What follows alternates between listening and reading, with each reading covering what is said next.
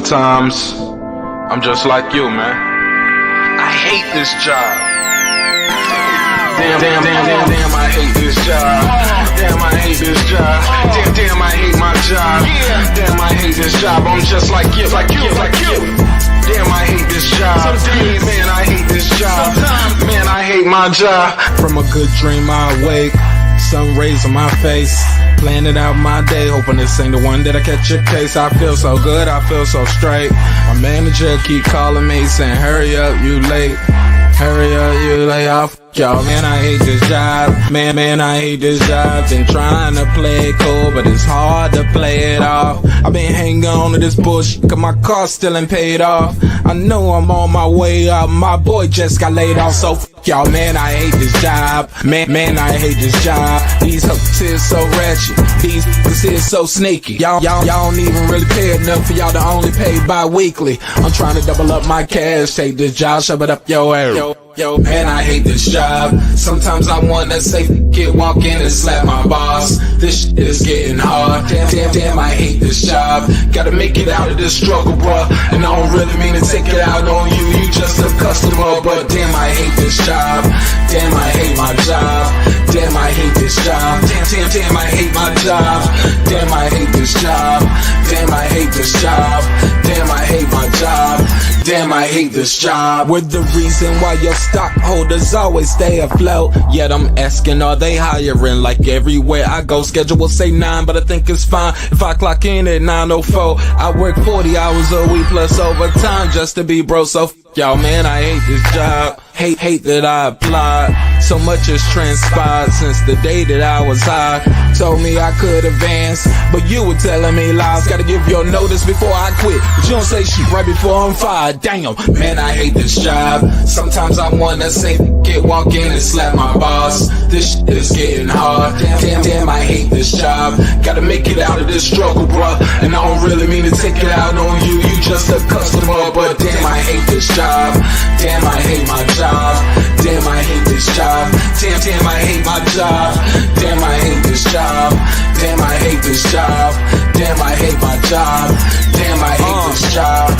You and your procedures, you and your protocol, you and your policies, none of that shit don't apply to me.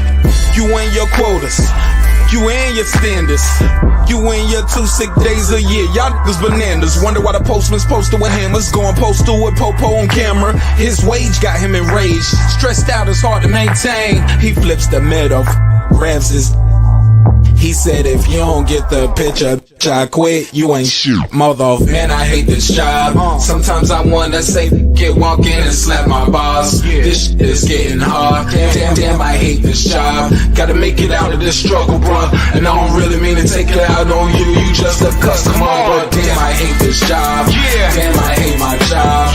Damn, I hate this job. Damn, I hate my job. Damn, I hate this job. Damn, I hate this job. Damn, I hate my job. Damn, I hate this job. Look, man, I hate this job. I put my pants on one leg at a time, just like you. I'm out here trying to take care of my family. Damn, I hate this job. It's not always glamorous, for real, but I do what I gotta do for me and mine, you know? Damn, I hate this job. Damn, I hate my job. Damn, I hate this job. Damn, I hate my job. Damn, I hate this job. Damn, I hate this job. Damn, I hate my job. Damn, I hate this job. Damn, I hate this job. Damn, I hate this job. Damn, I hate my job. Damn, I hate this job. I'm just like you, nigga. Damn, I hate this job. Man, I hate this job. Man, I hate my job.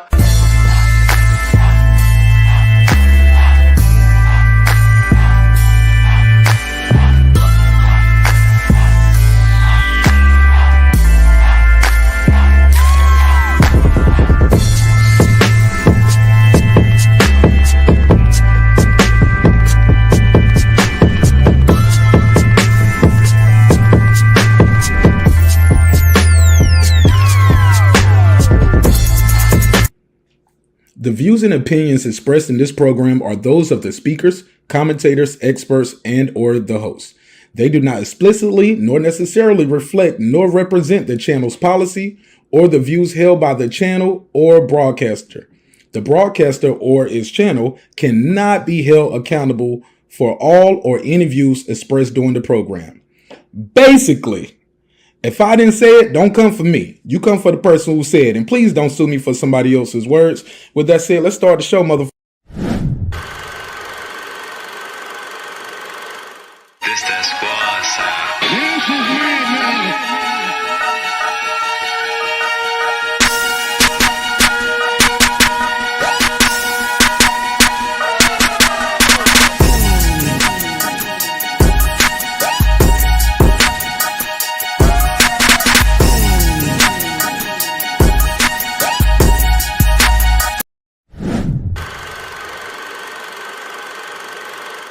This that squad side.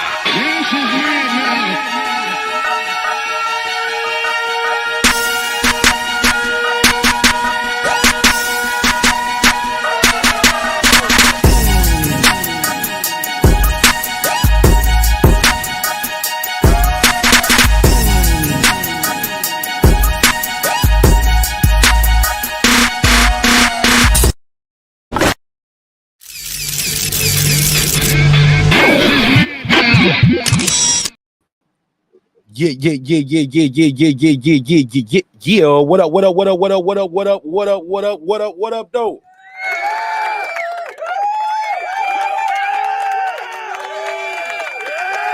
Feels so good to be home where we belong. What's popping? What's happening? What's going on? Excuse me. You're back in the lab with your favorite neighbor, your man Mark Nash.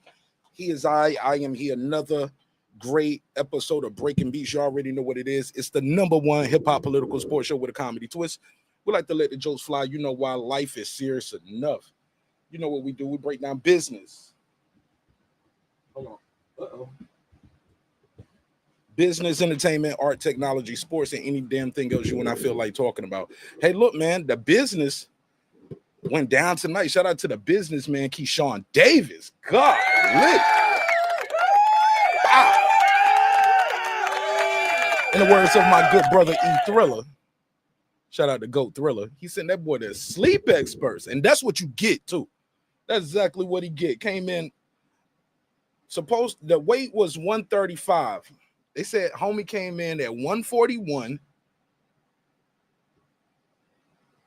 and then blew up to 155 pounds. So he missed the weight and then came in super heavy. Crazy. Had an interview afterwards. Shout out to everybody out there pulling up. Had an interview afterwards where he said, hey, look, he wants Tank Davis next. Well, of course, he wants to get his world title, but he definitely wants Tank Davis. Interesting. This was a title eliminator, so it appears that's going to be next. What did you guys think of the fight? What did you guys think of the performance? Interested to hear it, man. I'll open the link up because it's late. It's late. I'll drop the link out there for some boxing talk. Let me see. Let me put the panel link out there. What did you guys think of the fight, man? Good performance. Stellar performance. I got a survey in the chat, too. What would you like to see next for KEYSHAWN Davis? Would you like to see him versus Tank, Floyd Schofield, Shakur, Loma? Let me know. Shout out to everybody who's here early. Shout out to my guy Bronze. What up, Bronze? Lisa Bell, she never fails.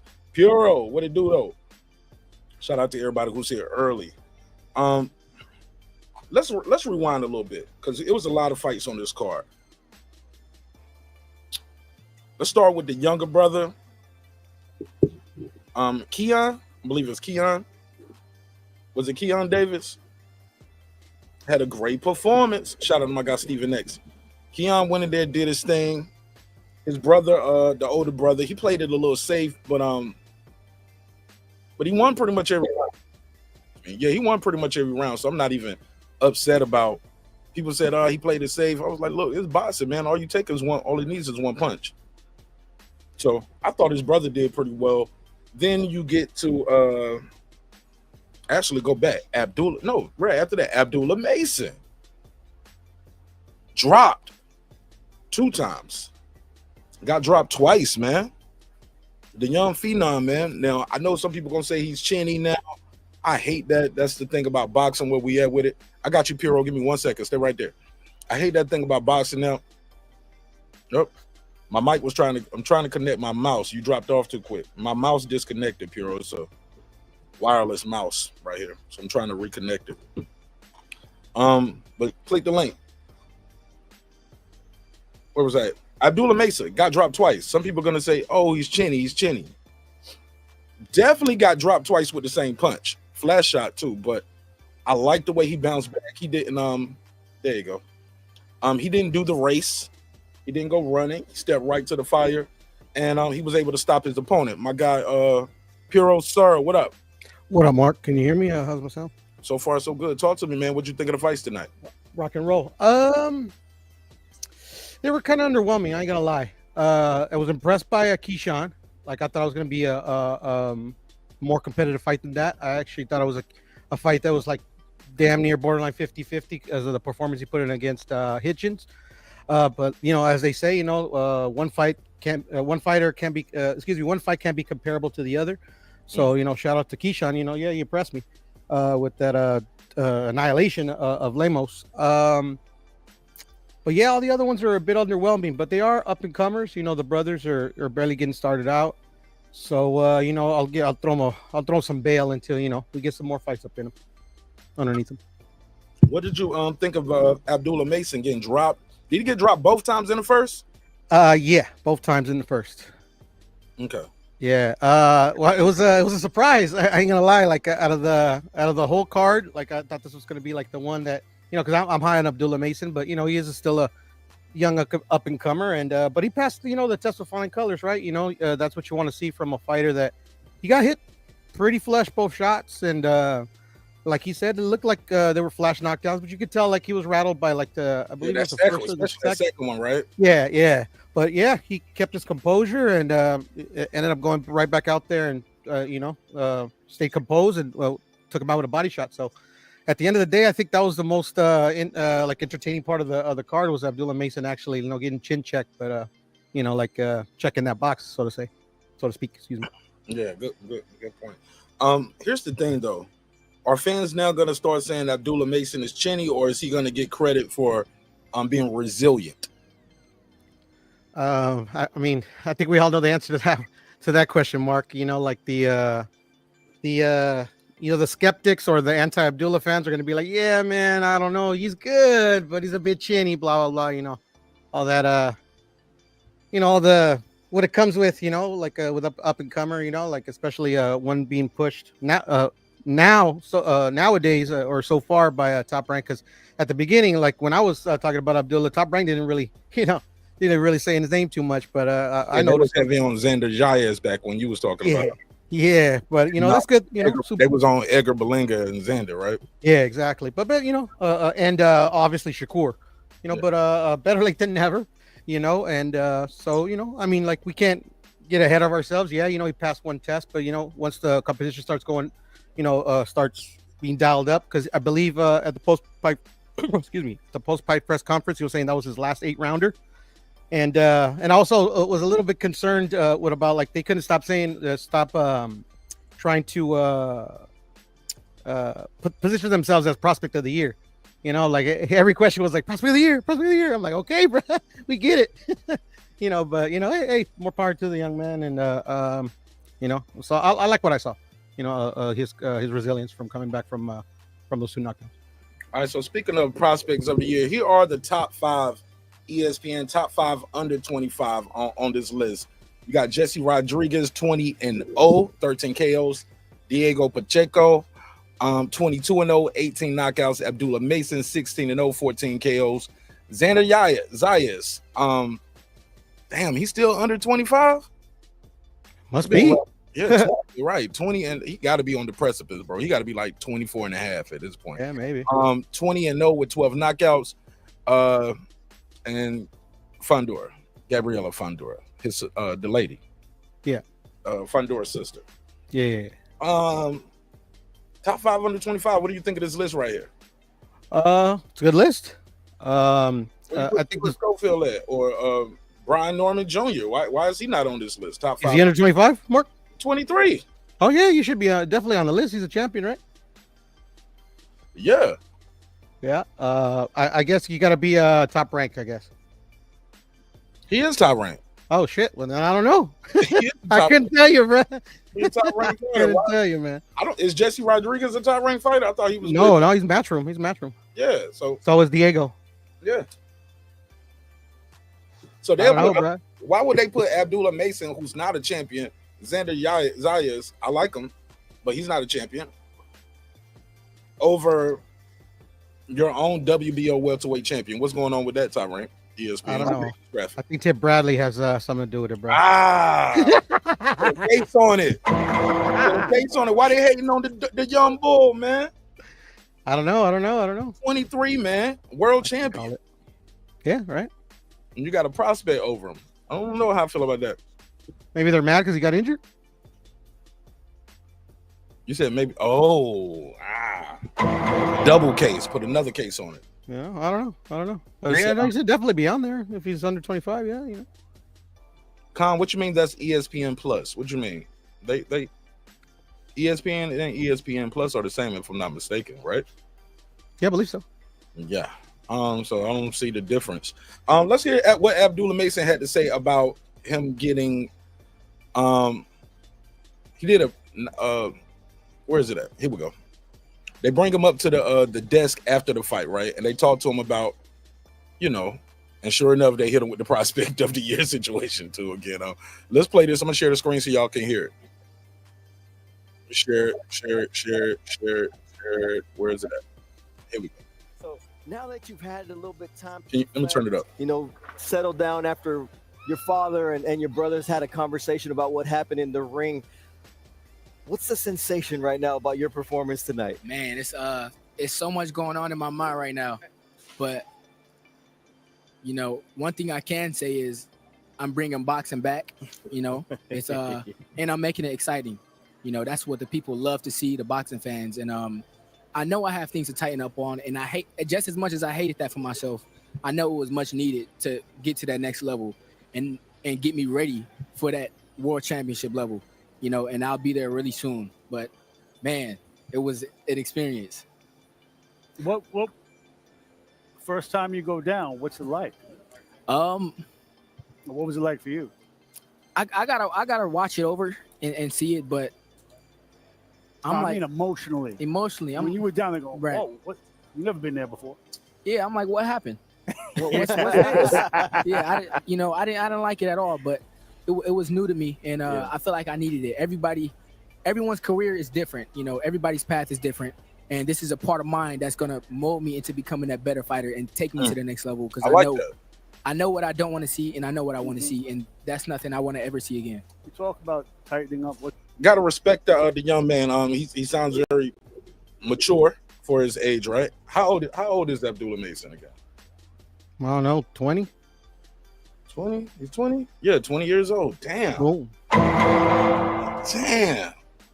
I keep my eye on the good ones. He ended up beating up grown men, bro. Yeah, man. Vasquez was 30. Oh wow. Underrated little fighter too. Oh, Vasquez? Yeah. I didn't think he was gonna put them hands on him. Yeah, he did. Shoot, the guy he fought before him, Louis LeBron, 32. Remember Papa? Yeah, I know LeBron. Yeah, man, he beat Papa, 37. Beat Ron, 27. Like all these guys he beaten are a lot older than him, a lot more experience. Yep. And he's finding a way to get it done. Let's play some more of this post-fight interview. We'll come back with some more commentary. What's the first thing that needs to be tightened? I would say everything my father's been telling me. Everything my father has been telling me. And that's what happened tonight. I got tested with some of the things that he's told me, and some things slipped through, but I fought through it, and I came back out on top, and I gave the fight. A few people told me, man, that was the best round I ever seen. Yeah, so I would say best fight of the night, most exciting fight of the night. KEYSHAWN did his thing, but prospect of the year. There you go, there's no doubt about that, about prospect of the year. There you go again, prospect of the year. I ain't mad at it. I mean, you've been putting in work. Look, when I get my brother who doesn't watch boxing, my little brother who barely watches boxing, right, calls me and say, "Hey man, what you think of this Abdullah Mason kid, man? Pretty good, ain't he?" Or am I tripping? I was like, "Oh nah, he the goods, bro." He said, "Yeah, I like him, man." And it's like a jinx. I think last time this happened, it was my it's like every time one of my family members who ain't deep in the boxing called me and talked to me about boxing, that guy either loses or has a rough night at the office. I think the last time it was my cousin Black called me, and it was about, who did he tell me? Who was it? Who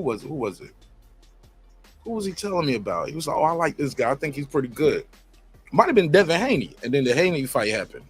It was either Haney or Frank Martin. He's like, "Man, I like this guy right here." And then the guy went out there and lost. Shout out Stephen X. He said Martin Nash TV. He said, who's too far behind? Abdullah Mason. He's a prospect. KEYSHAWN Davis is a contender. He's a contender for a title. So I think he's a little too far behind KEYSHAWN Davis right now to be talking about them fighting each other next. He's talking about being prospect of the year.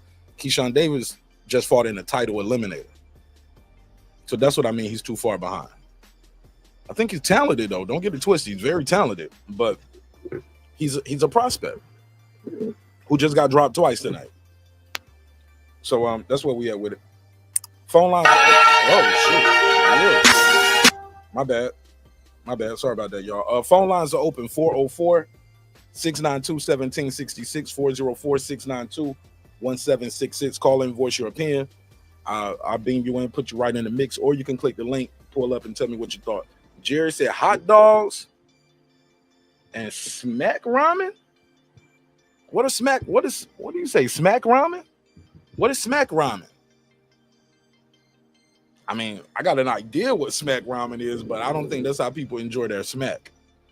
You don't just sprinkle it over the ramen noodles, but like we get high and hungry at the same time. What are smack noodles, Jerry? Shout out to Jared Taratesca. What up, Jared? Jerry told me one time, he said, "Man, this used to be a pretty damn good boxing channel. I'd be glad when this election is over." Here you go, Jerry. We home where we belong, baby. Back on some boxing tonight. Jerry said KEYSHAWN may be the most complete fighter in boxing. Damn. That's high praise, man.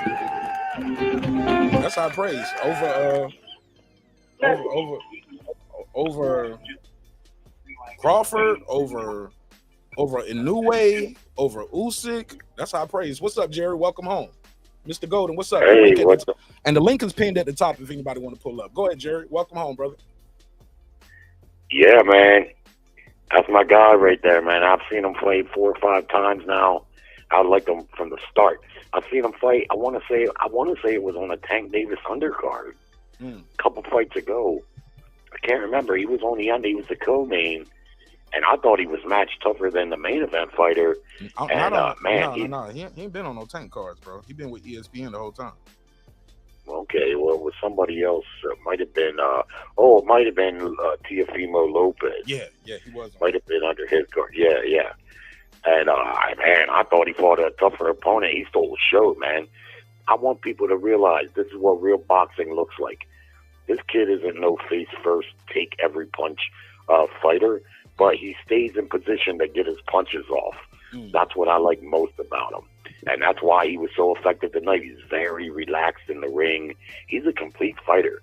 The only thing I wondered about him was maybe his one-shot power.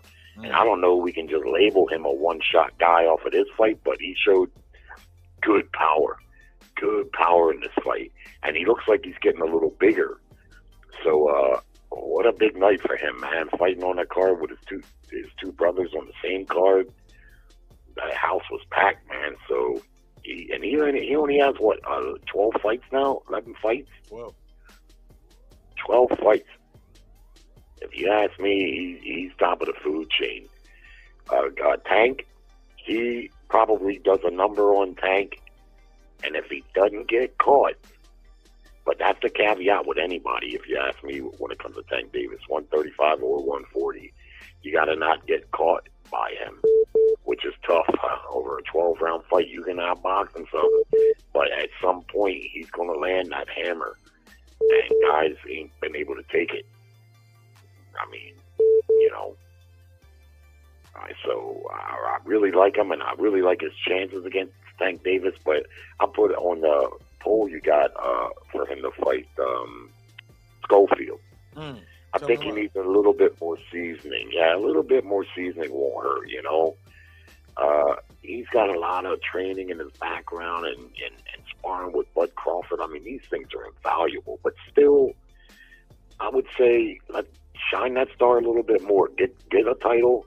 Like if he's going to fight Baranchik, I feel like that probably going to. Hold on 1 second, Jared. Hold on. Hey, D-Block, call back after I finish talking to Jerry. Call back after I talk to Jerry. I don't want you to cut him off. Go ahead. Yeah, I feel like that probably be a tougher fight, but you know, he made such quick work of this guy tonight. You know, it's easy to think that Baranchik, but I do think that'll be a tougher fight, but I still think he'll win. And I won't take up too much time other than that, other than to say congratulations to him, man. That's my kind of fighter right there. You know, the guy doesn't run around. He doesn't jump out of position. I think he'll beat Schofield. I think he'll beat Schofield, bro. Me too. Schofield seems like he's tailor-made. KEYSHAWN's fighting in there like Crawford, and Schofield fights like Sean Porter. Yeah. Although I do think Schofield that leaping in there, dropping his guard. He got tired in that fight early. That last fight he was in. Yeah, I don't know. I got KEYSHAWN beating him, and I like Floyd Schofield Jr. I know a lot of people don't like him or his pops, but I separate the fighter from the fathers and the trainers and the promotion company that they with. I don't hold that against the fighter. I like Floyd Schofield, and I think he's super talented. He just got to be more poised in there and switch up his offense. The little subtle things KEYSHAWN does in there. When he got that second knockout, Jerry, I don't know if you saw it, but it was a two-piece real quick. It was a left and a right real quick. Yeah. It was like bye-bye. Yeah. And it was he was right in position. Perfect, bro. Gone. Yeah. And he dropped him. That's how you box, man. That's how you can get your shot off. Too. You know that, right? What's that? When a fighter gets up and they fall back down, you're supposed to stop the fight. Yeah. The referee let him get back up the second time and take that more punishment. He didn't need that extra punishment. But go ahead. What was you about to say? Yeah, I love. He's so relaxed in the ring. He says, "I'm a confident guy," and you can see that in the ring. Most fighters are confident, but it doesn't always translate to being at home in the ring. But his eyes are wide open. He got clipped a couple times, but man, that's going to happen in a fight. You know, that's going to happen. If you show me a fighter that gets in there and thinks he's going to win by not getting hit, that's a fighter that's likely not going to get paid, or he's not going to do well. Fans ain't trying to see that, man. KEYSHAWN reminds me a little bit of Pernell Whitaker, simply because Whitaker was the epitome of a boxer. That little freaker was mean. He wasn't the biggest puncher, although I thought his punching was a little underrated. But despite that, man, he was defensively responsible, but he was always in front of you, oftentimes coming at you. You know, he was mean. And KEYSHAWN, I love his style, man. Win, lose, or draw, I'm rocking with that kid. You know, he's got a great story. I like him. He seems like an honest, real guy. And I've liked him from day one. I like Tank too.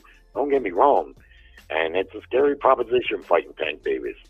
You know, it's scary fighting him, man, because you can do everything right for 8, 9, 10 rounds. Kind of like Frank Martin. That fight was stopped, in the 8th round? I had Frank Martin up 6 rounds to 2. Yeah, but he was winning rounds, but he wasn't hurting Tank. KEYSHAWN, I think, it hurt Tank because peep this. What we saw against KEYSHAWN, what we saw KEYSHAWN do tonight, he fought a guy that came in there basically a middleweight. Guy came in 155. Yeah. So he's over the 154 mark. He's basically fighting a middleweight tonight. KEYSHAWN Davis is a lightweight. We don't see Tank Davis doing that. Tank Davis won the fought. A guy came in there. D-Block, you got to call back after I finish. D-Block, you must not even be watching the show. He's not even watching. He just see him live and calling in. D-Block, you got to call back after I finish this call right here, dog. And he's not even D-Block. You ain't even reading the chat. He just see him live and calling in. Tank Davis brings guys up in weight, or he drains guys. KEYSHAWN Davis fought this guy 155 pounds, 25.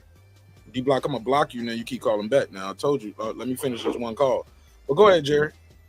You get what I'm saying? No doubt, man. I'm glad he whipped his ass missing weight like that, man. That puts a lot of pressure. And this is another thing. Look how poised this kid is with 11 fights.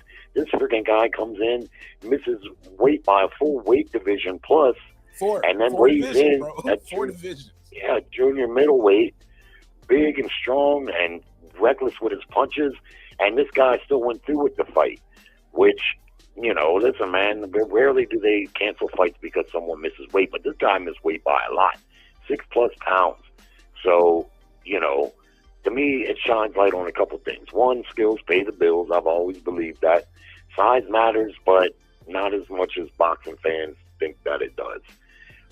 Two, I was glad he got his ass whipped for doing that because, you know, KEYSHAWN had a lot of people turning out there in his home city to see him. He didn't want to cancel that fight. Plus, he wants to get his money like any other fighter, right?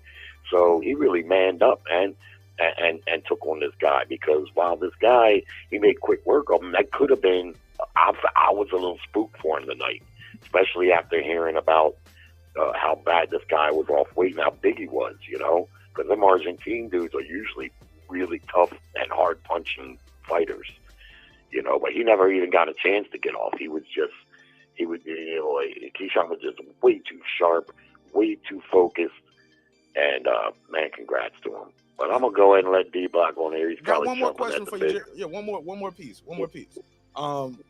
Abdullah Mason got dropped for the first time in his career. Got dropped twice. Showed would people say he's resilient or would they say he's chinny? What do you think? Well, some are going to say he's chinny. I don't think so. I've seen the fight. That's a learning lesson. I'm never bothered when fighters get knocked down. To me, I don't know.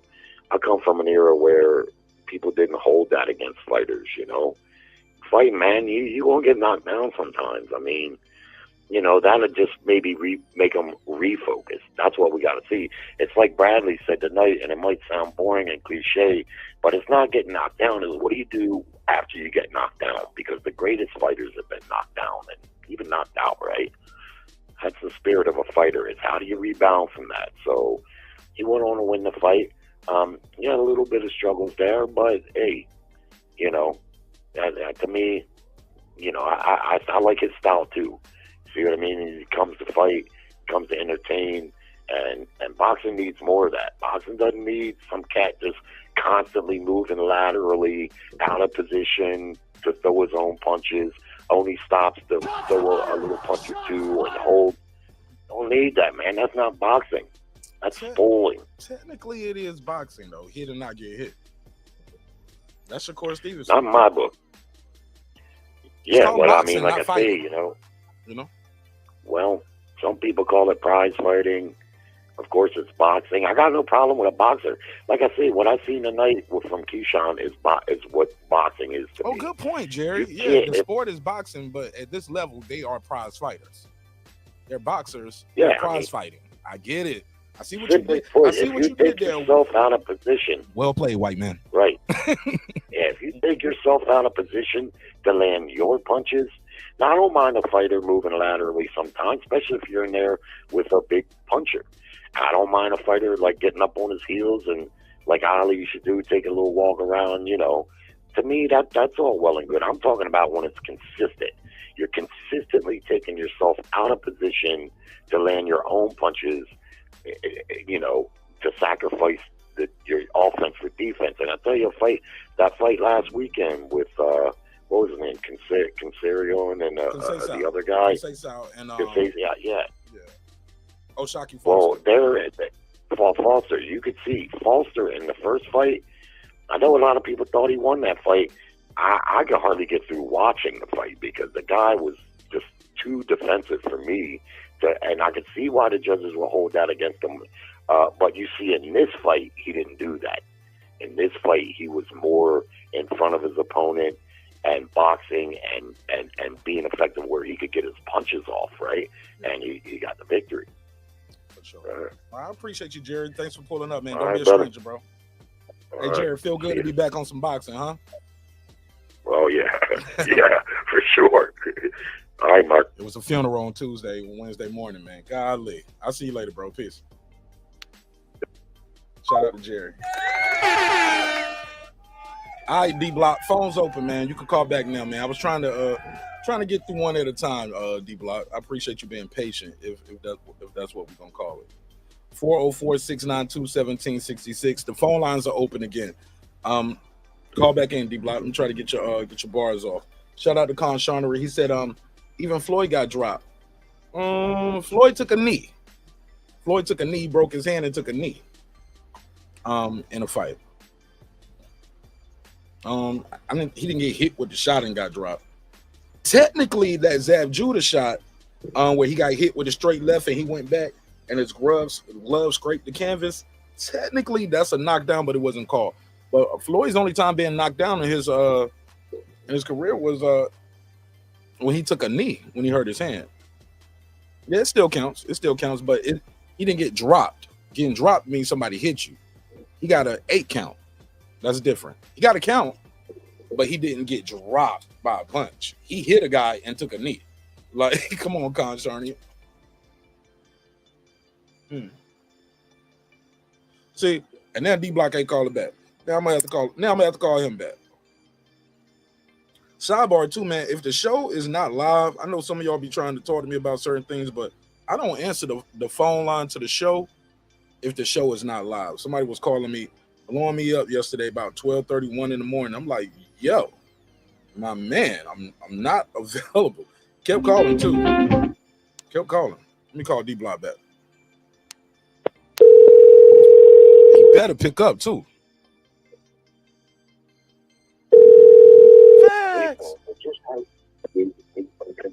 Hello?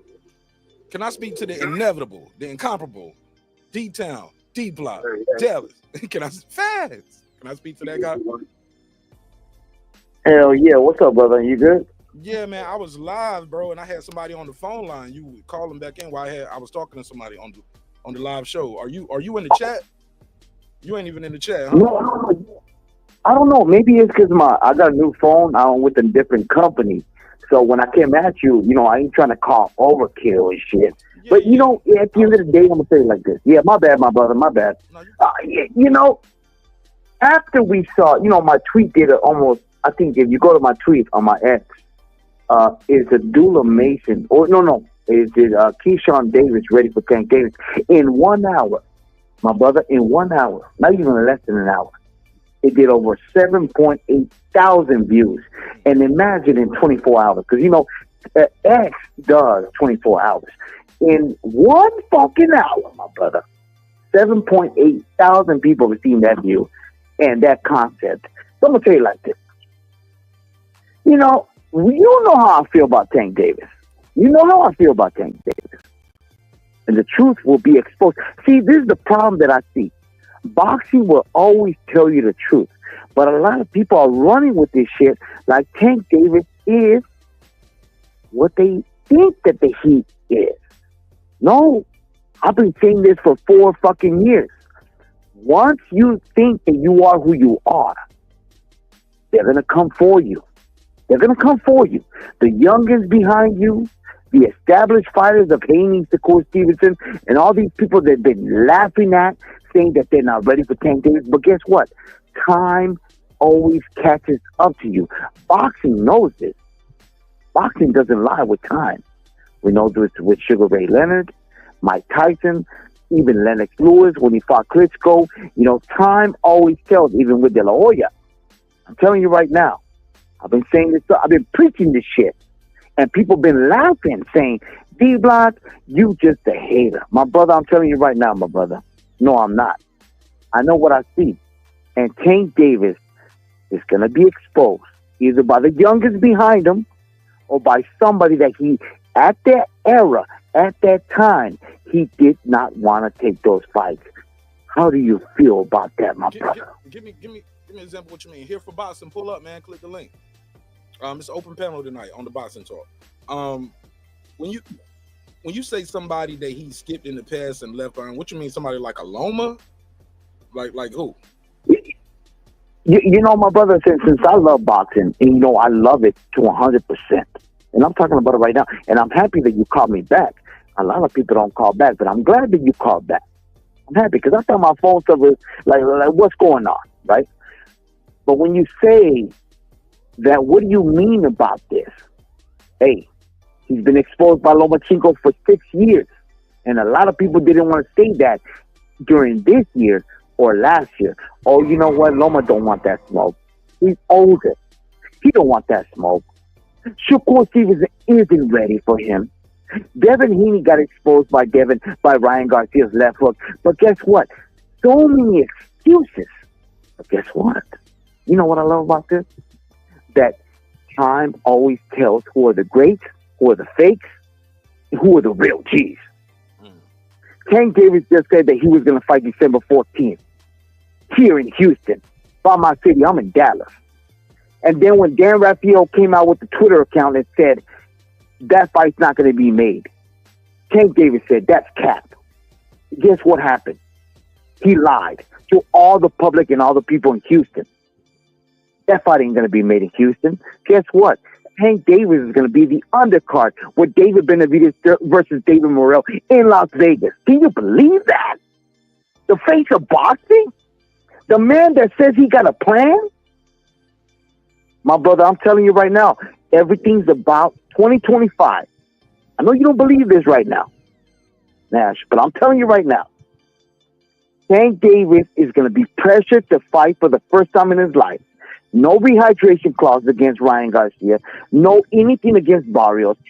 See, here's what I want you to do, Mark. I want you to do this. Like you say, you do your homework. Go to the fighters with Hector Garcia, Rolly Romero, and every fighter from then. You're going to see that he's been rehydrating these guys to a certain degree. I'm telling you the truth. You might not believe it. All of that is going to catch up to him. Mark, what you got to say about this shit? You got to be real, Mark. Mark, you are a realist. You got to be real with this. There's excuses all the time for Tank Davis. So tell me, if you as a real person that you believe in, like, look, dude, you tell me the truth or you don't tell me the truth. Mark, how can you tell me that Tank Davis is the face of boxing, but Canelo Alvarez is doing bigger the numbers than him, making better gate revenues than him, and he's taking on tougher competition in the resume? I never thought Tank Davis was the face of boxing, bro. I think he's a talented fighter, but I mean, he's not fighting the guys we want to see. I remember exactly. Mark, are you done with this, Mark?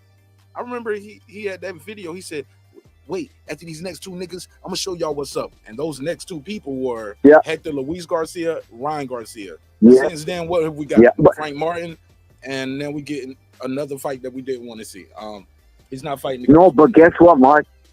This is why I love you, bro, and I respect you. You know what? Tank Davis has fought Frank Martin in June. And before that, he went to jail. Then he fought Ryan Garcia. Can you believe this, Mark? In December, it's going to be like this. He's not going to fight in December. He told all these people a lie. It's a cap. 16 months have gone by where Tank Davis just fought one fighter. Mark, let me tell you something. If you were the face of boxing, Canelo Alvarez fought 2 times this year, and he fought big money with PBC. They've given him $30+ million. He is on Forbes' list, the top 7 or top 8 pound for pound athlete to get money. How can you tell me that, Mark, that he is the face of boxing? He's only fought one time in 16 months? Yeah, Mark? I can't get jiggy with that. And then you're going to fight Rose Jr., another 130-pound fighter, to bring him up? Nah, we can't. I'm not supporting that event, bro. I'm not going to it. I'm not going to that fight, and I'm not buying that fight.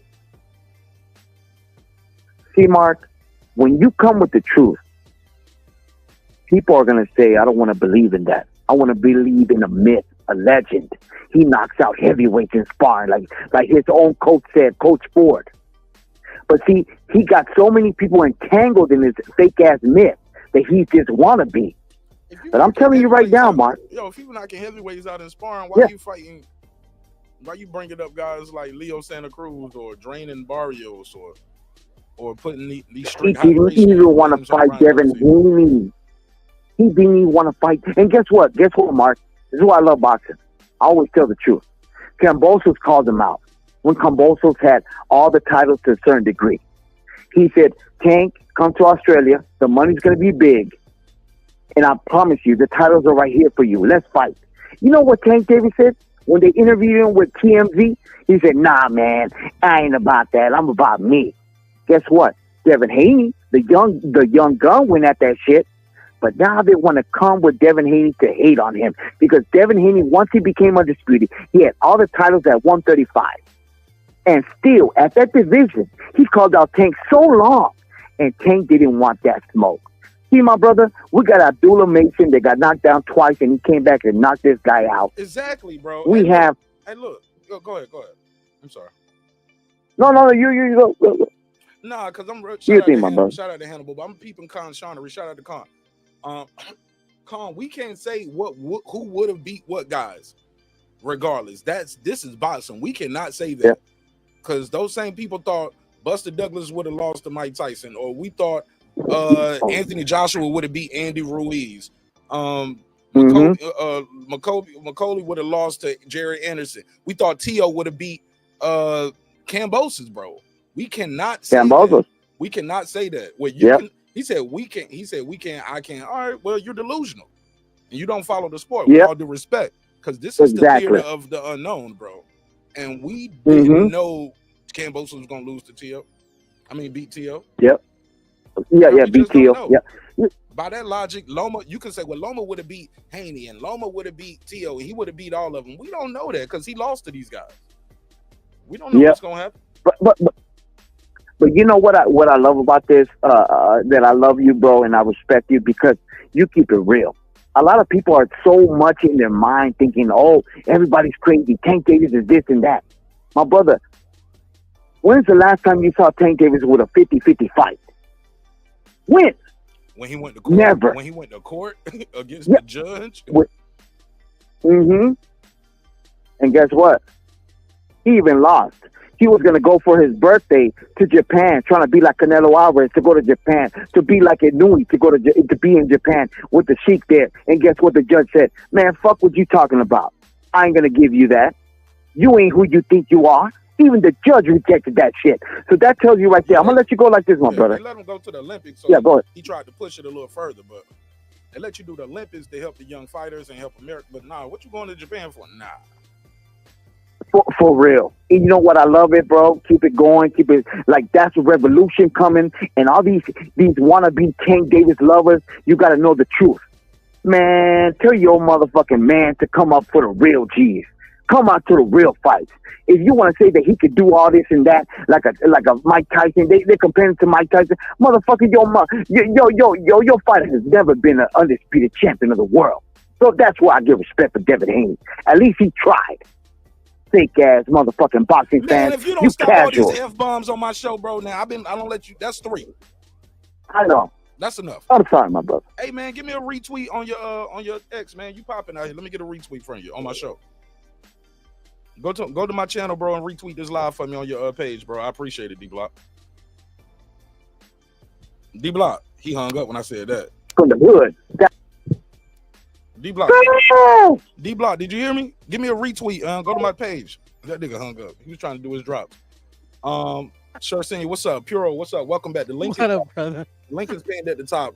If anybody want to pull up, if it doesn't work for you, text, email me the word link, and I'll send you the link. Let me pin that at the top. If you can't click the link. Somebody said D-Bot playing dumb. What's up, Hannibal? Sir Senior, what's up? Con, I can't debate the chat and the avatar, bro, because it's typing so much. I don't know what you saying I'm incorrect about. But I got a phone line and I got a panel link, Con Shawnery, if you want to have a conversation. But you've been here too long for me to be going back and forth with the chat. You can call in like everybody else, with all due respect, of course. Go ahead, Puro.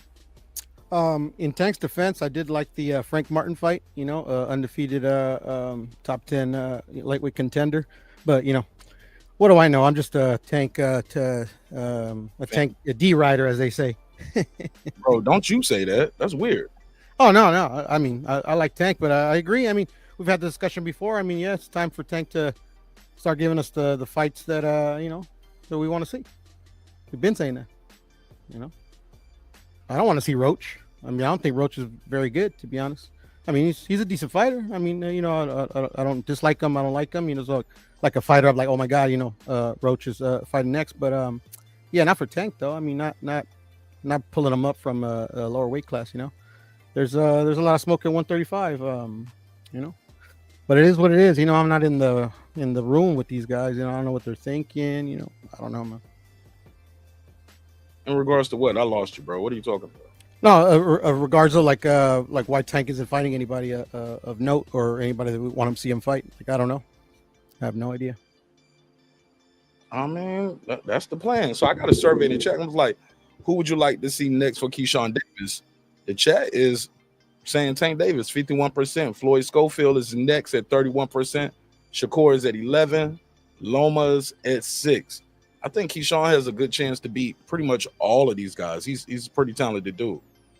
Yeah, he's definitely talented. Yeah. Can't count him out. He got power in both hands, good defense, young, athletic, has an Olympic pedigree. You can't mistake that. And he got one of the best trainers in the game. Yeah. And Brian Bowman. So KEYSHAWN is a real deal, man. He's the goods. What's up, Clips? Clips.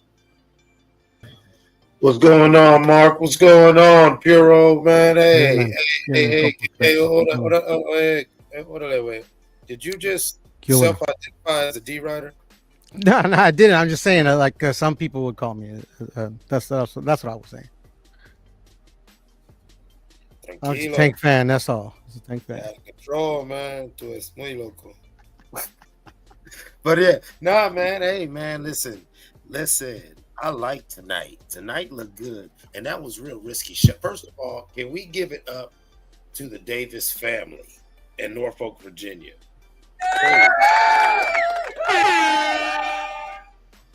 Hey, Mark, that was risky.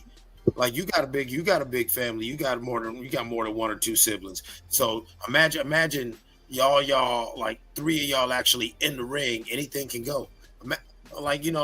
This night could have been a bad night. The sisters could have missed notes during the national anthem. It could have been a bad night. But they pulled it off, and I'm so happy for them. They had Mike Vick. They had Bruce Smith. I'm talking about anybody who did anything. I'm talking about if you graduated and at least made it to like 34 without going to jail. I mean, they had you in the front row with your wife looking pretty, and Norfolk looked good. That was beautiful. And shout out to Abdullah Mason.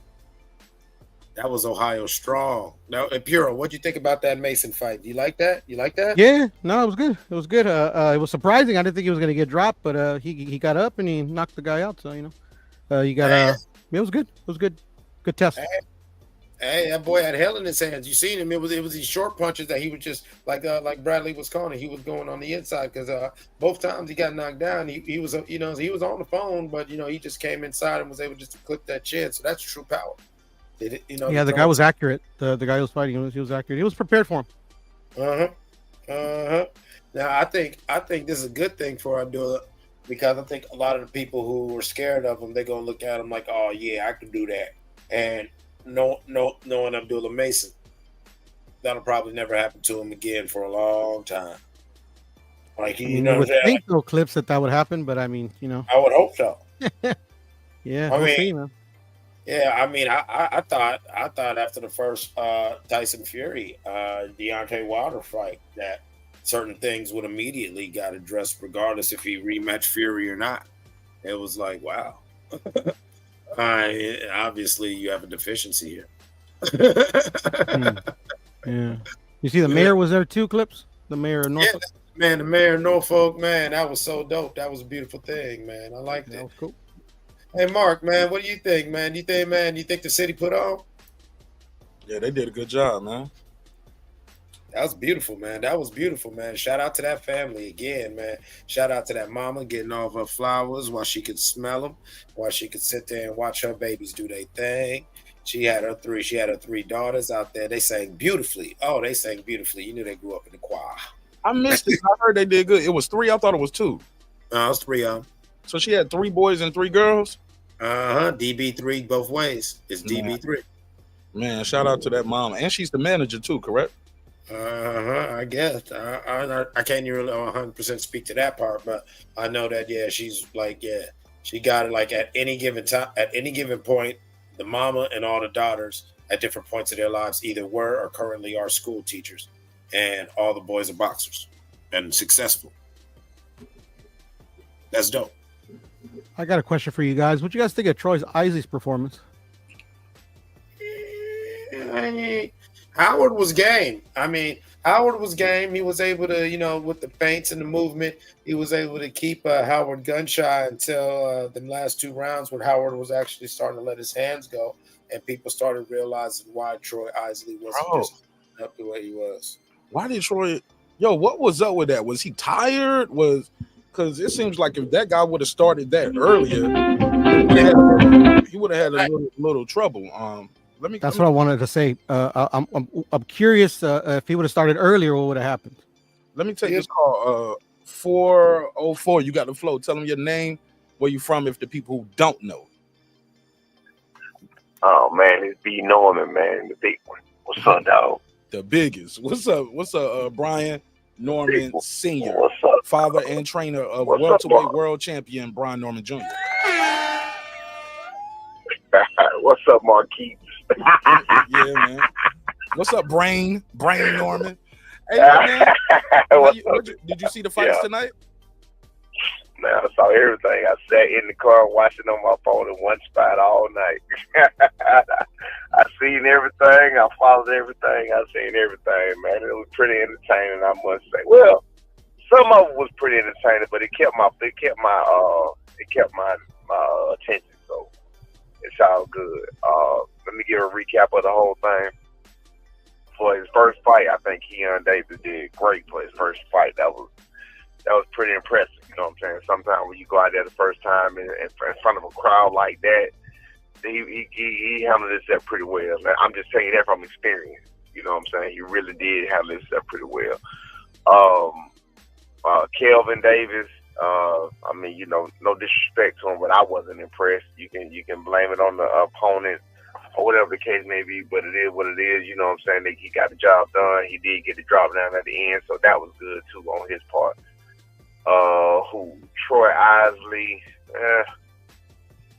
Hold on, my boy DeAndre Pettis. I know DeAndre Pettis. Y'all see the one, the South Carolina boy with the coach was talking that shit? Yeah. I was about to ask you about that, man. Hey, Mark, I was about to ask you. You see when the coach was talking that? He was talking that good shit, wasn't he, senior? Yeah. I know Pettis. I know the one who he was talking about. He was up in Boost Camp.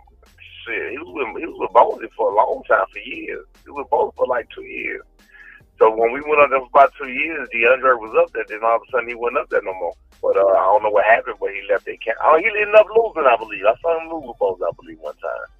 And then he ended up leaving the camp after that. I don't know what happened.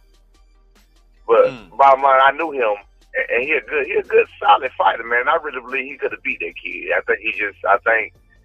I don't want to say that shit that dude was saying was true. He's some bullshit. Like, I really, really wanted him to beat him because of that shit that dude was talking. That was unnecessary. You know what I'm saying? All the shit he was saying, that was just unnecessary. Hold on. What happened? What happened? Mark, you're not familiar? You did? Well, hold on. Everybody talking. Say it again. Say it again. What happened? Go ahead. Tell me. I missed it. You was talking clips. Okay. My bad. I thought he was trying to say it. My bad. No. Okay, so DeAndre Pettis. Did you see the fight with DeAndre Pettis and DeAnda or some shit like that? No, that was the first one. Okay, right? Well, yes. Not the Davises at all. No. Okay. No, I missed that. Before that. I didn't see that. What happened? Man, you gotta go back and rewatch it, man. Listen to the fucking coach and all that shit, man. He just never hate, brother. Clips, I don't want to mute your mic, brother, but you're cutting them off again. Tell me what happened though. What did he say? Nah, he could tell you. He was about to tell you. Go ahead, Cliff. Go ahead. I was asking you to tell me. Oh well, shit! I keep trying and fucking. Because he cut you off twice. Like I said, he cut you twice. Yeah, well, you know, well, you know, I'm known for cutting motherfuckers off, so now I'm trying not to. So I'm gonna let him talk. Shit. I got it. All right, I got it. Y'all just trust me. I got it. Go ahead. Okay. So anyway, he was the boy was fighting, the kid was fighting. I know the guy that he was talking about, and one of the fucking coaches who didn't even have a really good fighter. His fighter wasn't even that fucking good. And I think that DeAndre, the one that he was talking about, he was like, he's a bum. Go back to South Carolina and go back to fighting bums and all kind of shit. You had to hear the shit he was saying and the way he was saying it. And you got Tim Bradley and that saying he trying to get in the fight ahead. Nah, that shit was real. He meant every word of it. And even after the fight, he gets in the ring and go to talking shit to him in the ring, you know, when him and the other fighter, you know, hug up or whatever the case may be. This dude still spew I hate this shit at it. Go watch it. Go watch that third fight. It's the third fight. Go watch it. You know what I'm saying? Just when you get a chance, go watch that fight. Okay. I think it was before the first Davis brother fight. It was before the first Davis brother fight. But yeah, go ahead, Cliff. What you got to say about it? Yeah, go ahead, Clips. So what? Clips, like, what's wrong with that? Somebody calling somebody a bum. People do that all the time. What? Nah, you got to go listen to it. Hold on. Go ahead, Clips. How bad was it? Egregious. It was egregious. It was spiteful. I need to the only way I'll allow it and I'll permit it if there was some real spicy chatter and activity at the weigh-in and the build up to this fight, particularly where that fighter attacked that trainer. But what Senior was, I'm gonna call you Senior because you grown ass man. I ain't calling another grown ass man the big one. That's some bullshit. You Senior. All right, so hold on, let me look. I got that fight pulled up. Clips. Does he say at the end of the fight or is no the whole fight? He's saying the whole time he's screaming out loud instead of yelling instructions to there's even a time where they are talking about because his fighter Howard's I think his braids were messing up and everything. They cut him and he's like, should we cut him? Should we cut him because his braids are interfering with him? And so they cut his hair mid fight. And he's screaming at him. He's a bum. I told you he is what he is. Yeah, he ain't nothing but a $500 fighter. You're a bum, DeAndre. DeAndre, you're scared and you're a bum. Look, he's tired. Knock him out. He is a bum. DeAndre, I know you hear me. You are a bum. Hold up. Can you got it? Oh, we do. Hey, please, let's go. Let's go, man. Let's go. Yeah. Keep working, Jay. Keep working. You got a punch moving here. Okay, so stuff like I can picture seeing the vibes. All right. So Senior, what's your issue with that? Like, but you're not getting it. Like Senior was saying, even at the end of the fight, the first thing he does is he doesn't hug his fighter. He walks up to the other fighter and starts flicking him off and talking. And let me fast forward to that. It's crazy. This dude is wild. Let me see. I remember whatchamacallit trainer did something like that. What was his Amanda Serrano's trainer used to be like that? Remember that? Y'all know, I forgot his name. Somebody will tell me his name in the chat. What's Amanda Serrano? Okay, here we go. Let me go to the end of the fight. Here you go. Here we go.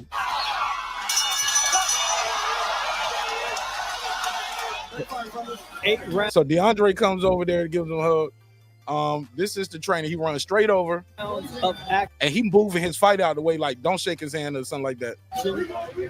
And he's like, "We good, we good." And the ref and the fighter are both looking at him. Let me share the screen so y'all can know what I mean. The ref and the fighter are both looking at homie like, "Bro, what you on? Look at this." Whoa. We good.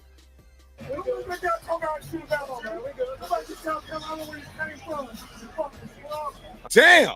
Go back to South Carolina where you came from, you freaking scrub. And look at them telling him to back up. They tell him back up. The referee's laughing like, what are you talking about? Like, yo, this is funny. The fighter's over there congratulating the opponent. Okay. I mean, this is uncalled for now. Yeah, That's now I get it. Now I get what you guys talk about. Yeah, it's over. The fight is over. The fight is over at this point. Yeah, the fight is over at this point. And we You're can't tell very unprofessional, man. we can't tell kids to put the guns down, pick up the boxing gloves, and then once the fight is over, you still doing like this. Well, if he was such a bum, your boy should have knocked him out. You get what I'm saying? Should have slept him in the first 30 seconds. Definitely was. He definitely wasn't a bum. It was definitely a very competitive fight. A fight in which, like I said, I know DeAndre. DeAndre could have beat that boy if he was in shape. You know what I'm saying? That's why I really hate that he was saying about the tired and shit, like, because the motherfucker actually did get tired. But, you know, and I ain't want, you know what I'm saying? But he could have beat that boy. Because when he was pressing him a little earlier, that boy didn't really even want to fucking fight at first. You know what I'm saying? That's what I seen. But, I mean, you know, the guy did edge it out. He did win or whatever else because DeAndre did get tired at the end or whatever else. You know what I'm saying? And I hate his career going like it's going or whatever because I know he literally moved to Philadelphia from South Carolina to be with Bowlesy to make it. That was why he was there. Go ahead, pass it around. So, you know, I go ahead. Yeah, go ahead. Go ahead, Puro. Puro. Yeah, I thought the ref, or not the ref, but the coach was funny because that's all he was, like Clips was saying, and Norman Sr. was saying as well. Is like he wasn't yelling out no instructions, just yelling out a bunch of insults and stuff like that. And his fighter, to be honest, you know, like you know, God bless him, you know, like, but yeah, he's not very good, you know. So at the end of the day, it was a super competitive fight. That I guess he edged it out, but I mean, yeah, the coach was just on some clown shit. Excuse my language. I want to make a quick correction. I said that he had to get his hair cut. That was another fight. I got him confused. It was I believe a Latin, or it was another non-melanated person fighting somebody, and you know, I just, you know, they all blend together when I get drunk. No, that was him. That was him. That was him. Yeah, that was him. Clips. Oh, that was Howard. Okay, Right. that was Howard. Not Howard, but whatever the guy's name was, Delicio or something like that. Delicio. Yeah, I forgot what his name was. Yeah, that was him. Demazon or something like that. You talking about the trainer or the fighter? The fighter. No, the fighter. Because the one we just saw. Yeah. Because that's DeAndre. That's DeAndre. That's the black dude, the white, the lighter skinned dude. I don't know if he's white. His name is Pettis. And Pettis was the brother. Pettis was the brother. The other guy. Okay, so they fought. So he was coaching somebody else too. Oh, you talking about the other brother that had the damn ponytail? And they cut his ponytail off in the fight. Yeah, like yeah. Slow down. So that wasn't no brother that wasn't the brother that got his ponytail cut off. That was his brother. That was Pettis' brother, right? That was somebody. I believe. I'm starting to think. When I'm thinking about it, I think it was 2 separate fights. I think I misspoke. I was trying to correct myself. Yeah. Here we go. Cause this guy right here on the screen. I don't know if y'all can see the screen. This is not the guy who got his ponytail cut. The guy with the American flag, he got a cut. He got a cut. Okay. They did cut his hair. They did. Deanda got a cut. Let me see. Let me rewind a little bit. They cut it. Yeah, they cut it. Like between the first and the third. They got braids right here. They cut them braids off. There we go. Because they got braids in the ponytail right here. Oh, so it was that fight? Yes, sir. Yeah. All right. You know what I'm saying? Like, hey, you know, I don't want to be right all the time. I thought I was wrong. Okay, that's him with the braids and the ponytail right now. See, I missed this. What was going on with the ponytail? Was just flapping around too much? It got loose. Well, like Senior was saying, and we can, you know, when you get a chance, go back and look at this fight. When Buddy was on his job, you know what I'm saying, he was clocked in and, you know, serving a marvelous shift. But you know, definitely the other guy was a more harder and cleaner puncher, because when she starts to connect, these were flush, eye-popping connections that near the end of the fight, he starts to, I really thought it was going to be a white, you know, I thought he was going to do it, but like the Senior saying, dude just started getting tired and allowing this dude to get off the little one punch, come in and mug you one punch, and then finally after 3 rounds of that, he starts getting 3 and 4 punches off, but they were clean. Senior, don't act like your boy wasn't getting smacked up in them last 2. Yeah, Jerry made a good point. I didn't say he wasn't. It's all good, respect to him, but you saw that though. That was nasty. I said he got tired. That's what I said. I said he got tired. Yeah, I agree. I thought he got tired as well. Hey, so speaking of tired, man, did you see Floyd Schofield fight last fight, Senior? Yeah, I watched. Yes, I did. I wasn't impressed at all. He said he got tired in the middle rounds. I thought that too. The way he was clinching, he was clinching a little too much and with intent to clinch. And you can tell he wasn't even holding. He was trying to catch a break. You could tell when it got clinching for different things. You know what I took from that? He ain't got no power. And what I mean by he ain't got no power is he didn't have enough power to keep that man off of him.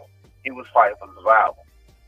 You know, when he started moving, that's when he got hurt, when he started standing there and trade. Yeah. Then he started punching and moving. He started punching and moving. But that was a survival tactic. You can hear boxing. Boxing is one thing, but if you're supposed to be a power puncher, when you plant your feet, that's where your power comes from. You were planting your feet and you were punching, and you were the one that got hurt. So to me, he's not the power puncher they're trying to dim him out to be. That's what I got from that. Question. I got from it when he started up. Go ahead, my bad. No, finish your thought. I thought you was done. When he starts to up his competition and shit like that, I think it's gonna really, really show. You know what I'm saying? Because a lot of muscular fighters don't really know how to deliver punch correctly. You know what I mean? You talked about that. And also, I want you to go back and I want you to watch. Listen, I want you to watch this especially, Mark. You're gonna know what I'm talking about. Watch the delivery of KEYSHAWN's punches at the end of that fight, and remember what the fuck I told you. Watch how he punches. Watch the delivery of him. And remember what I told you in the basement. But anyway, I think that Schofield don't know how to deliver a punch. And I think KEYSHAWN do. Yeah, and that's what I see too. He reminds me. He doesn't. He reminds me very Sean Porter like. And KEYSHAWN reminds me more of Sweet Pea or Terence Crawford. You get what I'm saying? And it. Yes, sir. He has. Yes, you can sir. see he has Absolutely. more fundamentals. You can see the amateur pedigree, like Absolutely. the subtle things, the shoulder bunch. He hit that when he got that knockdown tonight. The second one, he hid the shot behind the first punch. It was like bop bop. Like I had to look at it twice. I said, "Oh, he hit him twice. He caught him with the right and the left. It was the left and the right, real quick. Right. Bop bop, real quick. Didn't even see it. It wasn't like ha or bop bop bop bop. It was like bop bop. Changed the pace up, changed the speed, and then he hit. Oh, did you see the uppercut he landed? He torqued the body like B did. Santillan, you saw that? Puro, Yeah. don't hang up. Puro, don't hang up. I saw everything. What a hang up, Mark. You funny, brother.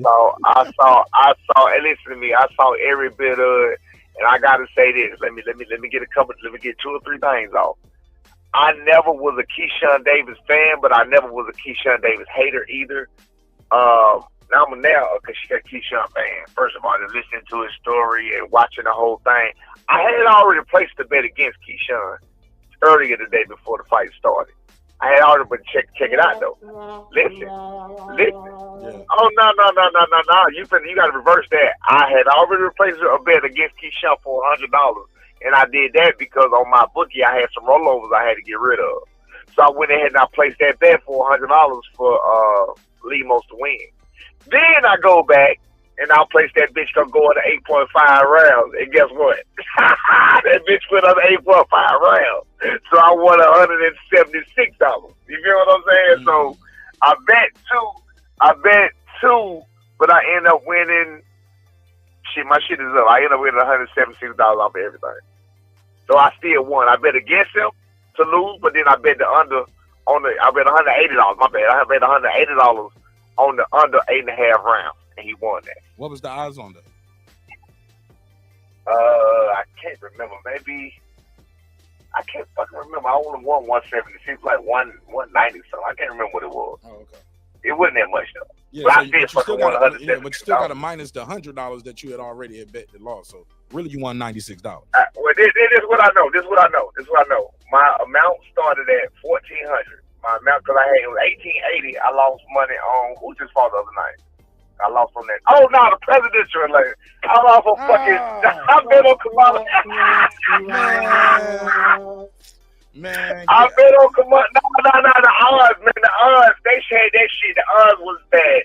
750. She was plus 750. Now I know why. She was plus 750, bro. So she was plus 750, and then to win initially she was plus 125. So initially, you know how it moved. It was on my bookie. First, she was plus 125. I bet 300. Then I came back and looked at it towards the end of the night when she was getting her ass whooped. That shit had went up to plus 750. So I'm looking at the shit they talking about. They still got this account. That's the same that happened with Joe Biden. I was like, oh, no, they finna come back and they finna motherfuckers put it to his ass when they count all these goddamn votes, right? Shit. I woke up in the morning after I put another 100. That's 400. So I end up losing that. All right. You get me? Yeah, but look, let me get so back anyway. let me get back to my point. So I asked you about Schofield because KEYSHAWN, when I saw him in Vegas and I talked to him, he was telling me, "Oh, it's gonna be bad for Schofield." He said he ain't got enough. I asked him about Frank Martin first. He was like, he said, yeah, man. He said Frank don't want him, man. I beat Frank up, man. He ain't got enough experience. He ain't got enough power, enough skills, enough experience. I'm gonna beat Frank up. I said, what about Schofield? He said, oh, he'll get it worse. He gonna get it the worst. Yeah. He ain't ready. Yeah, Schofield ain't got it. Schofield ain't ready. He not ready. He not. Okay. He's a good little fighter. He's a good little fighter, but no, he definitely not ready. If anybody know what they're looking at, they saw that. They saw when he tried. You go back and watch the fight. When he tried and when he planted his feet, he just did not have it. And what that does, I can tell you this as a fighter. What that does when you standing there with a motherfucker and you normally used to be in the can bully, you be light on the F? Can you give me diet F bombs, please? I apologize. No, you ain't got when you standing there with a person, when you stand there with a person and you used to being the bully and you can't bully them and you ain't really making no noise doing that, it really messes with your brain. You feel what I'm saying? It shoots your confidence a little bit, and that's why if you go look, he changed his way he was fighting. He started boxing. But that's also, when he started boxing. But also his corner advised him that. They said, hey, as soon as he came back after that I think it was round 3, Ronnie Shield and his dad said, that's how he want to fight you. He can't beat you if you box. So he can't box. So box him. You give him a chance to hit you when you fight like that. Don't fight him like that. You get what I'm saying? Okay.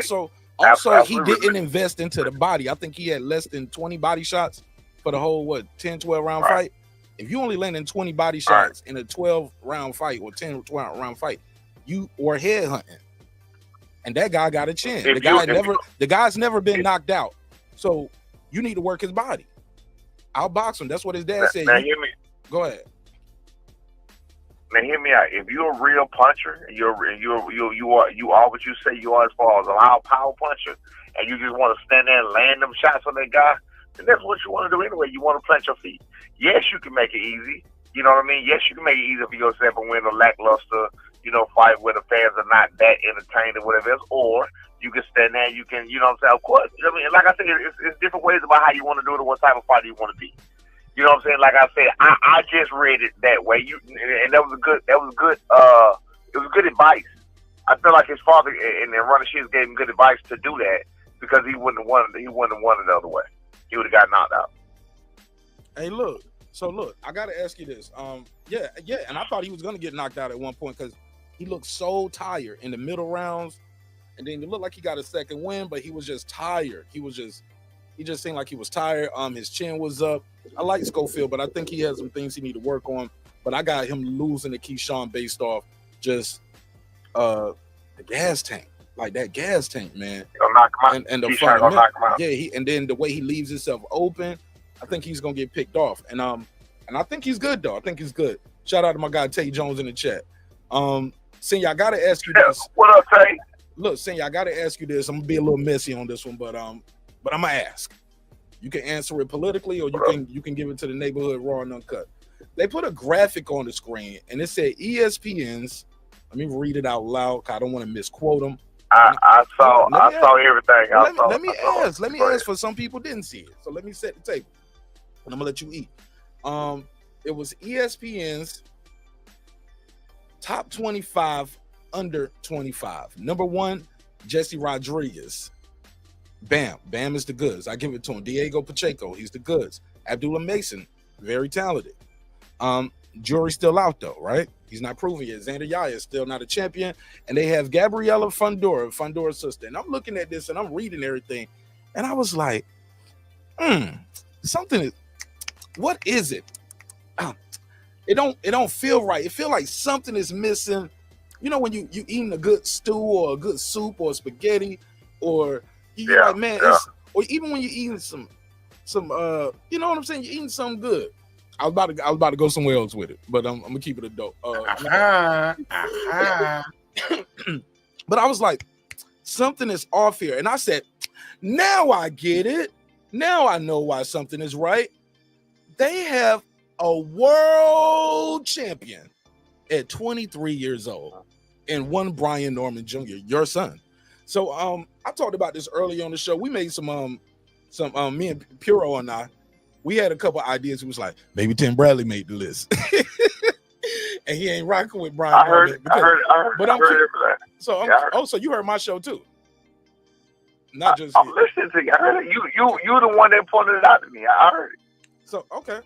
So you didn't even notice it until I said it. Why Brian Norman ain't in I the didn't. top 5? You can't say, I mean, you got two people up here who ain't even world champions. Don't This how I feel about that. I text when you made that. That actually took me a minute to call in. I texted the B, texted to his manager, and I told him like, fuck them folks, bro. They don't fuck with my boy. They set my boy up to lose. He beat their best fighter at 147.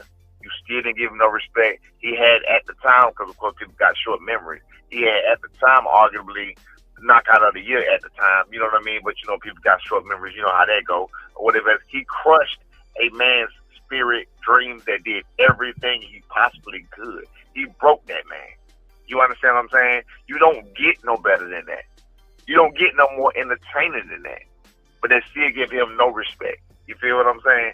So my thing to them, excuse me, I know I gotta go live in the F1, but fuck them folks, bro. That's how I feel. Fuck them folks. I can say what I want to say. You know what I'm saying? I can say what I want to say to them about them. I would say it to them. You know what I mean? Because my boy good, he's just that good, and we've been asking whoever you want. Like I said, we wanted Teofimo, whoever you want to feed him or feed him to, whoever you want to feed him to, please do us that favor and feed him to him. You know what I mean? I mean, simple as this right here, and this is no, and I'm gonna have to put this out here because this was my explanation even about a certain person that we was in negotiations with. You see what just happened to Abdullah Mason? Yeah. Abdullah Mason to the eye test was all the goods until he got in there with a person that wanted to hit and will hit him back. You understand what I'm saying? Abdullah came along and passed that test, got up, did what he had to do, but now at 21 years old, he's been tested. Before this, he had not been tested at all. That part of him had not been tested. He just got tested against somebody we don't know. Never seen before, I don't know him. You understand what I'm saying? And I hate that they point out that nobody point out the fact that man hurt his leg or his ankle or whatever. He was limping the whole time. After that first knockdown, go watch the fight. Nobody brought it up. That man was limping. He could barely walk. Go watch it. The announcers didn't say that. Nobody said a word. I'm like, are y'all not seeing this? The man can't even walk. You know what I mean? Go watch. Go watch after the knockdown and watch how he act. Watch how he start walking. Watch how he start moving all the way from there to the end of the fight. Watch his feet stepping. I watch for everything. You know what I mean? Well, bottom line is that, hey, look, man, back to your original situation, I'm just waiting for them but see, the fighters know. That's why T.O. didn't take it. I'm just waiting for them to get bold enough to put us in there with the people that they think they're going to feed us to. Please, feed us. Feed us. We like it. You know what I mean? It's just disrespectful, but it's all good. We're going to take our respect. You ain't got to give it to us. We're going to take it. Now I feel like I'm being messy now. Shit, I thought you had saw it. I shouldn't even brought it up.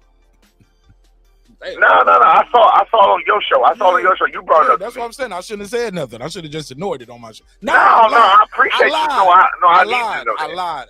I looked it up. I went and Googled it. I looked it up because I screenshot yours, but yours had your little face on it and all the other kind of stuff. So I went to the actual site and I found it myself. Yeah. It was a graphic they had on the screen and it was to the side on the marquee, and I just screenshotted it. That top 25, and I was like. And then I had to think about it too. I misspoke just then. Okay, Ben Rodriguez is a champion, unified. Fundora Sisters is a champion. The only two of them, him and Fundora. Yeah, and that's it. Fundora, I was like, I forgot Pacheco has a secondary champion. So Abdullah But he's not a world, but still. That's Come what I'm on, saying. bro. They're not world champions. Brian Norman is a world champion. Y'all Yeah. didn't give him. Y'all didn't put him in. And he's a world champ. Wait. He's not only a world champion. He's your he's champion. the only one of them. Wait, he's your champion, and he's the only one of those fighters that you got on the list that I can think of right now, besides maybe Bam, that faced an opponent that he was supposed to lose to. That he was so-called 70-30 against him. That nobody gave him a chance to win it. Everybody else, it was in their favor. Abdullah Mason, huh? Yeah, everybody else is the favorite in all their fights. Yeah. Yeah, Abdullah Mason, he the favorite. Pacheco, I mean, these two, Xander Zaya, you feeding them people. Like, what are you doing? It's all politics and it's playing out right in your face. And like you said, you got a whole world champion and he's your world champion, but that just show how much you respect him. You just forget about him like he nobody. You got it.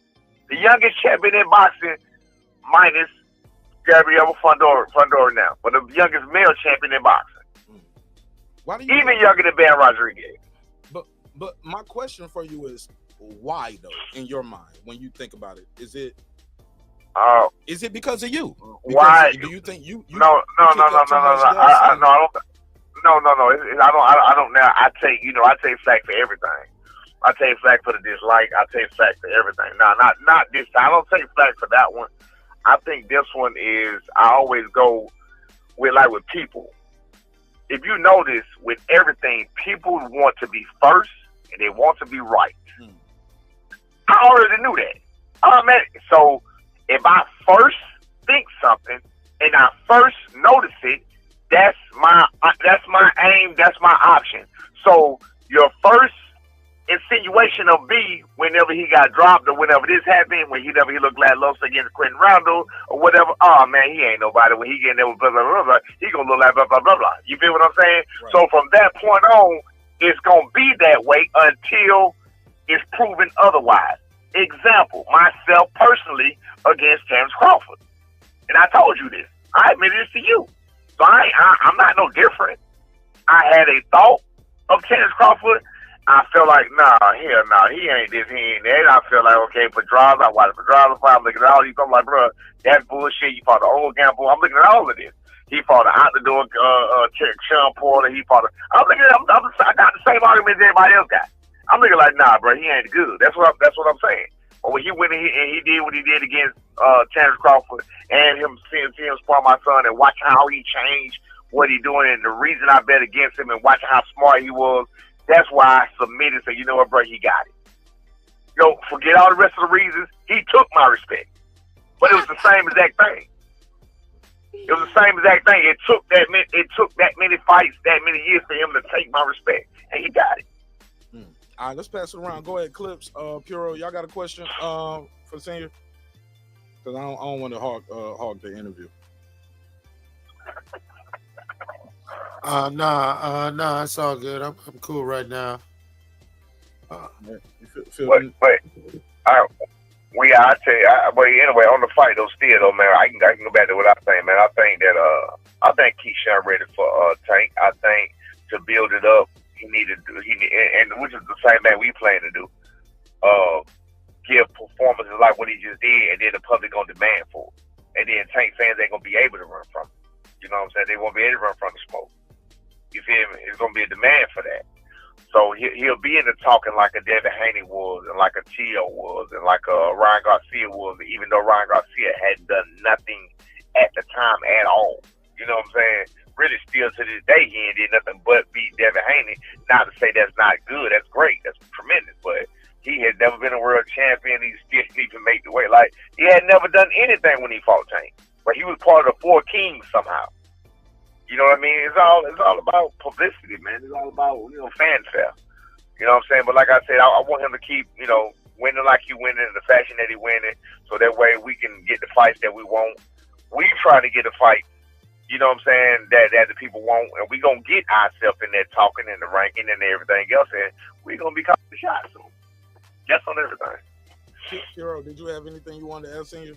Because I got a whole bunch of questions. Oh, nothing in particular, but I just wanted to say he does make up a good point about the he was the only fighter, in his fight with Santillan, he was the prohibitive underdog, and he came through and won the championship from him. So I mean, he has a point there. I mean, that still blows my mind. I'm like, he's your fighter. Why would y'all want like he's your fighter, man? And dismissed him like he didn't even exist. And y'all went above and beyond because y'all put, with all due respect, y'all put a lady on the list. Y'all went above and beyond and out your way to not put Brian Norman on the list.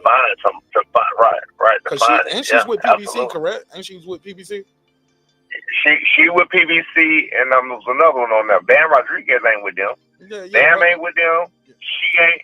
Bam ain't with them. She ain't with them. Who else was on there that ain't with them? It was somebody else on there. I was like, Pacheco ain't with them. I'm like, what the fuck are y'all doing? So you know what I'm saying? But now I'm gonna be fair. Because I ain't gonna act like I don't know. This is ESPN, not Top Rank. Okay. ESPN is just a platform. Top Rank is a promotion that shows. But here's the thing. So I'm gonna be real with all that. ESPN is supposed to have boxing analysts there, and some of these guys they work for ESPN. These guys don't work for Top Rank. These people they work for ESPN. Absolutely. So they supposed and we know who they are, and they don't like it, and they don't like it. But they're supposed to know the sport though enough to, to do better than that. You get what I'm saying? But bottom line with the disrespect with that, it don't stop there. It starts with places I see and things I see again. Atlanta don't even know they got a world champion. Atlanta don't know they had a world champion in boxing, the youngest world champion in boxing. Y'all playing that on Top Rank no matter what. You feel what I'm saying? But again, that's the promotional company. That's what promotion is, right? That's what promotion is. As soon as he won that title, they should have had a billboard. Spend a couple $1,000s on a billboard and say, because that's how you build the fighter up. Put a billboard in downtown. Congratulations, Atlanta, to your new world champion, Brian Norman. Put a little billboard. What do you see when you come through the airport, walking up them stairs? Everybody affiliated with his house. You see Killer Mike. You see everybody. You see everybody. You know what I'm saying? Okay. Hey, look, I see a lot of people in the airport that weren't born and raised in Atlanta. They just moved here. Absolutely. Pastor Troy, that's what it is. That's what it is, man. But it's all good. Listen. Maybe I don't dismiss or not trust God's timing. You know what I'm saying? Just like with this right here, we'll take that. Maybe this is what we need to get even further to where we got to go. Cause we definitely still got a chip on our shoulder. We definitely still got a point to prove. And we definitely going to prove it. You feel what I'm saying? That's on everything. We going to prove the money. We going to prove the point going to get proven. That's on everything. Because I know what I know. And let me tell you something, Nash. Next time, matter of fact, you can come through tomorrow. I'm going to call you. You want to come through and watch sparring tomorrow? Or you got a whole different fighter? What, tomorrow? What's tomorrow? Saturday? Hit me up. What time y'all going? It's 11 in the morning, though. Oh, shit. I need to end the show. I'm No. Wait, shit. I'm still on here. yeah. You know what? Yeah. I'm gonna be all right. Where y'all gonna be at? What? Text me. I'm gonna text you the address. I'm gonna text you. Look, Bruno, I'm telling you something, bro. I got a whole different fighter. Not even they don't stand a chance. I'm finna talk big. They don't stand a chance. You got a new fighter you training? I got a whole new fighter in Brian Norman. Oh. Don't stand a chance. Nobody. I'm trying to tell you something. You're going to see tomorrow. I'm there. 11 a.m. Tay Jones. Look. And for me to talk like this, you ain't hurt. Look, listen to me. That's fine. For me, I said about boxing, Tay, at 11 in the morning at Kenny Gym on Latonia Industrial in the back of that shop. Yeah, we know about boxing, Kenny New Gym. Nah. Yeah. So check this out right here, though. Check this out right here on everything. And look, I'm not going to talk this shit if I can't fucking back it up. I'm a new fighter. You'll see. I got this motherfucker. Hey, bro, listen. Everybody he been in there with, motherfucker. He's going Steve Cunningham Jr. tomorrow. Oh, everybody he been in that motherfucker with. Listen, everybody he been in that motherfucker with the last 2 weeks. Boy, they been saying like, bro, what the fuck you doing? Swear to God. You'll see tomorrow. I can't wait. 11 a.m. What time is it? Yeah. You'll see tomorrow. Yeah, I can't wait. It should be a good one. It's a whole different mission. It's a whole different mission. FTF. Hey, look. FTF. Hey, look. Focus And look, watch this, and focus on what Keyshawn, how the way Keyshawn punching, and that's what we working on. You feel me? Mm-hmm. That's what I was telling you. That's what I was telling you. And I'm showing him how, he got 2 good hands now. Mm-hmm. Oh, it's a whole different ball game. He got two good hands.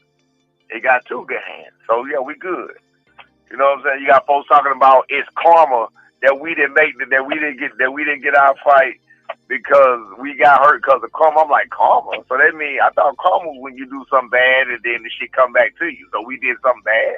So what you think this is good versus evil, and Boost is somehow good and we evil? Like, these motherfuckers are amazing. Yeah, this is karma. Right, these motherfuckers making videos. I seen them, bro. They making videos saying Brian Norman Sr. is an idiot and this. I'm like, well, if I'm not mistaken, wait. If I'm shut up. Shut up. I already knew that shit was got me.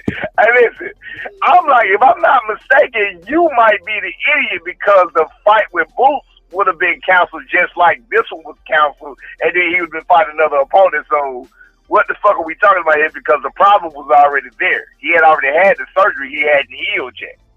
You feel what I'm saying? Like, he got injured because he didn't fight Boots. Yo, you're a dickhead. You know what I'm saying? But I'm the idiot. But it is what it is, people bro. talk like that, they don't like you anyway, though. That's what that is. I know. Yeah, again, I told you, motherfuckers. Yeah, no, that's 90. That's 98. That's 98%. I'm not trying. That's 98% of people. I like that. I like it that way. Don't fake your ass and be around my face. No, we good. You know what I'm saying? I'm good. I'm good without the fake ass shit in my inbox. I'm good about, man, I've been a fan, but you a fucking lie. You know what I'm saying? I'm good without all that. I know who been a fan and who ain't. I know who been down and who ain't. I know who been fucking with it. Especially the ones around us. Yeah. I know who fake and who not. I know who talk shit and who don't.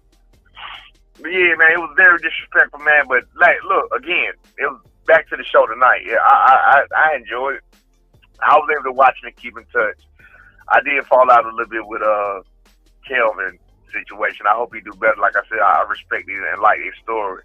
I didn't like Kelvin Davis' opponent, I guess. I'm going to put it on that, but I think it's shit that Kelvin could have did to make that better. You seen that one, though, right? Yeah, he could have snapped that jab more. He was like pawing with it and measuring with it. And pawing and just, I was like, man, step into that and snap him. You got that long ass with reach. that height. Yeah, exactly. That with jab, that reach, when he reached, he should have been light. He could have been fucking that man up. Just literally sticking it out there, saying how far he could have been was. fucking that man up. I was like, is he trying to line him for the right? I was like, you'll get it if you start hiding the right behind the jab. Just snap that jab. You mean the left? He a southpaw. You mean line up for the left? Right. Yeah, he called him. He caught him with the left a couple of times, but I'm thinking, like, why wouldn't you keep doing, like, when you got that kind of reach and the man running away from you, bro, you should have been doing that shit all night, whether it be going to the body, going to the head. You should have been lining them up, boom, like all night. Mm-hmm. You should have been beating on them all night. Because a guy like that, a short guy like that, you'll let him, with all that reach, you can get him to duck. He'll duck into something. You keep doing that, he'll duck into one of your uppercuts, bro. Just pop that jet. You got that reach, bro. And it was like he couldn't, even with all that reach, he couldn't get his distance. I was like, I wonder if he wear glasses. Because whenever I see these tall guys like that, I'm serious, bro. Like Fondor. You ever seen Fondor? You mean what about the height and shit, about the density, where the fuck they at? Bro. You ever seen Fondor? Like close proximity, far proximity. Yeah, I got you. Bro, for the longest, I told people, I was like, I believe Fondor fights like that because of his vision. And in his mind, he's safer in the shots if I'm closed in on you because of my height. I can just hit you with uppercuts, hooks like this, just work you like this, boom, boom, boom. And then he's safer because remember when he first got dropped by Lubin, it was mid-range. When he got knocked out by Mendoza, mid-range. He can't see them looping shots because he's so tall. So when these guys get a shot, boom. Paul, remember Paul? I was also worried about. I was worried about Kelvin Davis actually getting knocked out because of that. And towards the end of the fight, when the dude started to get in and fight, I was really worried. I just really pictured his ass falling because they usually get caught, when they start fighting that way. You know what I'm saying? So I really was worried about his ass getting caught. You know what I'm saying? I really didn't want to see him get caught. I'm like, man, everything was like it was supposed to go. Like that was perfect, man. I was like, shit, for them and the way they promoted it, and you know the way they got all the people to come out. They had the fucking mayor, they had the fucking school band and shit for Sweet Pea. Like, that was great that it worked out the way it worked out. They all had competitive fights. They wouldn't fight no bullshit, respectfully for their level that they were on, that each fighter at each one of the brothers was on. Like, it was a good show, man. I think they did good with that. Yeah, and Very, I think it worked. very respectful. I think it worked out good. I'm kind of glad. I'm not glad B got injured, but I'm glad he wasn't on that card though. And they got to have their. Yeah, me too. Yeah, out of place. Yeah, we don't need that VA shit. Yeah, y'all got it. We would have been completely out of place. Now, real shit. No, we need all the fans we can get. I ain't gonna say that. We want and need all the fans. We can take. We can take the fans. We can take the fans. That's fine. Yeah, it was their night. They can have that shit. We good. You know what I'm saying? We good. You know what I mean? We saw you some motherfuckers booing that weird shit. We'd rather have all that shit going and boo. We'll take that. Again, we used to being the bad guys. You know what I'm saying? We'll take that. I always tell people, I don't know what the fuck we gonna do when people actually start to cheer for us. It's like, what the fuck? We gonna be confused. We ain't gonna know who the fuck to trust. We gotta just cut our phones off and shit. We ain't gonna know who to trust. If you ain't already here, you might well shut the fuck up. That's all I gotta say. Yeah, man. You got beat. Hey, look, you got beat. I want to do interviews with nobody but you, Tay. He said, Tay, you. He just said, Tay, you, matter of fact. That's what he said. I said, nah, bro, you can't be like that. That's not what he said. We'll be He there. said he don't fuck with nobody. He said he don't trust him. Yeah, he'll be there. He said he don't trust nobody. He said, man, nah. He said, I ain't doing it. Because I thought you got to talk. You got to open, because I was always out there, right? I was like, motherfucker, you got to talk. You know what I'm saying? I'm out there because he don't talk. I said, bro, you got to talk more. You got to say this. You got to say that. He was like, shit, I do interview with Nash. Yeah, they're gonna spin his words a lot of times. I feel. Right, he was like, I do an interview with Nash. I tell you, I don't mess with the rest of the people. Like Mill City, I be on Mill City. He's like, you're on the hell no. He don't like none of them. You know what I'm saying? He don't. Not to say you don't like him. It's not that you don't like him. You don't trust. I don't trust him. Yeah. Like, he never say you don't like him. He didn't say you don't like him. He just think that they on the other side. Yeah, and I get what you mean. So he never say you don't like nobody. Yeah, right. He never say you don't like nobody. He just might not give him a fair chance. Yeah, and when you say you don't like somebody, that's kind of permanent. Nothing is permanent in business. He didn't say. Yeah, he didn't say like him. He was like, that's you up there. He said they're not with us. Yeah, he was like, they're not with us. Like with Mill City, they put Jaleel Hackett on there with that shit he was talking that time. You feel what I'm saying? And we did it for a minute, and B was like, shit, I want to get off of this shit. That shit is over with. You know what I'm saying? He didn't really want to talk about it no more, but they kept trying to press him to get on there and talk about it. Like, talk about it for what? That fight ain't even finna happen. What we talking about? Nowhere near. You know what I'm saying? Like you say. Or the other dude. Yeah, like the you say. had you up there? Speedy. Rashidi. Rashidi Ellis. Yeah, I seen his coach. I just seen his coach talking shit on somebody's shit yesterday. Talking about, I seen Brian Norman Sr. talking a little junk, saying no, your fighter was talking shit. I was just defending my boy, telling him, fuck you. I was going to I was telling him, man, forget you. You know what I'm saying? I was going to try my best and see what we can work out, and you came with the disrespect. So you go and just stay your 13, 11, 12, however long you been in the game, you 30-something years old, man, get out of here. You know what I'm saying? And you still talking about what we gonna do and what we gonna try to do. We're gonna be here next year. Okay. You bodied Speedy, you did him dirty. Like, it was times in the interview. Yeah. It was times in the interview you was saying something to him. I think you was talking about where he headed in his career, and he was like, "You the truth, because you can't. I was looking at the camera. I was like, lift your chin up, close your mouth, nigga." He was sitting there like, because he ain't used to being disrespected with the truth, bro. Like, you don't come with that. You can't throw rocks and live in a glass house. You can't throw rocks and live in a glass house. You know what I'm saying? I'm coming with the smoke. I'm coming with reality. You get what I'm saying? Cause like, again, even with myself, you know what I'm saying? Even with myself or whatever goes on, I ain't never said my son ain't untouchable. I ain't never said ain't nobody beat him. I ain't never said, I always say, look, we want to be the best. We looking to be the best. I give my opinion. I may be like, if anything, I'm gonna be like, look, I can't see nobody touching him in this way right now. I can't see this. I can't see that. I'm gonna give my honest opinion. That's just my opinion. I I ain't out here, man. My boy's the best in the world. This is the Norman Gang era or whatever. Nah, you know what I'm saying? Hopefully we'll come to. Oh, nah, real talk. Hopefully we'll come to see that. But I ain't. That's what I be saying in the gym. Yeah, but look, but I'm not that guy. I'm not that. Yeah, I'm not the guy out there just spewing that bullshit though. You feel what I'm saying? I'm not the guy out there talking about, oh, these dudes sorry. We done did this before. I ain't out there doing that, bro. You know what I'm saying? Because first of all, I'm a fighter that respect fighters. I respect the hustle. I respect the game. Say it again, man. Say it again. I'm a fighter that respects fighters. I respect the hustle. I respect the game. If you take this game seriously, I hate when you don't succeed. I hate, like I just told my boy DeAndre Pettis, the one who just called tonight. They was talking. I hate when they don't succeed. I hate when I know you doing your all, cause I was him. You see what I'm saying? I was that guy. I hate when I see, cause I know how that feels, and that shit don't feel good.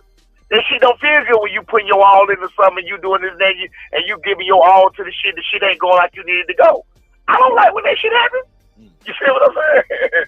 So, you know, again, that's why I don't make a habit out of disrespecting fighters and saying you can't do this. Nah, bro, I'm an underdog rooter. I'm always root for you. You feel what I'm saying? Even when we the overdog, I'm gonna root for you because you the underdog. You know what I'm saying? It'd be hard for me, bro. It'd be hard for me with shit like that. But again, that's just who I am. You know what I'm saying? But yeah, man, that's what it is. Look,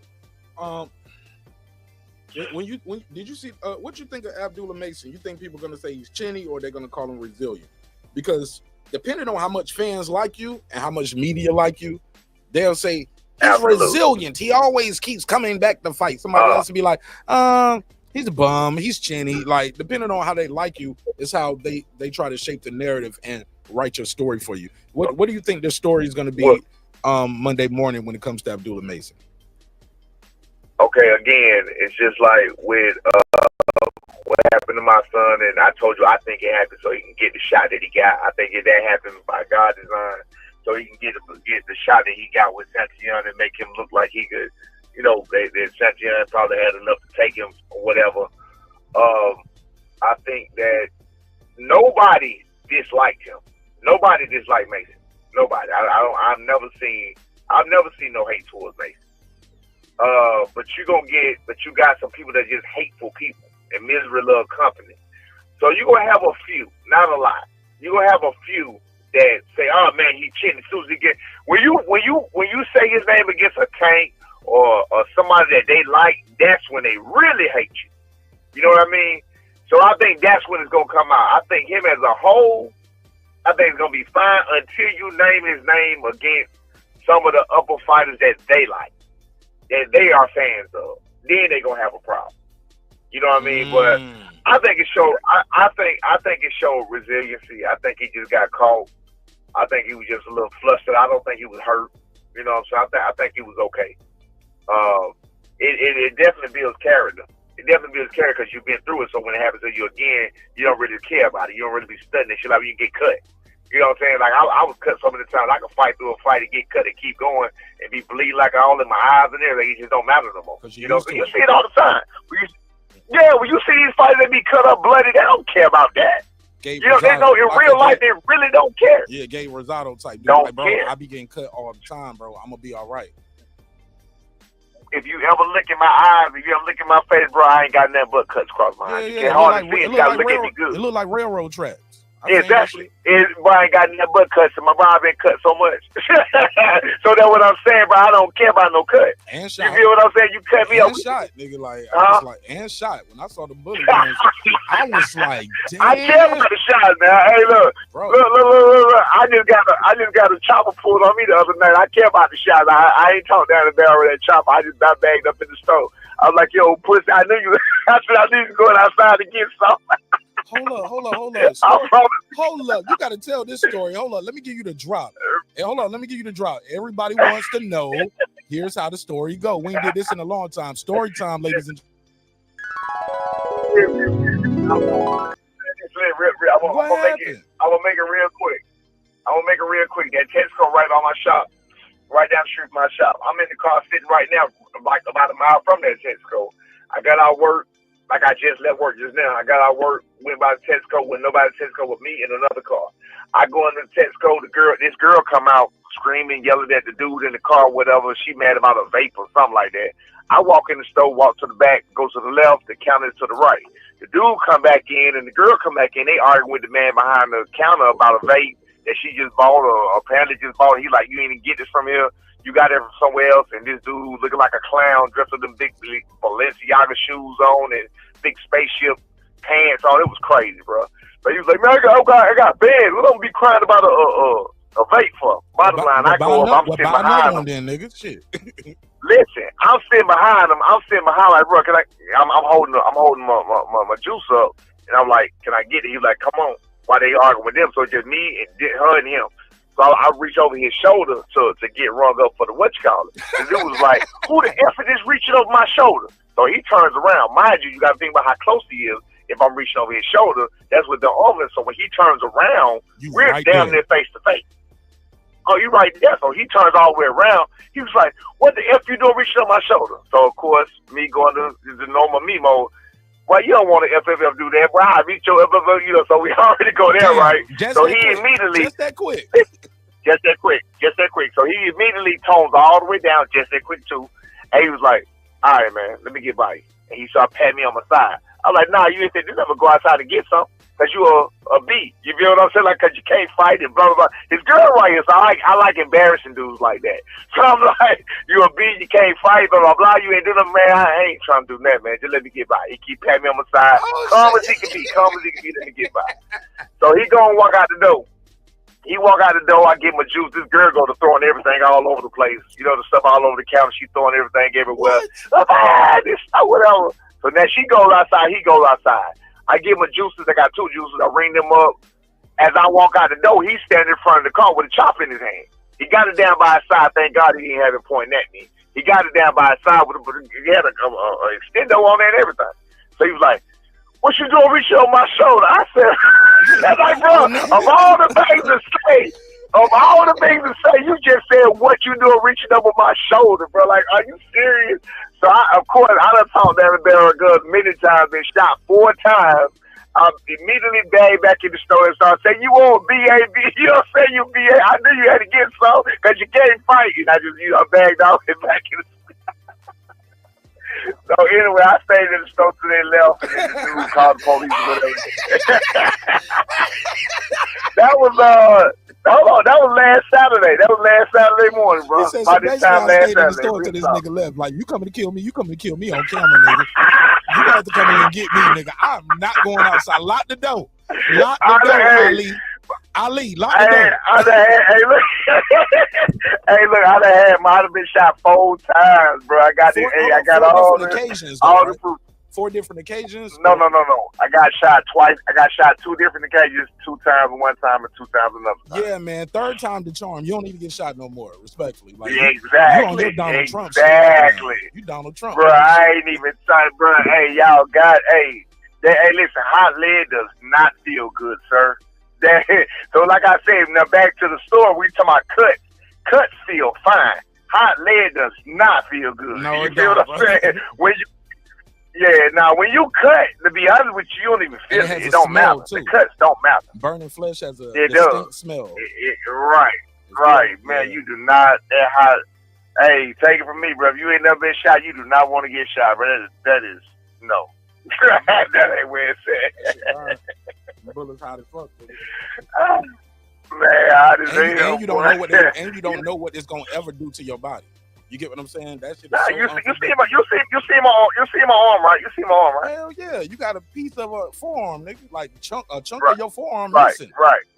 That shit looks. So you see did you see the buckshots and everything around? No, I ain't want to stare too hard, but I did crack a joke. I was like.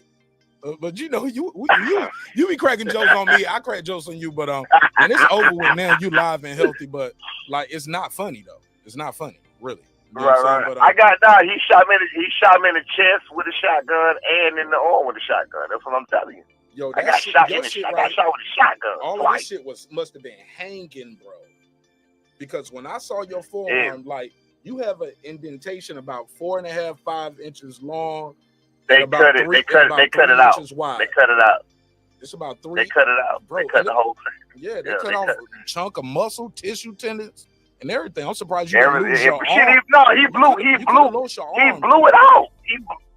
He blew it out. That's what I'm telling you. He blew that out. So what they did, he blew all the muscle and and all of that. He blew it out. So they cut the part that my skin didn't take. So they cut the part that didn't take. They just took that away. So it just looked crazy. That's why I look like it looked. But either way it go though, bottom line is you could have lost your arm or your life, man. You could have lost your arm or your life. Absolutely, but I'm still here, and Brian Norman Jr. is the world. Yo, Ever in the world. Crazy, bro. My man said, I 11 years ago. Watch this. Hey, watch this. You know what day? Hey, you know what day it happened? What? The day Canelo and Mayweather fought. That's the day September the 13th. That's the day I got shot. I got shot 1:00 p.m. in the daytime. September the 13th, 2013. September the 14th, 2013. It's either 13th or 14th. Whatever that day, the Saturday fell on. That's the day that Canelo. I was going to watch the fight that night. And my girl, who was going to go with me, she had been trying to call me. That's how I know. Had you already got shot before? Or was that the first time? Or that was? I got shot at one. No. I got shot the first time when I was 16. Okay. So going through. Where did you get shot at the first time? That's none of your damn. I got shot twice in the ass. But wait. Oh, okay. Hey, look, I ain't mad at that. I ain't mad at that shit. Wait. I gotta explain how. Wait. We ain't gonna make this shit about me getting shot. I gotta explain what happened though. What happened was it's a 21-year-old man. Listen, it's a 21-year-old man. I'm 16 years old. He about to rob me because of the way I walk. You see, I walk kind of funny. I always walk this way. He's talking about I walk like I think I'm bad. He tried to rob me. I ain't got nothing. Blah, blah, blah. We get scrapping. He fall on top of me. The gun, he got a 38. The gun is under my back while he on top of me. So I didn't get shot in the ass. I got shot down. I got shot down through the top of my ass, and I got shot down through the top of my ass, and it came out my thigh. And then the second one split my ass in half. Damn. I swear to God, bro. You can't make that shit. Can't make it up. Can't make it up. So you got shot with your. So that was your gun that went off while y'all fighting. No. It was his. No, he had the gun. He had a 38. He had the gun, but it fell under my back. Okay. So I'm on the ground. He on top of me. But the gun is under my back. And it just goes off. You feel what I'm saying? Twice. You know, he pulled the trigger. He shot me. He did no purpose. He shot me twice. So he's on top, but his hand is behind you. You got him down. But the gun. Yeah, he holding the gun. The gun in his hand is behind me. And he just squeezed the trigger twice.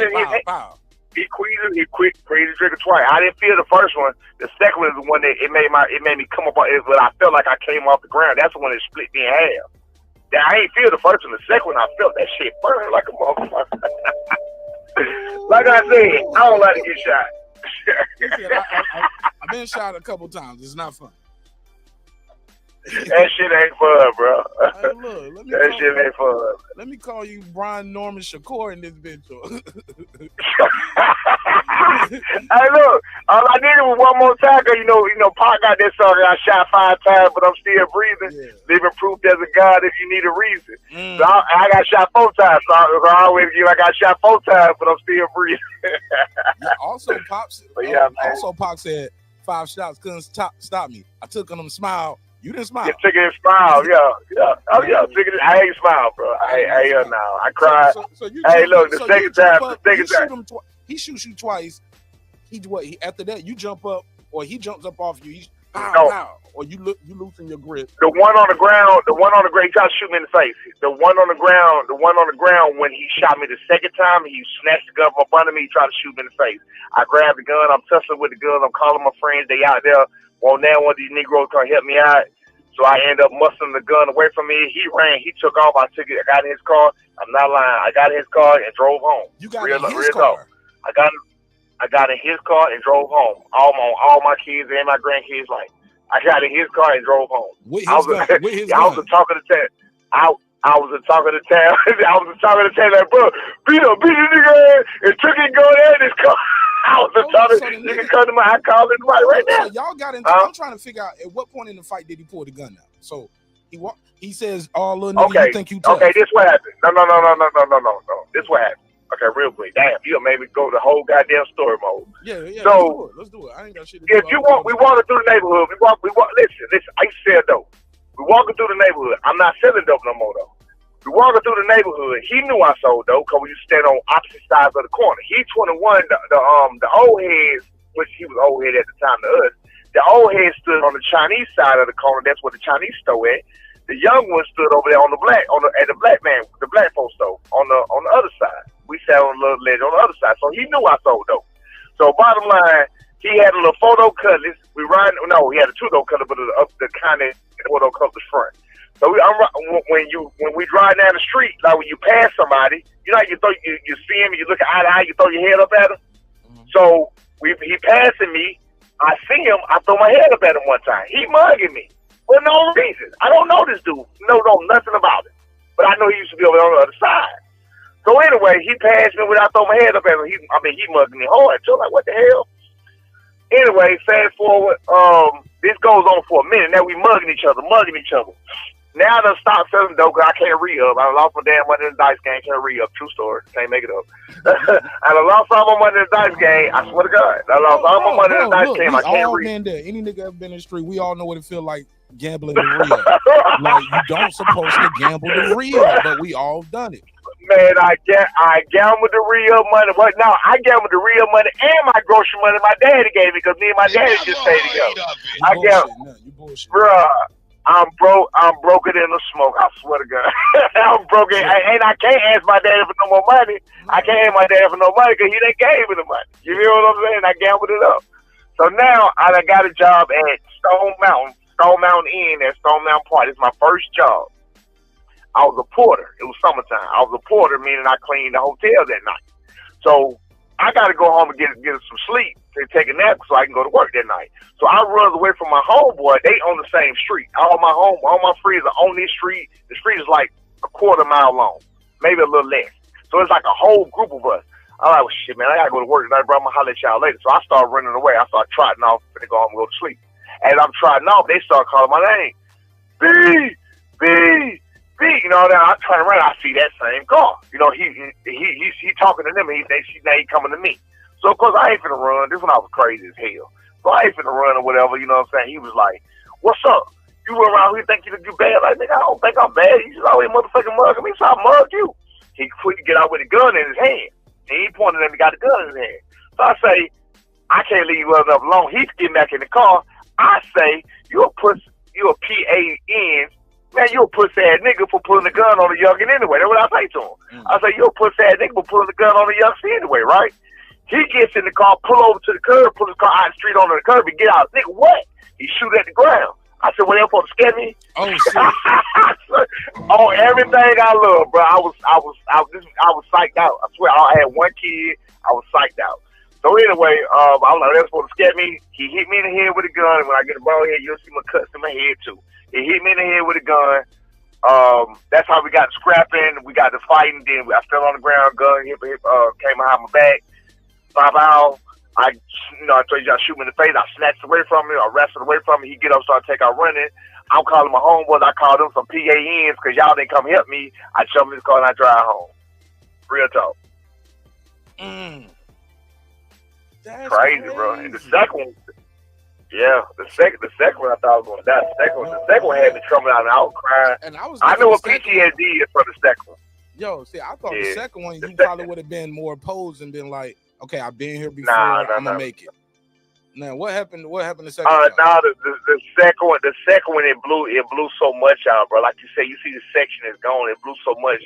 I always went to shot before, and if you ever always went to shot, you know it don't feel good, and you feel like you helpless. Yeah. So I always been in the shop before, and I was feeling and everything. Man, no, you start to black out. Yeah. That's what happened to me. That's the first time, not this time. So the first time I went to shock, I was about to black out. So this time, when he shot me, and I got this big ass gaping hole in my arm, and the blood just started dumping like you pouring out water and shit. I'm like, oh my God! Like and I'm in this man's yard still. I'm in his yard, and I'm on his property. Rewind. How did you get there? What happened? That's a lie. God damn, come on, bro. You serious? This is a story, real talk. Come on, bro. He owed me some money. He he owed me some money for some toes. When I first started my towing company, he owed me some money. I went to get my money. He ain't had my money. I started yanking him around for some straightening. He tell his girl who comes up behind me, who I'm not looking at, I'm looking at him. I got him yanked up against the van. He tell his girl who comes up behind me, baby, go get my gun. I never look at her, never see her, don't care about her. I'm just yanking him around, right? Something happens. I let him go. I grab a grinder off because he got a shop at his house. That's what I'm yanking around in his shop, in his yard. So I grab a grinder that he got plugged up to an air hose on the ground. I unplug the grinder. I say, this look like it's worth he owed me $200. So I got shot by $200. I said, this look like it's worth $200. I said, give my $200, I give it back. So as I unplug it, he takes off running and go to his girl. I turn there, he got a shotgun in his hand. So I'm just standing there looking at him like I'm, No, go ahead. So now I'm just standing there looking like I ain't finna beg for my life or nothing, you know what I'm saying? And then what I did was I turned sideways because they always say never give me your whole chest, you know, like in the fight stance. So I put my right foot behind me like a dumbass, and that's what made him shoot. So then I put my right foot behind me, pow, he shot me in the arm, all swung around. I looked at my arm, I was like, fuck it. So I dumping that blood. I don't know what happened after that. I even ran by him. I don't even know what happened with him after that. I ran to my car, thinking of what I can get to stop this bleeding, because like I said, I remember the shock situation. So now I go to my car, wrapping my arm up. As I wrapping my arm up, the motherfucker shoot me again in the chest. What? In the car? Why you burning? Oh, he trying to kill you. I'm behind the car. He don't chase you down. He trying to kill you. Go ahead. He trying to kill me, right? So anyway, I'm wrapping my arm up. I'm not even looking at it. I'm behind the trunk of my car though. I'm off to the side. I'm not even looking at him. I'm just trying to take him my arm. I don't know what they got going on. Wow, he shot me again. Like, what the fuck? I'm saying chilling. That's why I was like, he's trying to kill me. So then I rolled around, jumped in the car. My car was a stick shift. I put it in neutral, let that bitch roll out the yard, ran in the driveway across the street. Because I had just saw a little girl in the driveway across the street. And I went into the house, you know, like, yo, trying to call for some help. Them motherfuckers didn't come out there. I went in their garage. They had a roll of carpet in the garage. Like, they had just got their carpet done. Mm-hmm. Shit, I was bleeding. I had to drop my thing, you know, my thing to hold my arm. So I really was just like laying there bleeding, waiting to die. And then as I laid there, I was like, I swear to God, as I was laying there, you know, I was like, you know, God, take care of my kids. I was like, save my little lads. You know, like I'm in the mood of this shit. And then as I'm laying there, I said, wait a minute. I had too much in me. I was too up. You feel me? So I was like, wait a minute. I'm good. So I got the fuck back up. When I got up, I heard the people who house I'm in, they was coming around the front. They had one of them driveways, the garage that comes to the side of your house. Yeah. You come around to the side, like my garage. So they was coming around the front, and I heard them talking coming by the window. And I was like, yo. And boy, look by the grace of God. The lady who lived there happened to be a nurse. So she had everything I need. She hooked me up to the ambulance, got there, whatever. And shit, that's how I survived that one. Get out of here, bro. God is with. Now, how old were you the second time you got shot? 34. Damn, bro. 35, 14, 2000. No, 13. I was 34. 35. I just turned 34. Wow, bro. This happened before my daughter. This happened before my second. That's why I've been telling my second daughter all the time. She used to ask me out, you know, because I can't do shit with my hand. Like, I can't shoot a bird. I can't point. I can't throw no peace sign. I can barely tie my shoe. A lot of people wouldn't even know this shit if I don't tell you. You feel what I'm saying? It's so much shit I can't do nothing with my fingers on my right hand, but you'll never know unless I tell you. You feel what I'm saying? Then when you start watching me, when you ball a fist up, and you can punch a nigga though, because you punch me. I can do that. I can do that. I can do that. And I can do that. You punched me a couple times. No, what it is I'm just what happened is the tendons that is shot. The tendons that is shot out. It made my fingers go shorter, so they tight. I can't stretch my fingers out. So my fingers are like, if you ever look at one of the videos I got, always semi kind of ball. I'm always almost negative fear. If you look at me on anything and you watch me walking, you watch my hand, it's always at a hook. It's like I'm finna grab something. Like a curve, like this, like a curve, right. Motherfuckers never knows that shit. Look, when I tell people, they be like, bro, you hide that shit. Nobody ever know. Yeah, because I done had this shit for you.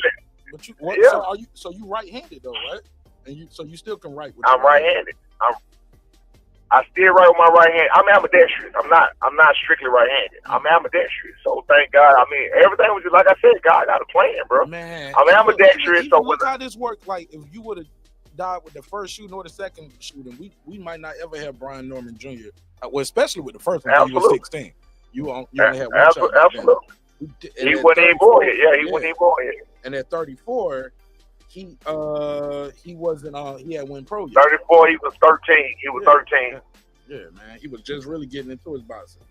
Like that. Really getting nice. Yeah. Damn. Matter of fact, he went 13. He was 12. He was 12. He went 13, turning 13 in November that year. Yeah, Brian Norman might be a running back in Atlanta right now. Yeah, but shit, it's all good, man. Like I said, God got a plan. That's why, man, everything I do, but I tell you, I don't even do it to try to be funny. I hope all of you think, I ain't even one of them spiritual type guys like that, bro, but God lead my life, and I just trust everything, you know what I'm saying, when he leads me, real talk. Because if you pay attention, he'll tell you where to go. You just got to pay attention. You know what I'm saying? He'll tell you what to do. You just got to pay attention. You got to pay attention with me. I have to pay attention to myself. I can't speak for everybody else. I just have to pay attention and make logical sense to myself, and it usually always work out. Always. He going to give you that's when they say he won't give you what you can't handle. Everything he does is shit lined like a fucking, even with the Santiago, that's how I bet so much money. I knew that nigga was going to win. I knew he was going to win. I told everybody. I'm like, bro, this shit said, whatever. I knew he was going to be Santiago. I said, bro, this shit got lined up too perfect. B, you seen B fight. You know B wouldn't fight like he fight in them fights. I was like, you look like that. I seen him spar and I seen his fights and I knew. But keep in mind though, I'm biased though because I seen him spar healthy and I seen him fight injured. So I've never seen. I done seen all of it. Yeah. But I'm talking about me though. Like you the father, trainer. So of course you're gonna be biased. But me as a fan and as I guess you would say, I can't being biased. Let me explain something. And that's why I'm telling you, I'm not saying he's the greatest in the world, he the this, he the that. No. Being biased is a handicap. You have to try to look, you got to try to be real with yourself. Yeah, you got to be objective. Being biased ain't going to do you. Being biased ain't going to do you no favors. That's not going to do you no favors. Like being like, not being funny. Of course, I fuck with Devin Haney, Bill Haney. Being like Bill Haney, thinking that my son can go somewhere with my son is a puncher, thank God, but thinking my son can go somewhere and he not a puncher with a puncher and send him to the middle of the ring, like that's ludicrous. That's a hindrance. That's a handicap. You feel what I'm saying? You gotta know the strengths and the weakness. You gotta know what he can and what he can't do. You feel me? You with Floyd Schofield, again, very good coaching by his dad to tell him, why you standing there doing that move? That was very good coaching by his dad. And to take his ego out of it. Because some dads would have been down for ego, stay there, don't let him do that, you beat on him, pal. I done heard it before. You feel what I'm saying? Yeah. So, you being biased and you thinking your kid is more than what he is and thinking, you know what I'm saying? That's a hindrance to you. That does nobody no fucking favors. I just look stupid, man. I just try to tell people, bro. I say it all the time on the show. Hey, look, I'm one of the ones too, OG. I'll be like, I said, man, where I'm from, we call it country dumb. Like, I'll just let you think whatever, say whatever. Hey, look, I remember a story. Right. Shout out to my boy Kyle, man. I remember Kyle had bumped into Ellaby, and he was like, "Did you hear what he just said?" I was like, "Nah, what'd he say?" I heard everything. I just let him say it. You get what I'm saying? I want to hear your interpretation. Right. You know what I'm saying? Like, yeah, what? Right. I was like, nah, what'd he say? I was like, nah, in my mind, I'm thinking, that ain't what he said. You remember I told you, I said, you kind of smart. Remember I told you that? I said, yeah, you kind of smart, ain't you? Remember I said that shit to you? That's when he was talking about a leopard won't change his stripes. And I said, hey, right, you was like, I ain't no never had stripes. Excuse me. Yeah, man. I don't miss too much, man.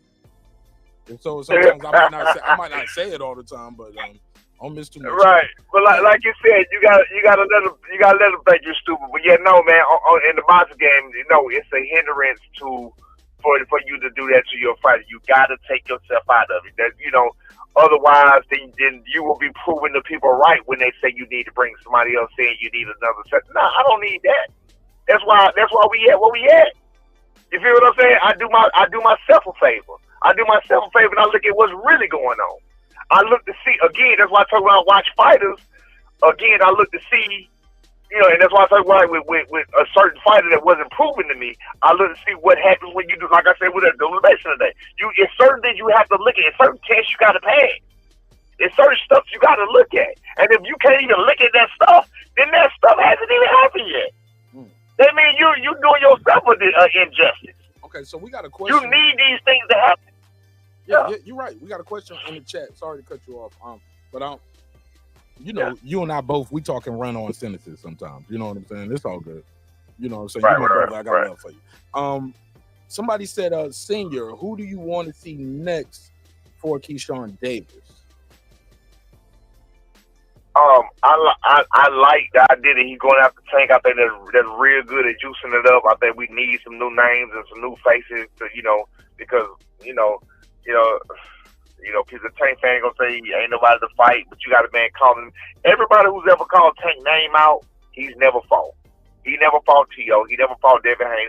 All these people was calling that man name out. He never fought Tevin Farmer. He never fought Gary Russell. He never fought anybody that called his name. Nobody. Did Ryan even call his name before he fought him? Did Ryan say his name? So what? I'm just question. What was the question?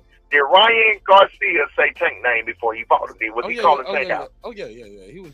Yeah, remember he was on. He was. Yeah, he was on the show with Mike Tyson, and he had stood on the couch like Tom Cruise, like let's go. Okay, so he picked Amigo. He picked Amigo instead of all the other people who called him out. He fought him like 2 years. I look at stuff like that. It was like 2 years later too when they finally fought. 2 years later. All right, so let me back up. Let me back up and answer your question. I said all, and then he put. All right, I said all of that. Let me answer my man question because I said all of that and never answered your question about KEYSHAWN Davis. I think KEYSHAWN Davis should fight a Baranchek, get a world title. Do more at 135. Do more at 135, and then go for the bigger names, just like he's doing. I like him. I'm a real fan of KEYSHAWN Davis after today. I can't say I was at all. I didn't dislike him. I just didn't know. I just wasn't really a fan. You know what I'm saying? I'm definitely a fan now. Now he got a knockout in the second round. Are you impressed by the knockout? Or are you impressed by the opponent that he beat? Or is it the fact that he fought a guy that came in at 155? Or higher? I'm impressed. But listen to me. When I made the bet against him, I'm impressed at how much. This gonna trip you out. I'm impressed how much. I don't want to be that guy because I'm not that guy, but I am that guy. I'm impressed how he was saying, like, you put God first and you follow God. I'm impressed by that. I'm impressed by everything he did. I'm impressed by everything that happened, everything that went on, every interview I heard today. I watched the whole thing in its entirety from what's my boy name? Robert Merriweather all the way through. I watched everything from that point on. Everything they were saying, all the cutouts. I sat in the car. I'm sitting there right now. I've been sitting in this car for hours. I sat and watched it for all night, and I liked everything I saw. I like, the stuff he was talking about. I like how he put his brothers on. I like how he put his sisters on. I like everything. I like everything he did. Everything. I'm a fan of everything he did. I loved it, bro. Like, man, that's not easy to do, man. I didn't even know he was a co-promoter of his event tonight. Did you know that? I didn't either. I heard it. I heard it. I like everything he did. I like. Man, I'm very happy for him. Like when he was telling his story about his mama, whatever. You know what I'm saying? Woo the woo. And like I said, I'm happy. And then I was like, when he started talking, and then it was the one that put the nail in the coffin when he was like, I follow God and I'm blessed. When he started talking that talk, yes. I had already placed the list. I had already placed the freaking bet. So I was like, God damn it. I placed the bet earlier today. So I'm like, how am I finna? I was already cheering for him. So I'm like, how am I finna cheer for him, man? I bet again. Check it out though. I go to the this is at the end. This is at the end when the knockout finna happen. It started dawning on me. Wait a minute. I also bet on the under 8.5. Mm-hmm. So I was like, I'm gonna win either way.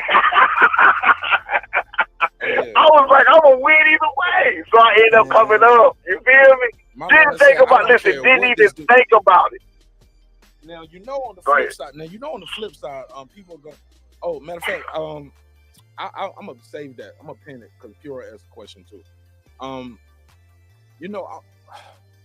Some people are gonna take this and say, well, look at KEYSHAWN Davis. He fought a guy who came in multiple divisions above. Like the guy, look, when they did the same day weigh-in the morning, the dude weighed 155. By the time they fought in the ring that night, he probably weighed 161. You get what I'm saying? I posted about it, man. I gave him props for it. I said, quit talking about 3 pounds. I said that. I posted after the fight. I'm sure I got it, but somebody jumped in my DM. Hold on, watch this. Swear to God, I can't make it up. Hold on. Somebody jumped in my DM. I posted, quit talking to me about 3 rounds. I said, quit talking to me about 3 pounds. Or quit talking about 3 pounds. This dude jumped in my DM. Oh, he done text me since then. I hope someone cheat your son and beat the shit out of him and see how you feel, Goofy. Talking about 3 pounds like that nigga ain't cheat. Somebody jumped in my DM and said that. Hold on, let me see what else he said. Hold on. Screenshot it. I hope Screenshot and put it on IG. Screenshot it, send it to my IG real quick. I'm about to send it to you right now. Put him on blast. I don't know who this is. Yeah, I'm putting him on blast. I don't know who. I ain't read the rest. I ain't even read the rest yet. Hold on. Send it on IG so I can see it. I'm about to send it, dog. Give me a second. And I told you what they be doing to me, man. I don't be making this shit up. My man. I do not make this shit up. My man said niggas will be hitting me up on my business, giving me 0 stars. I screenshot it. Hold on. Listen, hold on. He gonna rest. I ain't even read this one. I've been seeing this, and I ain't even read this yet. I'm gonna read this in a second. Hold on. I ain't even. He been texting me. He been texting me since I've been on the block on him. I ain't even read this. That nigga just glad you. No, but he's just glad you're engaging with him. And if you don't block him, hold on. What happens. Shut up, Goofy. Listen, shut up, Goofy. Your son is a front runner. Devin would beat the shit out of him first fight at 147, and Boots would hospitalize him. That's why you want crazy money for the beating. You need to be putting on your trash ass son. Niggas got dropped by a nobody imagining what Boots would do. Oh, these niggas hilarious, man.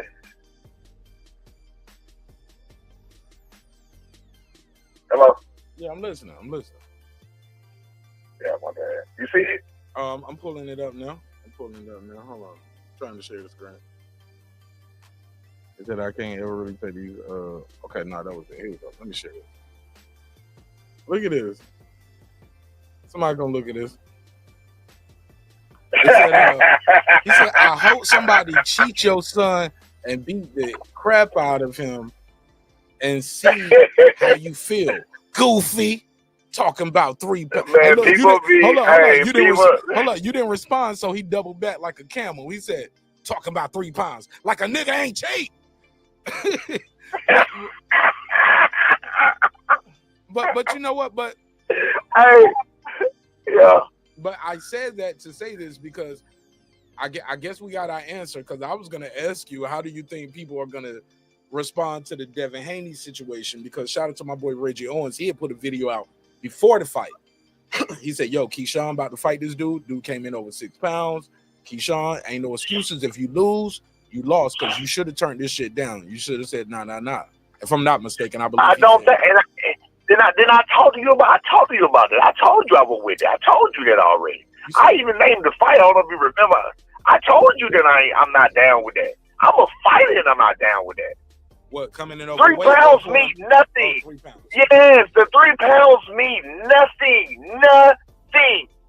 If 3 pounds means something to you, I'm sorry, you're a pussy. Or maybe like if 3 pounds mean that much to you. No, maybe you sacrifice more to cut the weight, and the other guy didn't have to sacrifice to cut the weight, and then he just balloons up. Okay.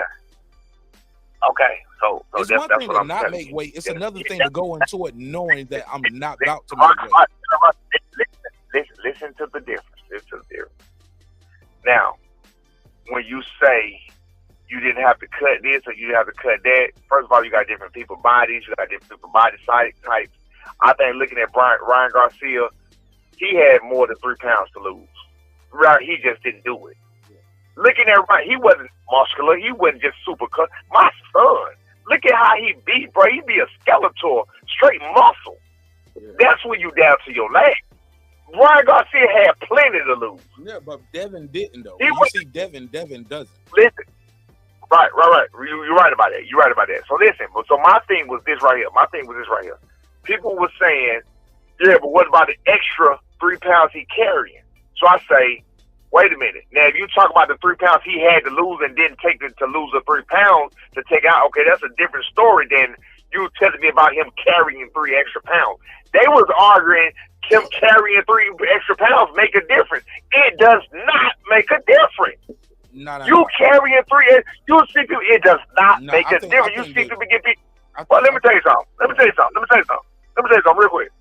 There's a very known fighter. He was 185. My boy, B effed up. Quick. You hear me? Quick. You understand what I'm saying? 185. That does not, it's about the fighter. It's about the pedigree of the fighter. There's another fighter that fights at 130, but he walks around about 155, 160. My son got in the ring with him. Him and my son was damn near identical at the time. Couldn't even stand in the ring with him. What's your point being? It's about the pedigree of the fighter. Huh? Okay. So you think it's the pedigree, but here's the thing. It's the pedigree of the fighter. But also too, that's also that other fighter.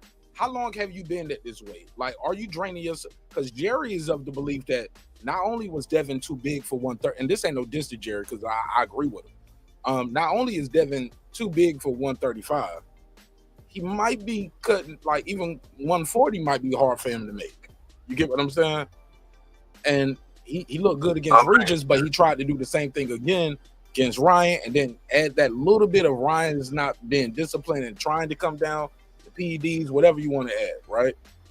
Those things matter. Again, So hold on. Hey man, look, let me say this last part. So is that what it like? Everybody's not KEYSHAWN Davis. Everybody's not Ryan Garcia or Lemos. Lemos didn't have a left hook like Ryan Garcia already had. He hadn't fought KEYSHAWN Davis 6 times already. You get what I'm saying?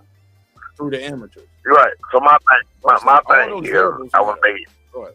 No, it's a lot of variables that matter. And my thing is, I can't sit here and argue because if I keep arguing on why this and why that, then I'll be trying to defend Ryan Garcia. And I don't even like Ryan Garcia. You feel what I'm saying? And I don't agree with the PEDs. I don't agree with none of that. All I'm saying is the 3 pounds didn't make a difference. That's all I'm saying. We can go on this and that, whatever. All I'm saying is don't him carry those 3 pounds. But here's the thing. It's not the 3 pounds. It's the head start, the rehydration. Not only did I not drain myself down, I'm going to stop right here, not drain myself down, and I'm already, then we both going to balloon. Now, I'm going to tell you this as a fighter. You supposed to be, you got to get back to A1. Like, you got to be on that. You got to be back to A1 however you do that when you get there anyway. Ain't no head start. We both gonna be A1 tonight. No. Listen to me. Listen what I'm saying. Listen to what I'm saying. When my son get drained down on fight night, he feels wonderful. On fight night, he feels wonderful. Ain't no head start. He don't need no head start. He feels wonderful on fight night. Watch this. Sometimes you may even have to cut what you eat so you don't feel full. You have to watch what you eat that day. I mean, it's a whole big difference. It's a whole big thing. Yeah, so you can't get too full. So I don't agree with it. Bottom line, the weight thing is not an issue for me. It's not an issue for me when I was a fighter. It's not an issue for my son as he a fighter. It's about the pedigree of the fighter. And I think if you think that's a lot, then you a pussy. Like I said, that's how I really feel. And you ask me about getting there doing it, I have done it. My son has done it. We will do it. You will see. I guarantee you. Who did you guys fight for? Like, do you remember? I'm gonna pull up the box record. Do you guys remember? No, I'm talking about my son has that. I'm talking about him getting in the ring with heavier guys and bigger guys. He has done. Oh yeah, he yeah, will yeah, do it. yeah, true. You gonna beat me Yeah, up. I was in the ring with heavyweight. If we got enough time tomorrow, I'm gonna bring my gym clothes. You know what I'm saying? If he got something left, you know what I'm saying? I get in there and give him 30 seconds for some PR promotion. You know what I'm saying? I do 30 seconds with Brian Norman Jr. Hey, look, my whole 30 seconds. Hey, look, my whole 30 seconds gonna be like this. I'm gonna be pawing like like what was the like Kelvin. Look, he better not hit me neither. We just gonna be pawing like this for 30 seconds. Let's do that for the IG, but don't hit me in my face. I can take some body shots. Don't hit me in my face. I just went to the dentist on earlier this week, so I kind of got to get some work done right here. So I can't really do. I really can't go, 20% in sparring with y'all. So we're gonna do about 5% on the sparring. Clinching. We're gonna work on our clinching. Let's practice clinching. Or tell him to work on his defense. Yeah. Let's see if I can hit him one time. Let me see. Let me get it. See if I can hit him one time. I'll give him up. I donate $100 to the training camp. Man, let me see if I can. Again, that we're just coming tomorrow. You'll be pleasantly surprised. I'm bring my own gloves. I'm bring my own gloves, my mouthpiece, my gym gear. I'm gonna bring my corner man, my cut man. You know what I'm saying? Like my nurse, just in case this nigga want to get too rough on me. Like, and I'm gonna bring a lawyer because if he hit me too hard, we suing. I'm gonna need him to sign a waiver before we start sparring. Like, and it's just gonna be one line. I will not hit you in your face, Brian Norman Jr. That's all I need him to sign. One line. Simple contract. Don't hit me in my face, man. I got a show to do. I got a life to live after this. Nigga might crack my orbital bone or some shit. I don't think my insurance is gonna cover me sparring Brian Norman Jr. Shit, but we're gonna have a good time when we do it though, man. I gotta ask you this. Turkey Al-Sheikh signed, and according to this, shout out to Puro. According to this, he has bought Rain magazine. What do you think about that?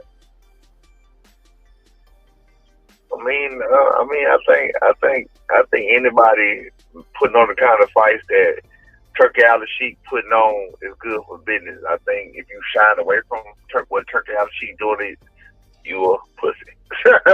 I think, even again, like I say, even with us, we looking to be the best. We're not looking to try to finagle our way around to look like we the best. We really, really genuinely want to be the best.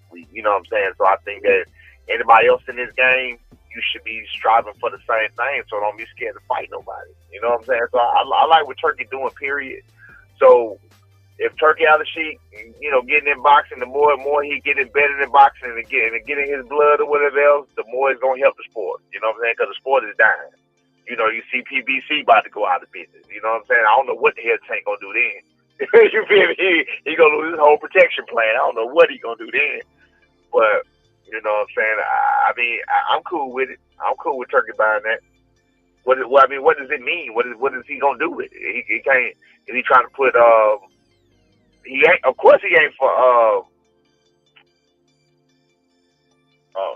what's the word I'm looking for? When you propaganda. Of course he ain't for propaganda, because if he was propaganda, he would be putting on 50-50 fights or 60-40 fights. If he was about propaganda, you know what I mean? Don't you agree? Yeah. Nah, these some good no, fights. serious. Some upsets happening, bro. Yeah. Like it ain't. Yeah. He put on good. He put on genuinely good fights. So I don't think he about propaganda. So he ain't like getting in there. He ain't getting in there prison with making this guy look like it. Nah, he want to see you prove it. I like him, man. I like what Turkey doing. You know what I'm saying? I like what he's doing. I'm cool with it. Again, that's what we in this for. I don't know how to be nothing else. We ain't in here trying to be Insta famous and make money off of live streams and live this and we ain't trying to do that, bro. Man, we got my son is, bro. We gonna be all right regardless. All of us, bro. Right. My son was fighting the sport. I don't say playing the sport because you don't play boxing. My son been fighting the sport all of his life. My son got good at the sport that he was fighting all of his life. He started to notice you know, the better He's and a the better he's a he competitor. was. He's a competitor. He's been competing. Right. since he was Right. young. And you wanna get to that pinnacle. You wanna genuinely get to that pinnacle. Again, like I've said on here before, boxing is the only sport where you can't genuinely get to the pinnacle and where there's no question. Like I said, when Chicago Bulls was out and it was 94, 95, 96, no question. It was the Chicago Bulls. Everybody automatically got a pay raise. Like, look, people start leaving the team. Everybody knew what was up. Right. You Ain't don't get $1 million automatically your next fight. Exactly. You know what I'm saying? So, I mean, I don't like how boxing do that. You know what I mean? I don't like how they do that. So I like that Turkey doing it and kind of trying to make it even and hoping to shake some things up. I think PBC do need to go out of business because I don't like their protection plan. I don't like what they do. Oh, I don't. snap. Oh, shit. I don't. Hey, look, that's what protected boxing champions, that's what people be calling them. Wow. Yeah, I don't like what they do. Pure I don't said like, PBC again, going like out I of told business. you. Do you think they're going out of business? Because you just brought that up. I do think they're going out. There's too many rumors. It's been too many rumors. There's been too many rumors, and where there's smoke, there's fire. There's something going on. Somebody ain't nobody just not talking about nothing. You see how they keep running networks out of business. You see Al old as hell. I mean, he getting old. Like,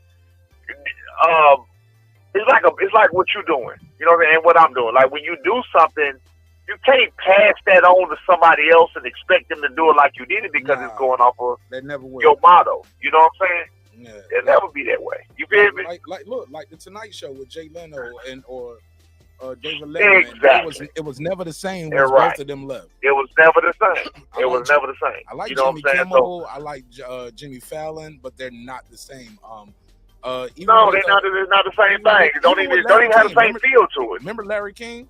Yeah. Tonight with late night. Yeah, it don't have the same. It don't have right. It don't have the same feel to it. It's not the same. So again, I hope they do. I hope they're going out of business, man. And I don't like, even though it's predominantly black fighters over there, where they need to get their ass out the protection plan and fight. Like, cut it out. Stop the bullshit. Stop it. Cut it out. We trying to fight. We want to fight. Win, lose, or draw. You lose, you get that belt. Let's take it back to old school boxing when boxers fought. The best fought the best. Let's see if you're the best. Okay, you beat me today. You know what I'm saying? Like you said, you got lives outside of boxing. So protect yourself, of course. But geez, peep this though. I don't think it's as simple as you saying. If it was that simple, everybody be fighting. It's not. Look, we just heard Eddie Hearn do an interview the other day. I don't know if you caught it, where he said AJ wants to fight Daniel Dubois. He said, and we had to overrule him. What? Never heard of it. What you mean you overruling him? I thought if the fighters want to fight each other, Daniel Dubois want that money again.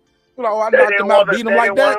They didn't want him to get beat up, right? They didn't want him to get beat up. That's why they overruled him. And then he said, hold on. And they said he had some injuries. He had some before the fight, some after, some don't. He said some during training camp, some since the fight. Like, hold up. What's the injury then? Right. What was injured? Live. Does he got to get surgery? Hey, you want to know? You want to know what was injured? You want to know what injured? Eddie Pride. That's what was injured. And we can't. If he goes back, and he said basically what we all know. If he goes back and lose back to back to Daniel Dubois, especially like that, because he lost. He got dropped 5 times in a 6 round fight or 5 rounds. And now he'll be timid. And now not even just timid. Like, it's gonna be hard to pack out Wembley and all these arenas again. We got to give people time to forget that, and then we'll do a comeback fight, the return of Anthony Joshua next summer. Next summer, dog. Right. They talk about next summer. They're gonna do the return of Anthony Joshua, soft touch, get his confidence back up. And I'm not mad at that because that's what it is. That's what you should do. You get what I'm saying? Right. It's a business at the end of the day. I don't know why we act like Anthony Joshua is exempt from that, or we got to hide it from the public and say, and trying to slick discredit Daniel Dubois by saying, oh yeah, we had some injuries before the fight, but in some sense, hold up. So you trying to say Anthony Joshua came in that fight injured? What was the injury? That's exactly what they're trying to say. You can't just, and I hate those kind of interviewers that do that, because you and I are cool, but I don't do no glazed job interviews, dog, with nobody, bro. If I got to do that, I don't need to talk to Yeah, you. they did the same thing. They did the same thing with Errol Spence too. They was like, about the real situation he had. Errol kept saying, it was there. No. This ain't no shot at him though. This ain't no shot. No, because I remember somebody used one of my videos with Quentin Randall, and I just said Showbiz the dope. He used one of my videos from my interview with Quentin Randall, and he put it up, and I didn't give him no strike. I didn't flag him, and I be thinking that's weird when dudes use my content, and I'm like, damn, bro, you're not even a subscriber, but maybe you are, but you just. You can say your name? No, he didn't even give me a shout out. Then he didn't put a link where people can watch the whole video to get context, like none of that. And I was like, damn, Showbiz, your channel's so big, bro. Like, and you'll use my content, but not even tag me in the video, at me in the video, tell your people, hey, look, go. This is where I got the video from. You can go watch the full video. Sometimes. And if I give a nigga a strike, I'm the bad guy, right? But you just stole my content and misinterpreted it. I don't know about the YouTube world. Let me say this, Senior. It's one thing to take it. It's another thing to not give me credit. But then you also mischaracterize what Quentin was saying, and you just think it's content, and that's cool. But you might damage Quentin's relationship with Errol. You get what I'm saying? And they pay him good money to come out there and spar with him. Like, don't do that to him. So that's my issue with Showbiz, the way he handled that. I was like, that's some sucker shit, bro. Like, you can't do that, bro. Like, that's crazy. But go ahead. I see. You said ain't nothing. You said Pure had asked me something a minute ago. Oh, he asked you about how you feel about Turkey Al-Sheet buying Ring magazine. Okay. Yeah, I did. Right, man. Look, I ain't gonna hold you up, man, because we got an early day of sparring, and I want to I'm gonna chop this video up because I want to put your 50 Cent story out there. I think that shit was dope. You did the whole little story. I gotta put that shit out. I'm gonna make that video by itself. Many man. You gotta play many man. We still upon me. Blood in my eye. I can't see. Hey, real life though, bro. Real life. That's what it is, man. I'm blessed, man. Like I said, when I think about it, bro. Again, just for the people listening too, though. I think even now, even after that, even recently, like today was gonna be a horrible day. I feel it started off gonna be a horrible day. I said, you know what, bro? Let me take my time. Let me not do something because something bad happened this morning, like real bad. And I said, you know what, bro? It was raining this morning. It's Friday. I've been here before. Let me slow myself down, take my time, and watch my motherfucking self because I know how shit go. You feel me? And I think I probably, rescinded that shit. But if you pay attention, man, you can be guided because that's what always happened to me. You just got to pay attention to the family. That's it. Okay. Well, look, before I let you go, I would be remiss if I didn't ask you about this damn election, man. I ain't talked to you since we talked about the election prior to. Some people are congratulating Donald Trump. Some people are congratulating Kamala Harris for a great campaign ran. If you think it was a great campaign, I don't think you can call it a great campaign if you lost. Or I'm sorry, the word they used was flawless campaign. She had a flawless campaign. She only had 3 months.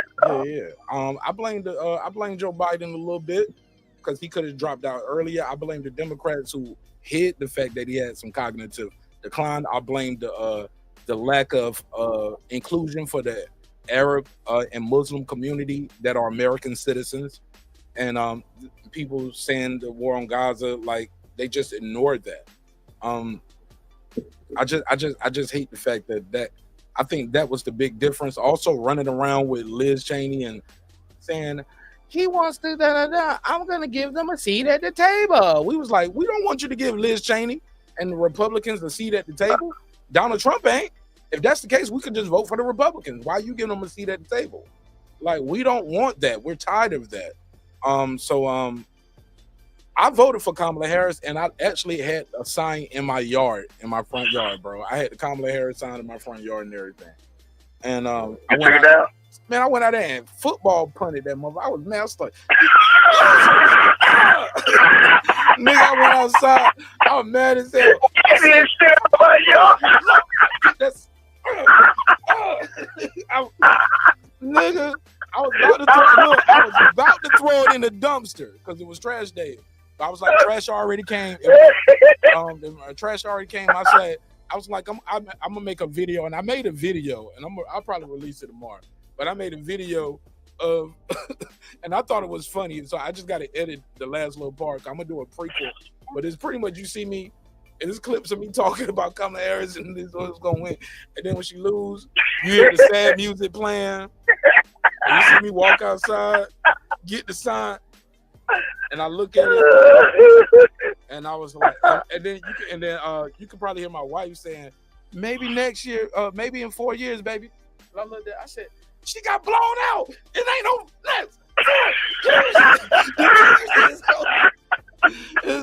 like that shit was funny, nigga. I had a whole temper tantrum. Like, that shit was hilarious. I thought it was funny to me when I watched it, but for me, the rule of thumb is: do I laugh every time or do I smile every time I watch it? And it is, bro. It's one of the ones. I just need to add that part at the beginning. But I might just drop it how I got it. Because how I got it right now is me walking out there, she was like, it's all that's good. the real, hey, that's the realness of it. That's authenticity. She it's the followed me with the authenticity camera. of it. She was like, it's all good, baby. I was like, yeah, man, it is what it is. She was like, you win some, you lose some. I was like, I know. You got 4 years. I said, it ain't no more 4 years. I just started snapping up. Throw that shit. Yeah, man, you know what, man. I throw that shit in the dumpster, bro. I voted for Kamala. I voted for Kamala myself. I can't stand Donald Trump. I don't know how people don't hear what this man say he did. I mean, people don't pay attention. I know that for a fact. They can't pay attention because he say everything out his mouth, like everything. I think, but the fact that the majority, overwhelmingly, of people who voted for him, it's fine with me. It's fine with me because regardless, I was good 4 years ago. I'm gonna be good. I'm good now. I'm gonna be good 4 years from now because I'm gonna make a way either way it go. I don't care what he do. You feel what I'm saying? So it don't matter to me. I'm not worried about it. You know what I'm saying? So all the policies don't really make no waves in my field at this particular moment. You feel me? Hey, look.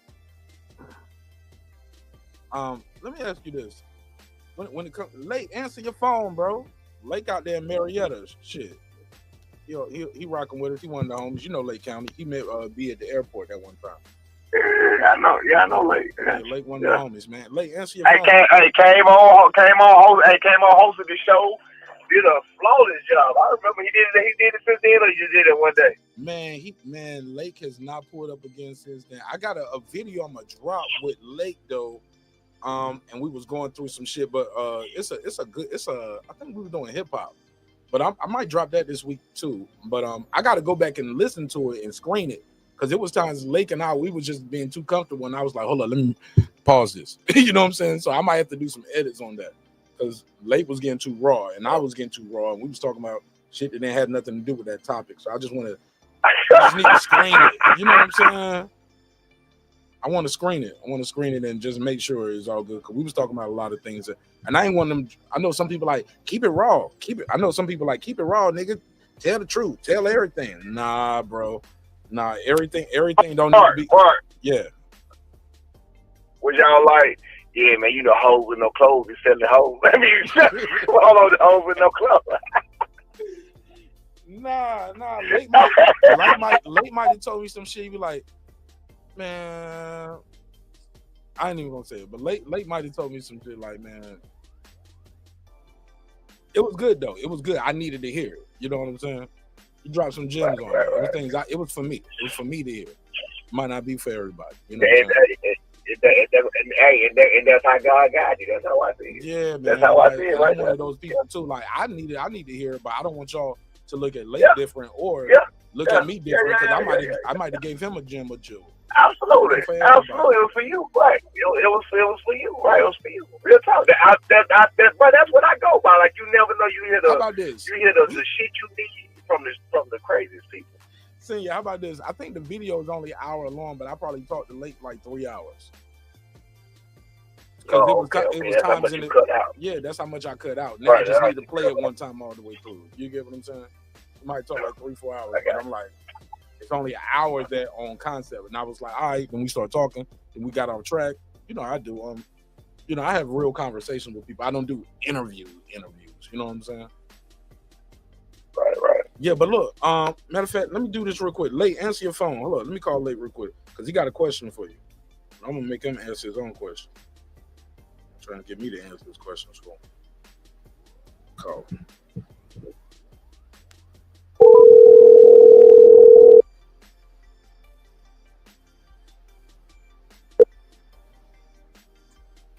Late. Catch me on my glass causing trouble. Last. It chopped up. You chopped up after you said catch me on Martinez. Say it again. Oh God, nah, the smell of tag. No, looks good though. No, nobody heard it. Oh, okay. I'm just saying, catch me on Mike Nash causing trouble last week. Messed around and got a triple double. My nigga, I like that. What's up, Nate? Oh. What up, Coach? Oh man, you got it, bro. You got it. Man, they had me out there swinging my battle sword on you on TBV, man. They was bringing up y'all when Eddie Hearn and Boots, man. I had to defend it. Yeah. Man, hey, I was like, man, somebody call Coach and tell him to get on there, man. Hey, I appreciate all the ones who was trying to fight with us, man. Fucker, that's a hard battle to fight, boy.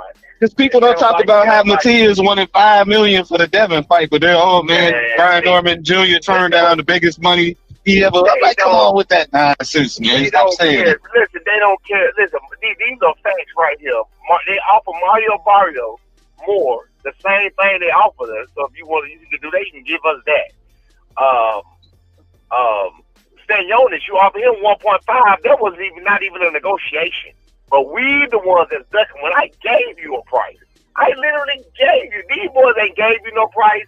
These boys ain't communicated with you. They was interested in it. We gave you a price. You feel what I'm saying? We gave you. This is the number. This is what we need. And we told you why. Because this doesn't even clear this. This is what we need to do. We gave it to you. Let's make it happen. You feel what I'm saying? Now, it is what it is. Because, again, people, if they don't like you, they don't like you. So, again, we ain't worried about all that shit they talking about. But I appreciate you and all the other few that swung a couple of, that took a couple of hits for us, man. I appreciate that. You know what I'm saying? Yeah, because you heard Tio say, I ain't even made $1 million for a fight. I'm like, that's the same thing the Normans was talking about, right? But Tio get to say it, it's all good. You know what I'm saying? Right. That's what I'm saying, man. So, you know, it is what it is. You know, like I said, we can go our same path and not deal with that and do our own thing. Like, what is they going to do? And then you got boosted some more, or they try to get retirement. Who the hell going to retire on $800,000? What are you talking about? You know what I'm saying? And that's $800,000. And that's $800,000 before they taxes. Like, why are we even talking about numbers like this? Like, bro, y'all know we want to play Booth. I mean, Booth. I talked to Boozy. We had this breaking news for you, Mark. I talked to Boozy 2 nights ago. I texted 2 nights ago. Because he's still doing interviews talking about we ain't want to fight him. I said, bro, why you lying? I texted him. I said, why you lying? You know we wanted that fight. I texted him and told him more than I told the internet and every step of the way. He was with me. We was on the same page, allegedly. You feel what I'm saying? Like, everything. He's like, all right, I got you. Thank you. He was like, thank you for telling me. I'm going to get on him. I was like, look, we there. We need this. We need that. Look, bro, he right there just telling, man, a couple hundred more times. All right, man, I'm going to let you know. I appreciate it. Every day. The shit was crazy.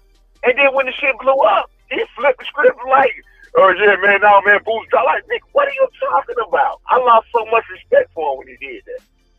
Because if anybody knew, you knew, him knew, he knew personally. We talking about Bozy, the father. He knew personally. He knew personally when we were trying to make that fight happen. But it's all good, man.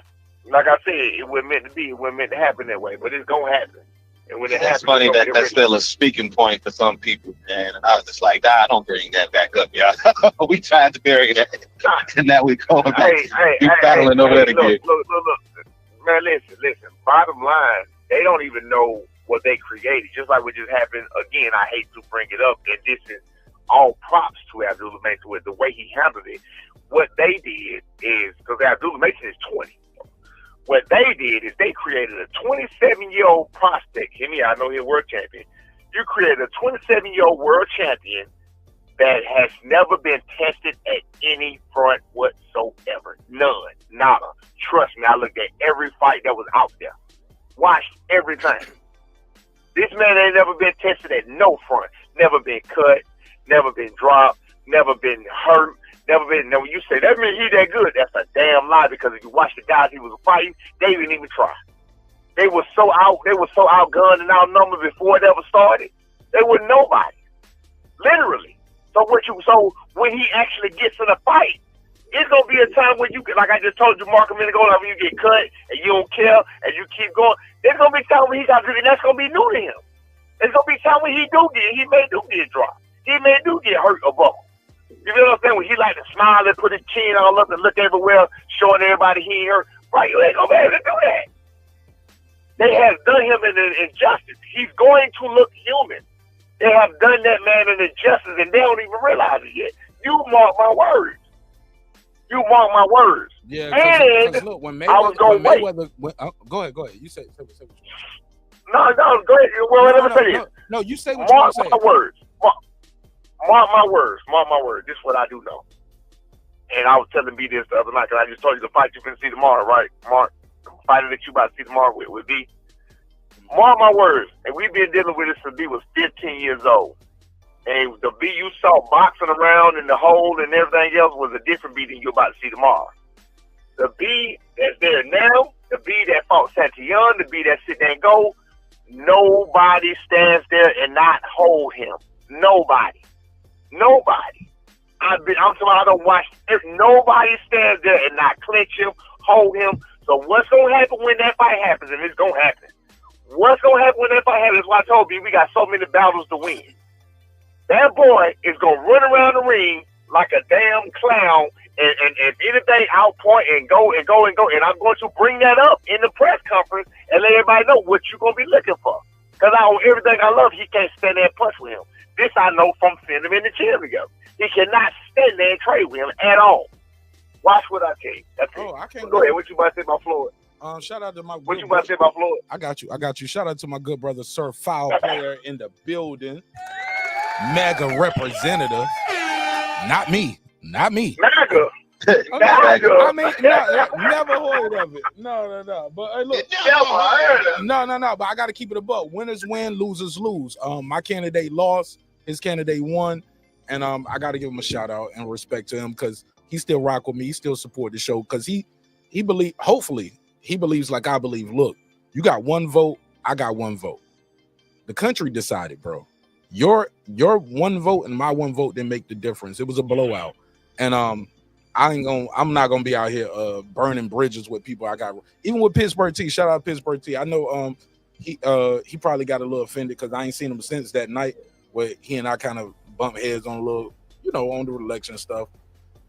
And then Reggie pulled up, and I kind of clowned him with Reggie, but I didn't call him a coon, I don't think, but nothing like that. But I got love and respect for Pittsburgh T too, and you don't want to burn bridges with people that you rock with over this election. Like, even though we disagree, like, hey, look, maybe that's just probably shouldn't talk politics with those people no more. Let's just talk boxing with them, talk infrastructure, talk hip hop. Like, it's so many other things we can talk about, and just certain conversations you probably shouldn't have with certain people if you're going to be the one to get triggered and just start just wilding out with people. You know what I'm saying? I ain't with that, man. I got called breaking beats, man. We got so many in that acronym we can talk about, bro. Man, it's all good, bro. And we still gonna talk politics. You know what I'm saying? Just because my candidate didn't win doesn't mean I'm gonna run from the conversations and run from politics talk.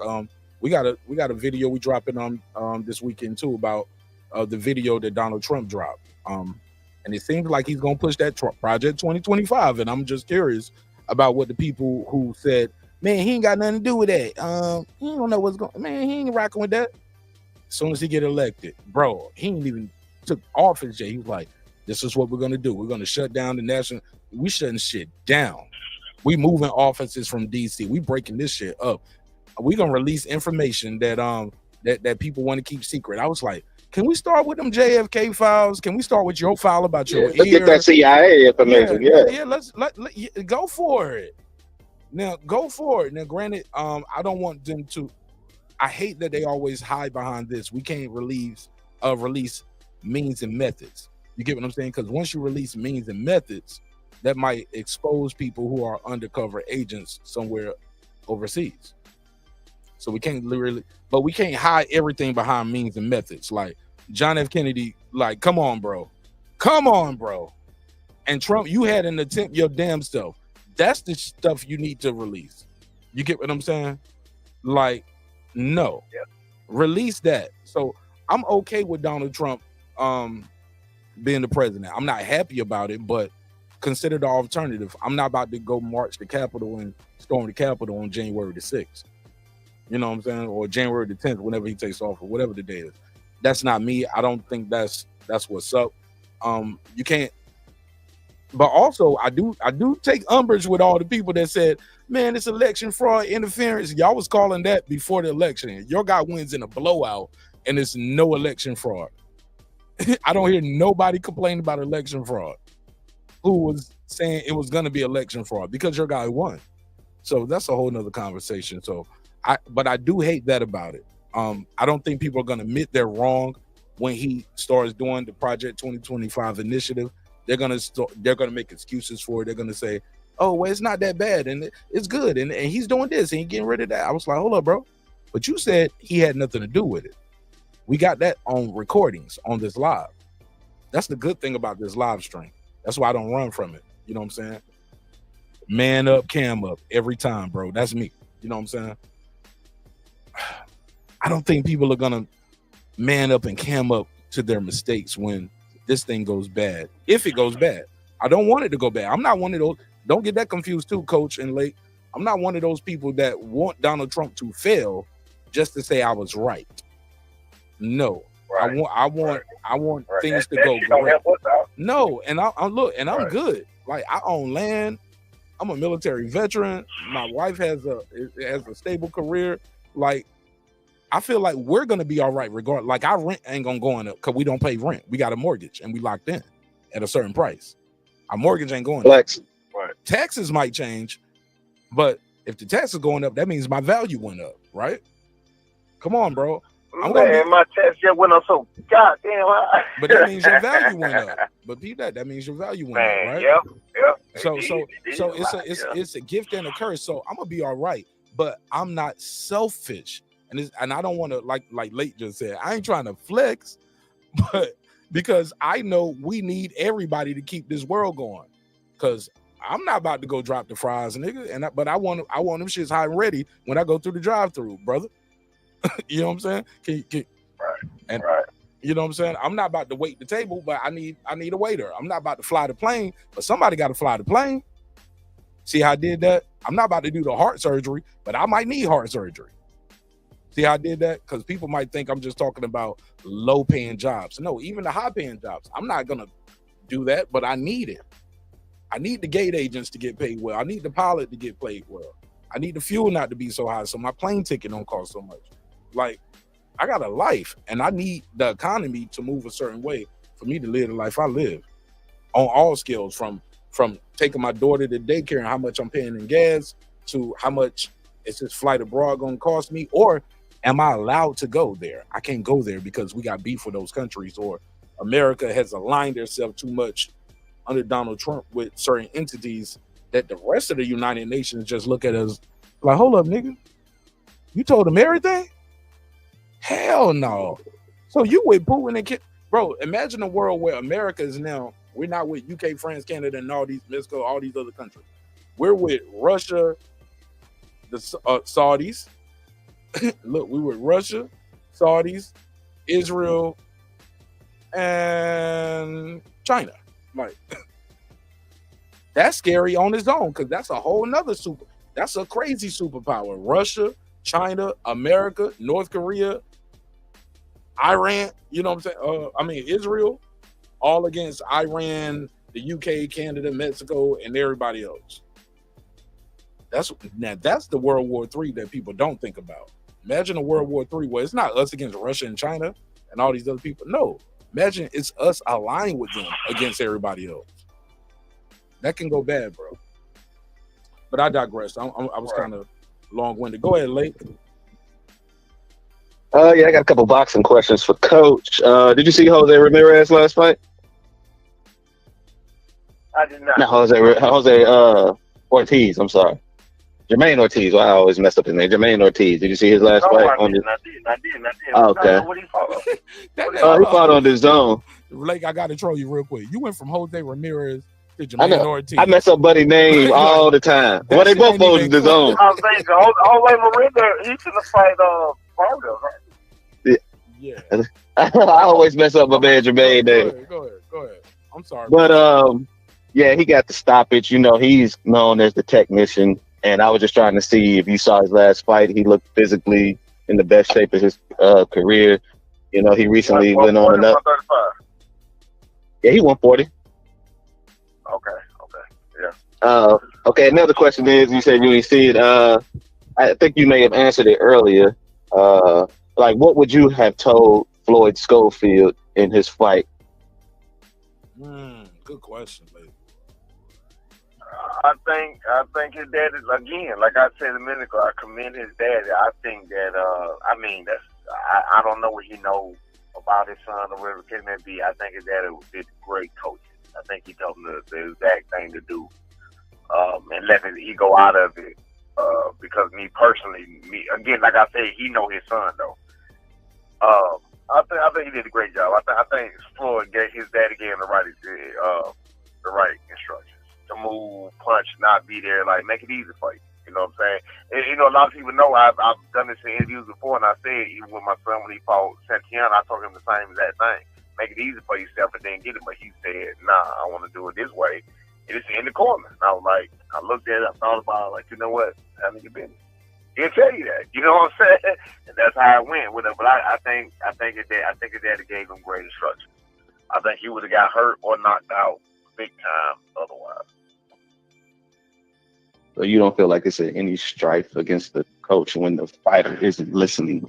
Because when they put the microphone on Floyd Sr., he told him, he said, hey, man, this guy's never been knocked out before. Don't try to knock him out. But, you know, around the boxing, you know, community, everybody saying, oh, he was just yelling at little Floyd. I'm like, he wasn't just yelling at him. He was telling him to stick to the jab. Yeah. He was, man, that goes, if you've been listening, that goes back to what we talking about, man. If they don't like you, they don't like you, but they're going to find something to talk about. Nah, bro, you can't give his daddy no strife for nothing he did or said. His daddy did a great job. His son won the fight. He wasn't responsible for his son getting hurt. He didn't do anything to get hurt. His son got hurt, came out to the corner, fell on the stool or fell off the stool. He talked to him. He made, you know what I'm saying? He communicated with his son the way he communicates with his son. That ain't nobody's business. That's what people need to mind their business. You know what I'm saying? Your relationship, your connection with who you deal with, what you do. Don't worry about what nobody else got going on. He know what make his son tick. Apparently so, because he still won the fight. He got himself back together. He got hurt in round 3 and dropped in round 11. He still got himself together, pulled himself together, won the fight. That builds character. That's no different than what happened tonight. That builds character. You can't give Floyd Schofield no flack for that, or Floyd Senior no flack for that. He did a great job. So there's a popular opinion in boxing that, you know, daddy coaches aren't good because the emotional ties they have with their son. Who said that? Man, that's all that's over here going on. Everybody said that. Hold on, Mark. You played football before, haven't you, Mark? Hell no. I got. Oh, you never. It's a term that's called. It's a term that's called daddy ball coach. Okay. And daddy ball coach mean that a lot of fathers turn coaches just to help their son. They was like, he's not even really trying to work on the team. He's trying to make his son be the quarterback so his son can be like a Deion. I think that's a bad example though, because boxing is a one-on-one. It ain't nobody you pass the boxing glove to punch the nigga while you hit. It's a bad example. But it exists in boxing, right, Coach? Like people, it's not that example. Go ahead, my bad. Let me reply real quick. Most of these guys, I get where you're coming from, but in boxing, I gotta strongly disagree. These guys wouldn't be where they at most of the time if it weren't for their daddies, bro. Their daddies are taking time off of work, packing up. Hey, look, the other kids too. The mothers, sisters, the other little brother or the big brother, we all, excuse me, we all going to take Junior to this boxing tournament, or we taking him to or her to, like, they wouldn't be where they at. Dudes take out loans for their kids. This is not cheap I agree. to get into. To put these kids in tournaments, you got to travel, take time off work, get a hotel, eat on the road. Like you got, and then you get to a level you got to pay for sparring, or like, this is not, I mean, in the words of the late great Notorious B.I.G., UPS is hiring, bro. You get what I'm saying? Like, the Army is always hiring. It's a lot of different ways that you can make your money without taking punches to the head and to your vital organs, because we're targeting your vital organs and your brain, your eyes, your nose, your mouth, your ears, your chin. Like, we are targeting vital organs, bones, things you need to survive for entertainment and low money too, or for free. Like, that's how I knew I couldn't get. I had to take my daughter out of boxing, just sitting there for the tutorial day. You know how you do the little sit through. I'm like, nah, this ain't gonna be for her. She need to be able to kick. She need to be able to get niggas off of her. I need her to use her whole body as a weapon, because to get people off of you in the fight. I need her to know how to defend herself, not be a boxer. I don't want her to be a boxer. I want her to know how to defend herself. So martial arts was more the thing for us. But I get where you're coming from. But for all the stories that you have for guys who didn't make it, you have a story of a father and a son becoming great. Like, that's all. I don't know if I'm rambling on late, but do you get where I'm coming from? Oscar De La Hoya had many trainers, but he started with his dad. Sean Porter, his daddy. You get what I'm saying? Errol Spence, dad started him off. Or it's the dad taking him to the boxing gym. Or dad sitting around reading boxing books. Heard guys say, like, man, I ain't know a lot about boxing. I start reading the book. Yeah. I agree with all of it. It's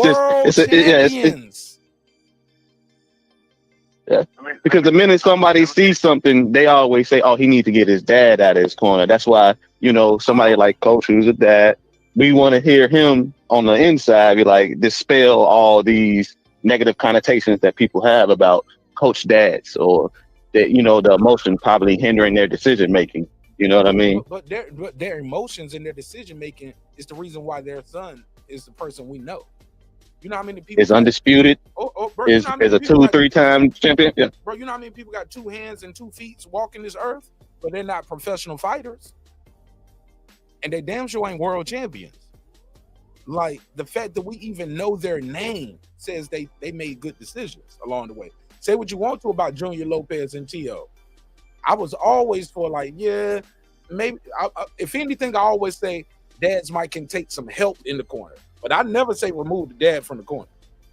No. That's how you got here, bro.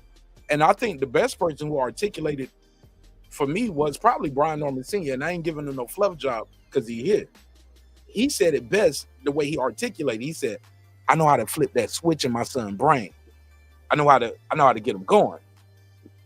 If anybody who's a parent of a child that's in any kind of sport, or like for me, my daughter's in Taekwondo, right? And kickboxing, right? Man, I know how to get her going even before we start class. I know how to get her going, cleaning up the room. I can walk in the room, I can hear her on the camera upstairs talking to her mom back and forth about getting in bed. I'll just walk right upstairs. All right, let me get my kids good night. I ain't even got to say nothing to her about the way she's talking about. She knows I'm in the room. Everything changes. Her whole demeanor changed when I walk in the room. You are flipped, and I don't whoop my kid.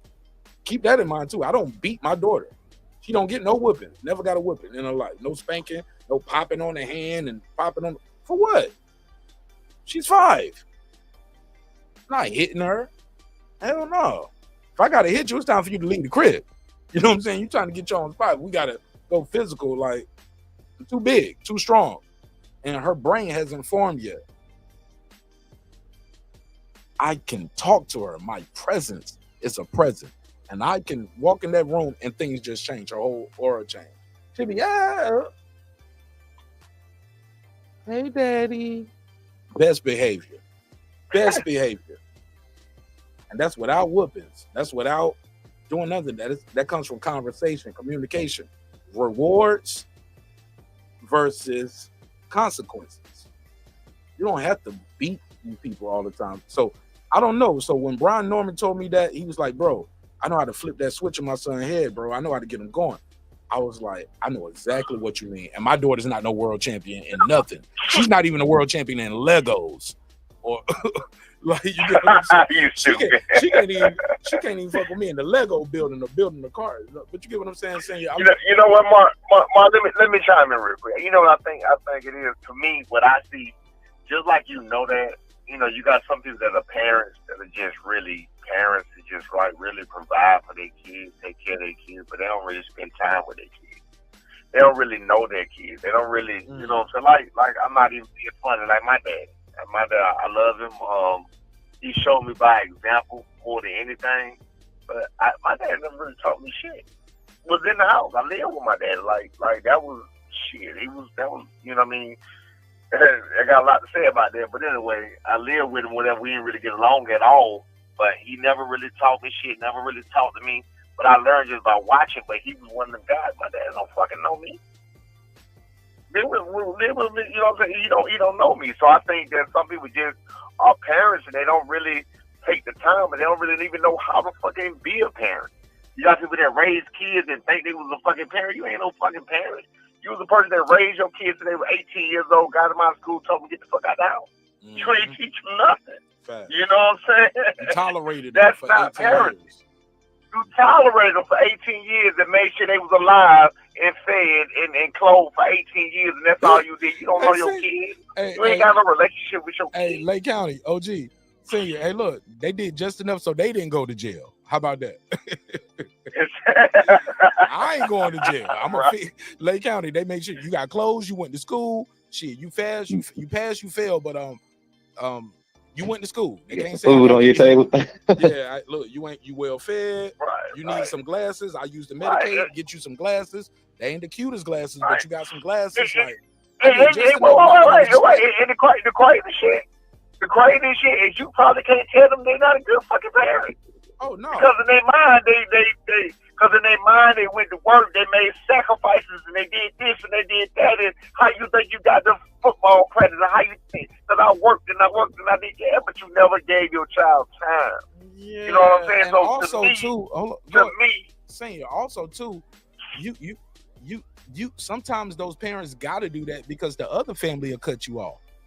Like if you just like I could have gave you up for adoption. No, you couldn't, because Big Mama wouldn't never helped you pay rent no more, or my uncle never would have gave you a ride. Like the rest of the family would have disowned you if you would have did something to me.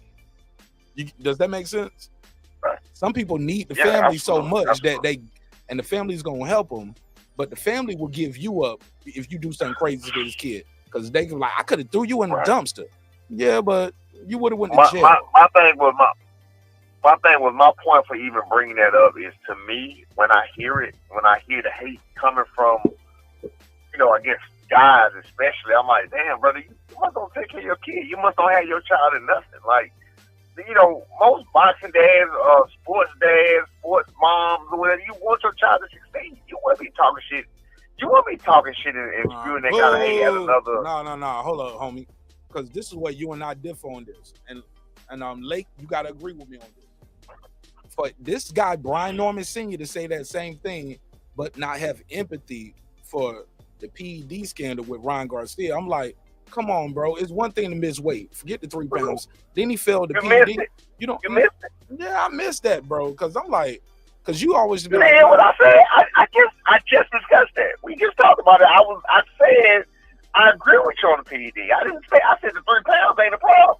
Yeah, okay. What are you talking about? Don't Okay, put I shit in thought- my mouth. Don't put. Okay, Come on, bro. I sat there and Maybe I cleaned that up, misunderstood. and you No, gonna put a whole fucking shit in my. Okay, maybe I misheard, and I apologize. I Nah, apologize. Mark going back off the last conversation we had. Yeah, I'm going back to the last one because tonight you kept talking about the 3 pounds, but it's the Man, totality no, of it. I never said no. Okay, we never got into that second tweet. I said, oh, you know what? We never got into that second tonight. tweet that the guy put on the screen. I said, listen, I don't know nothing about that. Tonight, No, the I tweet you said, sent me. You was like, "Shut up, Goofy. Your son is a front runner. Devin would beat the shit out of him at a fight at 147." Yo, you know what? Yo, this shit right here is crazy. He said, and that's why you want crazy money for the beating he's gonna put on your trash ass son. Nigga got dropped by nobody. Imagine what Boo's gonna do. And I was like, yo, my man, like. But he started, but he led. The homie led with, that's why we got into it. Cause he said, "I hope somebody cheat your son and beat the shit out of him and see how your goofy ass will feel." Like that's crazy. And we never really discussed that. We never really discussed it. But I wouldn't study. I wouldn't study that shit. I'm not studying that shit, man. Skills pay the bills. Skills pay the bills. I already told you, man. I'm not. I hope don't nobody cheat him. Again, I can't really even say. I love your reply. You said, "Well, guess who don't nobody know? Yo, bitch ass."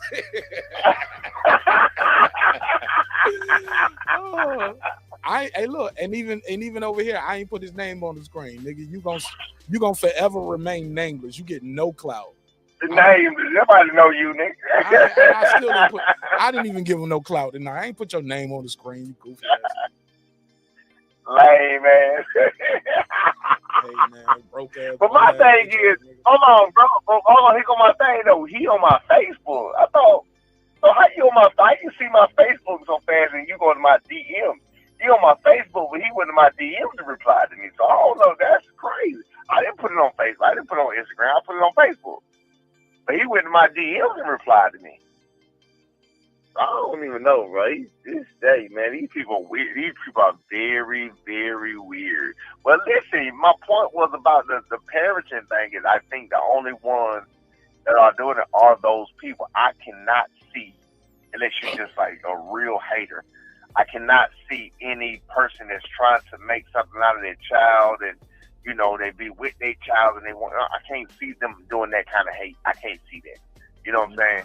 Especially when in fact, wait a minute, my story, what I went through in boxing is the exact, B will tell you this, is the exact reason that B went here. Everything I learned is like when people say that shit about living through your son and living through this. No, motherfucker, I just know what I've been through, and I don't want my son to go father. No, it's the opposite. If you do it right, the son lives through the father. Right. Exactly. I already did it. I've already made the mistakes. I've already took the bumps and the bruises. Son, come here. This is what I need you to do. Thankfully, I got a son that listens to me now about 80% of the time. Used to be 100. When I used to be about 95. Now it's about 80. But thank God, I got a son that listens to me about 80% of the time and 95% of the time of his life.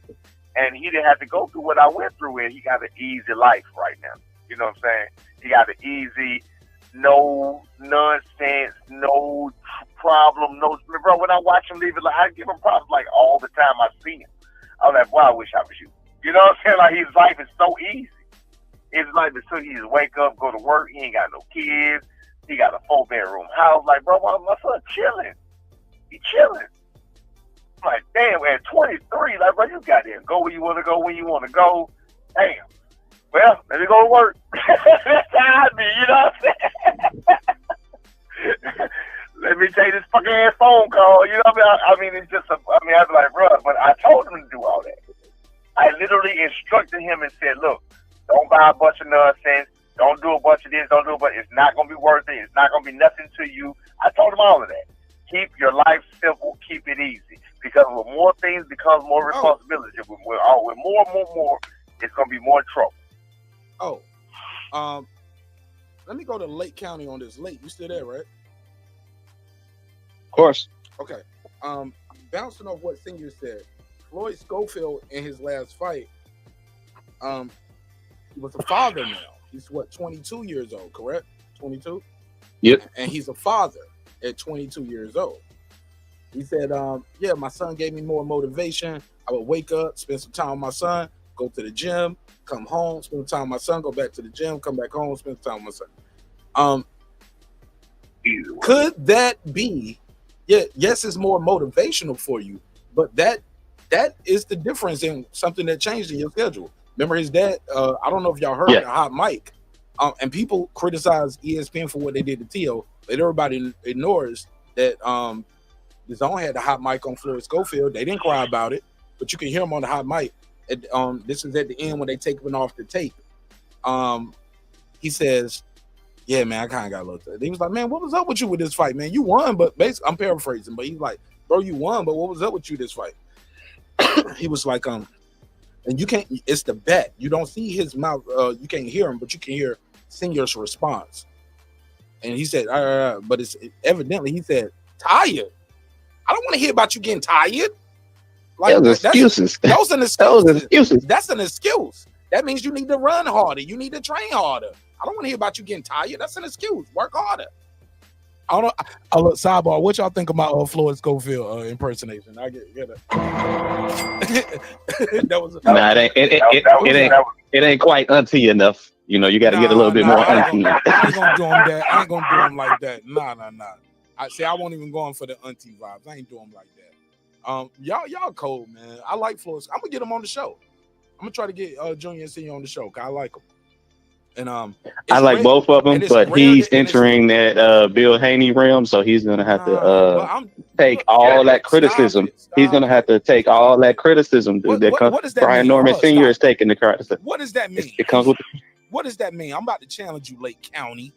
Challenge you. My son is the greatest. I think Brian Norman Sr. just said it earlier. My son is the greatest. He's the best fighter in the world. And then when you go out there and have those performances, man, you're gonna have to answer like, yo, what happened? Boots Enos, Coach just said it. We look at him from the eye test. He's untested, like how he would if he was on Top Rank because they have better matchmaking. I think that KEYSHAWN's previous opponent, that dude who was a come forward fighter, helped him for Lemos in this fight because KEYSHAWN was definitely feeling a lot of pressure in his previous fight. So when Lemos was coming at him the whole fight, he was already prepared for it. So so if a Floyd Schofield or Boots was maybe on like a Top Rank, maybe their matchmaking would be a little bit tougher. So when we start saying somebody is the greatest and they're the best fighter alive right now, and they just need to manifest it, that's gonna come with some criticism. So now it's just like, we expecting a lot when we see your son. We expect a lot when you call him out Tank, Haney, Shakur, and all these other guys. You know what I mean? Yeah, but here's the thing. Matter of fact, Senior, you responded. I'm gonna go grab me a bottle of water real quick. But Senior, what do you think about what he just said? Nigga finna grab a Fruitopia. He don't drink no water. I agree with you. I absolutely agree with you.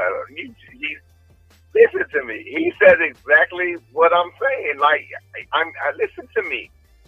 This is going to. There's nowhere around it.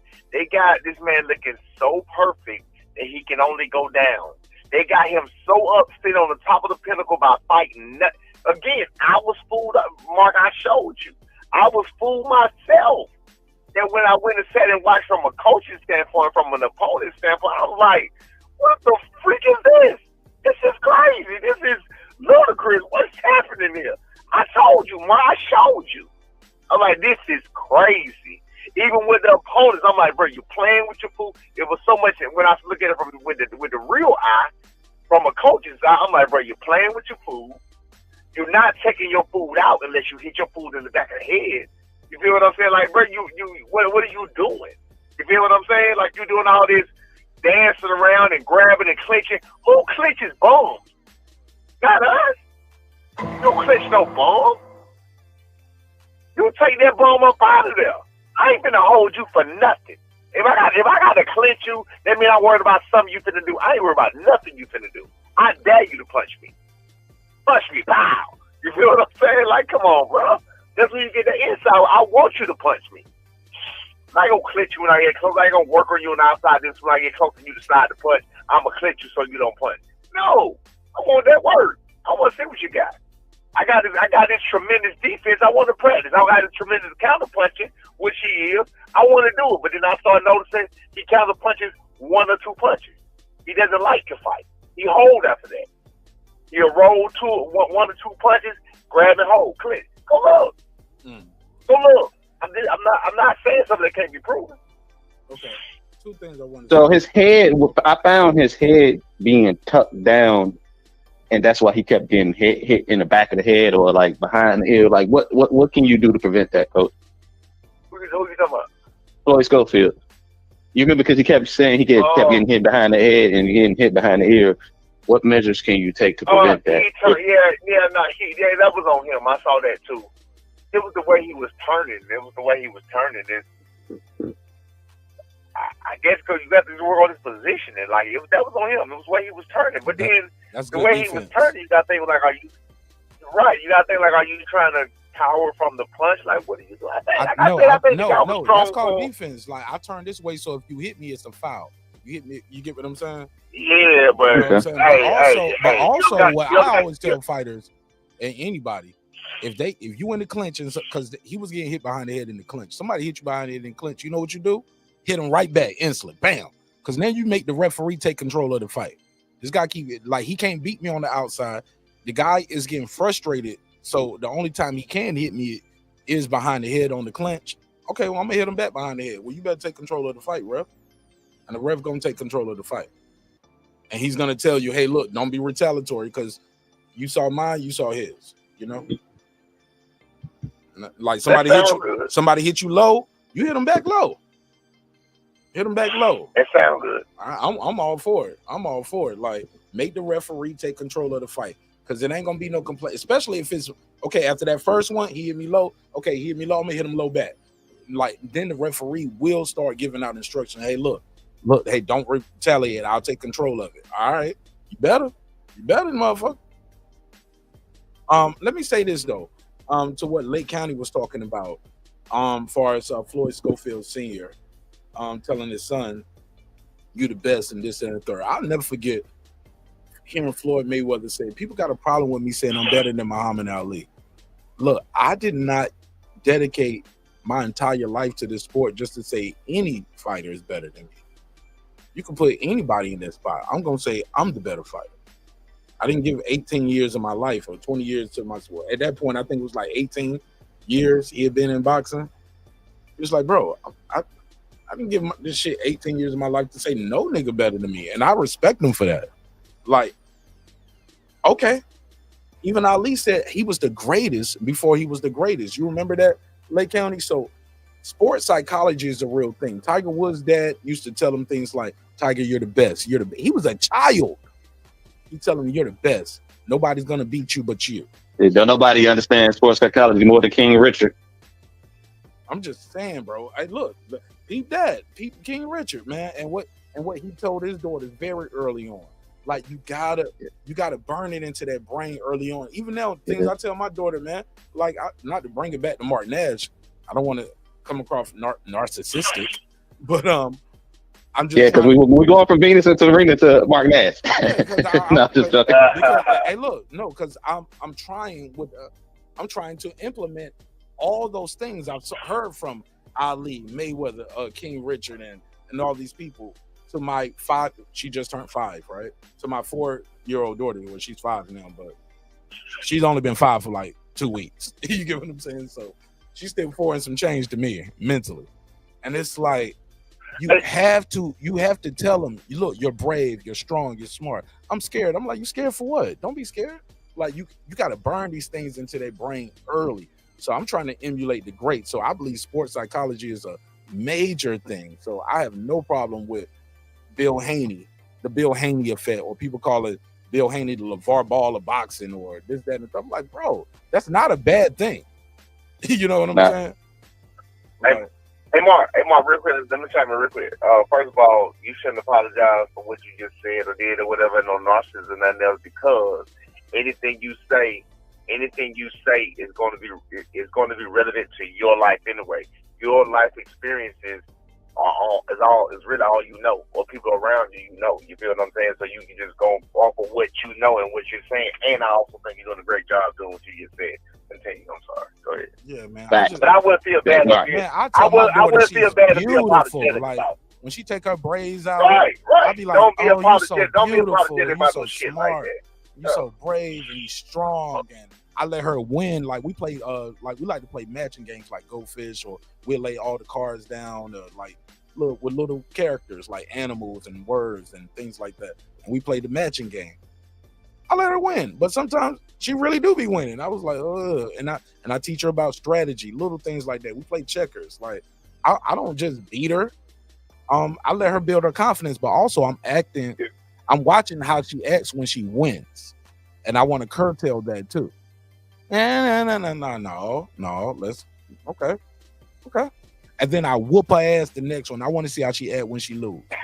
You know what I'm saying? I was just about to say that about you. I was just beating when you whoop my ass. I bust her ass and let her see how it feel to lose. Like, okay, that's how you feel when you win. Okay, no, don't do that. Okay, and she picking and she cheesing and I'm talking. And I bust ass and she over there ready to cry. She don't want to play no more. I'm like, no, you got to keep playing though. Got to play again.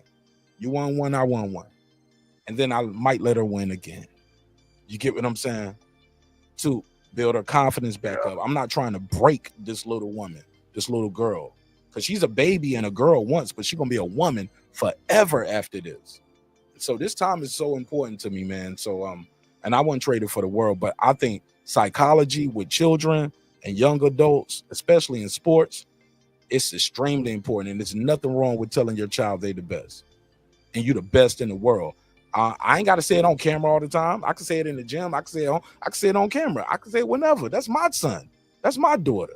Yes, you are the best. Nobody gonna stop you but you, because that's the power of the mind, bro. You got greatness within you, and a lot of people don't tap into it. And I'm sorry to bring it back full circle. Lake County. Do you think being a father? Wait! You can't stop. Wait! Let me put the disclaimer out there. Yes, sir.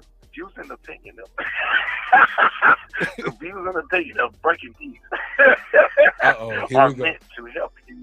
This is the views and opinion of Breaking Peace are meant to help you and not to hurt you, and to continue your greatness in your child's life. So stop being a crab. All right, go ahead. What you say about Lake County?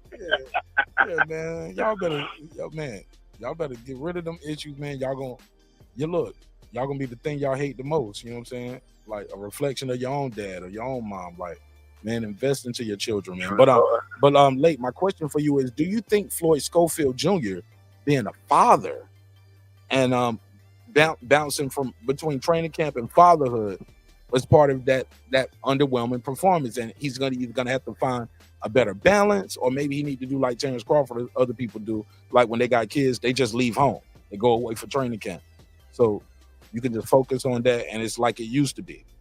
And you get you can bring them out a week or two, like make that a treat. After 4 weeks, I bring you out. I bring y'all out every 2-3 weeks. You know what I'm saying? But I got to lock in.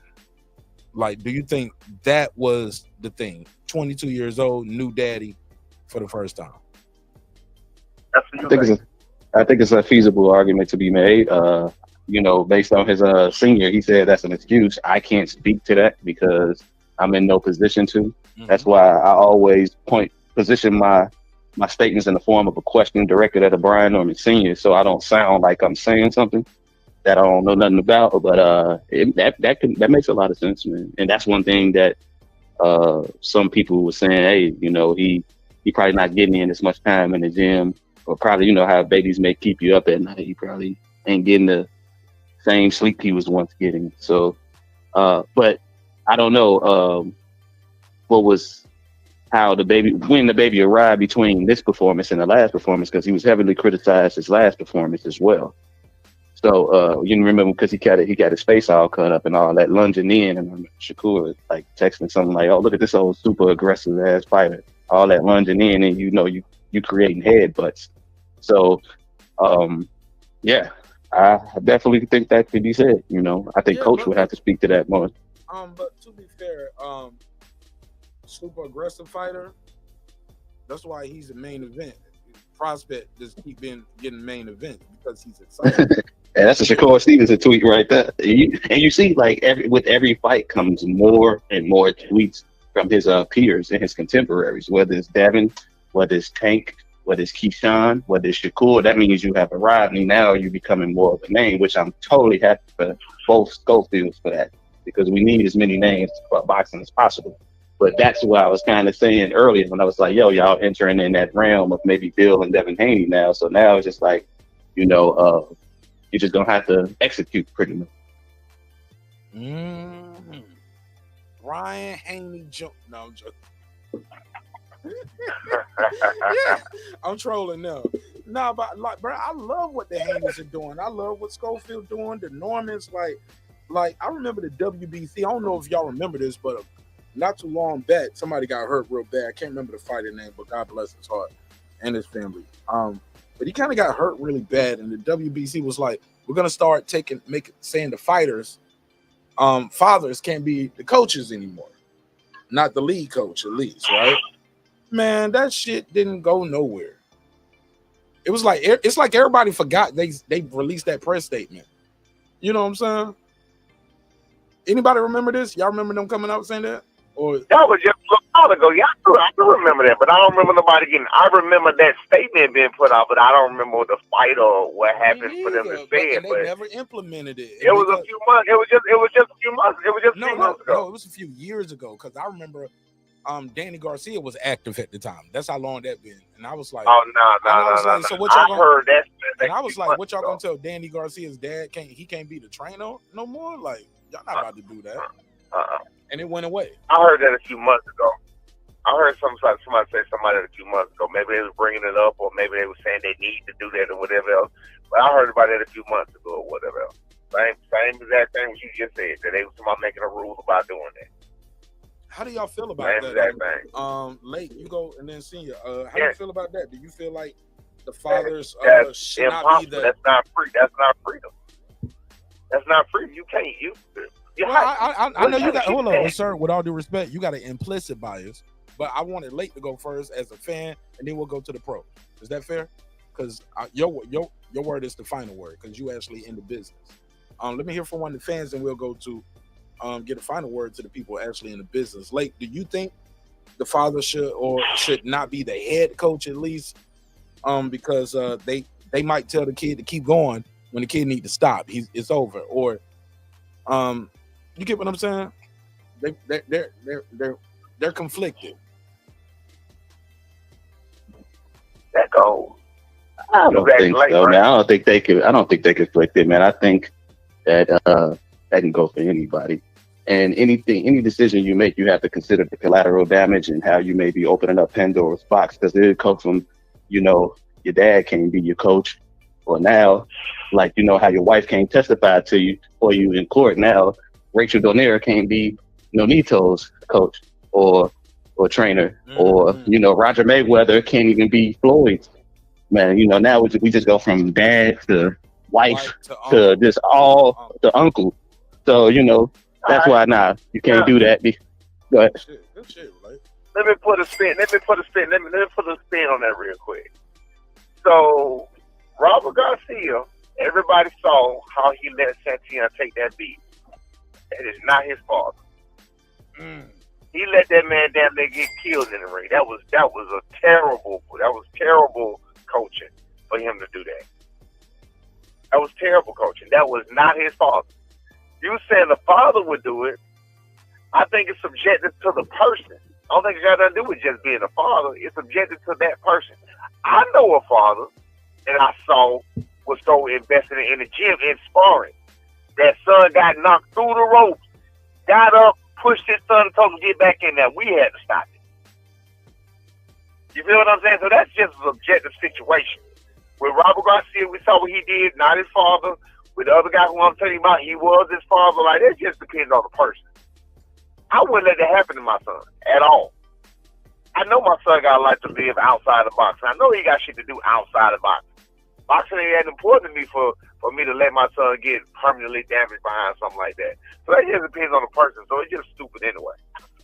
Does the stakes matter in those situations, Coach? Because let's say like you were Bill Haney and you didn't probably stop the fight for like a Devin, whereas you saying it in like a lower stake fight where it's like, yo, it's way more on the line. Because you remember they were saying the same thing with Wilder when he fought Fury, and they was imploring Wilder's corner, like, why don't you stop the fight? Nah, this is for the heavyweight title. We got 20, 30 millions of dollars on the line. We got big rematches. You see when Joshua lose, Fury say, oh man, he just messed up 150 million. So do you think that sometimes we may try to keep the fighter in and will them on so we can keep something else in the future going? So like stakes may matter in those situations where of course it does matter. Yeah, hell yeah, it does matter. But we can't police it or we can't do nothing about it based on that. We can't, you know what I'm saying? We can't make. Let me add to Lake County's question. Or is it possible that you guys believe like, look, one punch can change this whole fight for you? You get what I'm saying? Is it like we still like you know what you invested into the fighter, you know what they're capable of, you know what you taught them, you know what you worked on. Like, this is the gym. This is what we talked about. It was not going to be easy. You got 3 rounds to get this shit done, and they get it done the next round, and then the next round, and then the next round, and it's like, and you win. Diego Corrales and Castillo. Like you're right. You absolutely right. We saw Juan Manuel Marquez get knocked down 3 times in the first round against Manny Pacquiao and didn't lose. Flat on his face. He didn't lose. He got a draw in that first fight. He went the whole distance after getting dropped 3 times. Yeah, he went the distance. What about when he laid him flat? What about when he laid him flat on his damn face? Didn't he get dropped that fight too, Marquez? He had just got dropped. Yeah, he did. And he was bloody. Marquez got dropped in every fight. And it looked like it was over for him. It looked like it was over for him. He was bloody. He was hurt. And Pacquiao lunged in. And laid him flat on his damn face. Yep, laid him flat on this shit. Man. And as much as hey, look, shit, I never felt no way about that fight because I love both of those guys, Marquez and Pacquiao. And I thought they both got jobbed at different times in their careers. And but when they fought each other, I just always thought Marquez never got the credit that he deserved. He had to sleep him. And it took 4 fights to do it. And that's the most memorable one. Out of all, they fought 4 times. We all remember the last one. Yeah, we all remember when Pacquiao got laid on his face. And then think about even what they just did the same thing with Anthony Joshua. When Anthony Joshua came with us, Anthony Joshua thought he had him. See, that's how he got laid out. He thought he had Dubois. Yeah. He jumped in and got laid out. But at that point, Anthony Joshua had got beaten so much too. He had to go for it. When you thought he was actually on the comeback when he did it. Yeah, you feel what I'm saying? Late that won't the Pacquiao the 10-second ran, and he was trying to just get a little one more of those Pac-Man flurries, and he ran into a shot from one of the greatest combination punches I've ever seen. That's how you end that one. Not counter punches, best counter. Yeah, counter punches and combination punches. I used to listen to Emmanuel Stewart call. Hold on, stop. No, you have to go back and watch Marquez versus Baby Bull Diaz. Go back and watch Marquez versus Baby Bull Diaz. Go back and watch Marquez versus Michael Katsidis. Go back and watch Marquez versus Joel Casamayor. This dude knew how to. He's a boxing historian. No, he's dope. He's great, but you. How old are you late? Hold on, how old are you late? I just turned 38 on the 29th. My birthday a day after. You know about Michael Katsidis? You just had a birthday 29th of October. Yeah, you remember I told you mine was after a day after Clips. Late. I got something dope for you, bro. I got something dope for you. I owe you. You remember me? I super chatted. I said, Clips' birthday today, mine tomorrow. We October babies. I got something for you. How you know about Michael Katsidis, bro? Michael the Great Katsidis. He was a explosive puncher. He had some power for a little small guy. Man, I could talk to you about Marty Nash don't even remember Mark Nash Mark Nash take punches to the head still his damn self. and I take blunts to the head, respectfully. Hey, look, like I'm forgetful. But no, late. What you doing tomorrow, late? Not a damn thing. I'm probably gonna be on QuickBooks, man. I gotta invoice some people. I'm gonna link up with you, bro. I got something for you, bro. I'm gonna get you that autographed Brian Norman glove, bro. I don't know what you got going on tomorrow, but I'm gonna get up with them tomorrow. I gotta go to sleep because Brian Norman got a spar. Hey, look, man, I'm gonna holler at Late, man. How you feel about me bringing Late? He already met and seen you. All right, Lake, you want to go to the Brian Norman sparring tomorrow? He gonna be asleep. He on damn on gas all damn night. I'll pull up. I'm gonna pull up. You gonna pull up? Yeah, I'm gonna pull up. I'm gonna introduce you again. You know where it's at. You know where it's at, don't you? You know where it's at. You said something about like Lithonia. Which y'all on the east side? Senya, I got it. I'm gonna send it to him. Text me the address, and I got Late personal them. I'm gonna text him the address, and I'm about to send it to you now, man. I'm out of here, man. Appreciate you, Senya. Hold on, wait. I think you got a question for Piero. Hold on. I think Piero got a question for you before you go. Go ahead, Piero. No, I don't have a question for Coach. No. All right, Coach. Good night. I'll see you in the morning. Look, Piero said, "Get your ass out of here. You not be sad to you out of that shot." I'm gonna get my money back. Trust me, I'm waiting. Hey, Piero, you better get your money back. Listen, Piero, the only way you gonna get your money back is bet me on somebody else, because you ain't gonna bet me on my son. Cause I'm gonna win that bet. It depends on who your son fights, but yeah, I'm getting my money back. We gonna see. We gonna see. Hey, look, it's just like I told you, I was standing on it. We gonna see. We are. Hopefully. Hey, I got you, baby. All right, man. Y'all be safe. I'm gonna bring a couple gloves too. I'm gonna try to get Junior to sign a couple gloves for me after the fight. Let's do it. Look, I didn't tell them yet, but I got my. Listen to me. I didn't tell them yet. It was supposed to be 11, but I'm thinking as I'm talking, my grandson got a game at 10, so it's probably gonna be about 11:30. But I'm gonna tell them 11:30 in the morning. Even better. So, all right, cool. By 11:30. Okay. I'm gonna be there at 11:30 anyway. So I'm gonna be okay. Late. That's good. I'm gonna be late anyway. Okay. All right. Shout out to you. All right. Thanks, bro. Thank you for everything, man. Norman gang. For sure, big dog. All right, dog. Yeah. All right. Lake County, man. Lake County. I'm gonna bring you to the sparring, bro. I rock with you, bro. So that'll be my birthday gift to you, bro. You'll be my guest tomorrow. Appreciate it, Mudley. That's cool. Yes, sir. Man, that's dope, Lake. Hey, look, that's the ultimate fantasy. That's my birthday gift. You're gonna be my guest for the sparring tomorrow, bro. You know what I'm saying? And I'm gonna bring. No, right? Because we was talking about how we was gonna go to this fight, Norfolk, if he was still on it. Yeah, and I'm gonna stop and grab a glove tomorrow, or I bring one of my gloves, bring some gloves tomorrow. But I want to bring 2 new gloves though, and get them to sign. I'm gonna bring like 2 pair, and I'm gonna get them to sign a couple. But I'm gonna get him to sign one with you. Actually, I need to text him too and tell him bring the belt, so he can bring the belt with him, so you can take a picture with him with the belt, with the glove, get that shit signed, like, cause that's some dope boxing history, man. I just want to be a blessing to you and people like you who always support the show in a major way. So I appreciate you. So yeah, let me text him. Let me text Senior too, and text Junior and Senior. But go ahead, Late. Go ahead, Piero. Y'all got the floor. Piero is back. Yeah, man. No, I just wanted to touch on what Lake was saying before. I agree with him about the counterpunching. You know, other than like what you were saying, Mark, about the one of the best counterpunchers that we had in recent memory. Like, definitely combination punching was on point. He was a complete fighter. I think I would agree with you more if you would have said that Marquez gets kind of overlooked of being one of the best fighters at that time period. You know, because Floyd and Manny, get all the shine.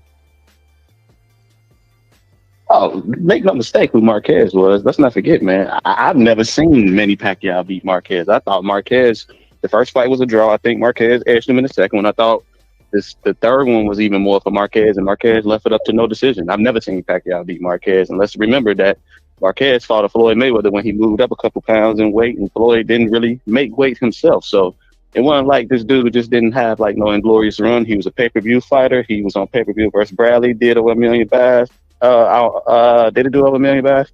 I know pay-per-views with Floyd, a couple pay-per-views with Pacquiao, so he was a pay-per-view fighter as well. So, he had a great career. Yeah, facts. I agree with you. Everything but the first one. I thought the first one Pacquiao should have won it, but the draw is cool. Hey man, you just a 12-round fight. You got him down 3 times. But, Yeah, I thought it was a draw too. But every time I watch it, I just think Pacquiao just edges it because of those knockdowns in the first. But like credit to Marquez though, like he made a fucking horrendous. A hellacious comeback. Yeah, because you seen when Eric Morales fought him in that what was in the second fight, he used like, nah, I ain't messing with this dude. He was like, he just quit, but Marquez never quit. That's one thing we never saw in Marquez. And like I said, we've seen him get dropped against Michael Katsidis. He got dropped a lot. You know what I mean? I don't know if he got dropped because he was ever hurt. I think he got dropped because he was always a smaller guy. And sometimes I think that's more force than anything because you can. To me, his knockdowns were like all off balance. I mean, they hurt me. Huh? Like when Marquez would get dropped, to me it was when he was most of the time off balance.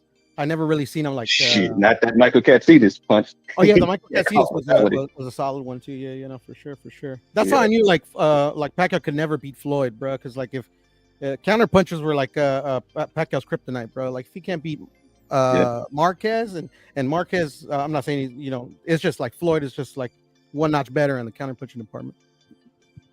Yeah.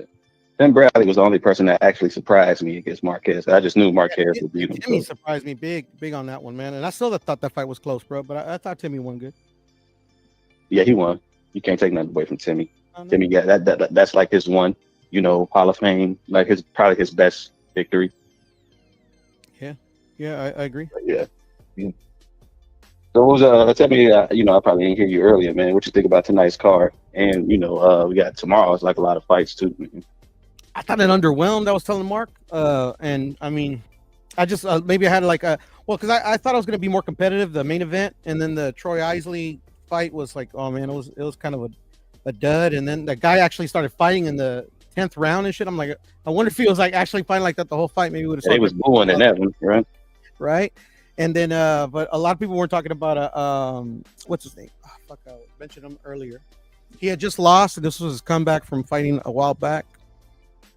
He lost to an Australian. What's his name? Off the tip of my tongue. But anyways, I thought he made a good comeback. Aleem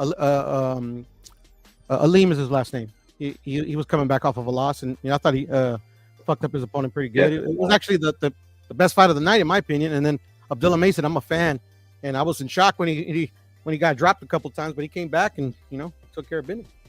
Yeah. Yeah, man, Top Rank gonna match make you pretty tough, man. Out of all the promotions, I think they do match make the toughest, which is why, we can kind of see how, some of these fighters go on when they fight like the PDC or the zone fighter, they seem like they can come out on top. No, I agree. Definitely.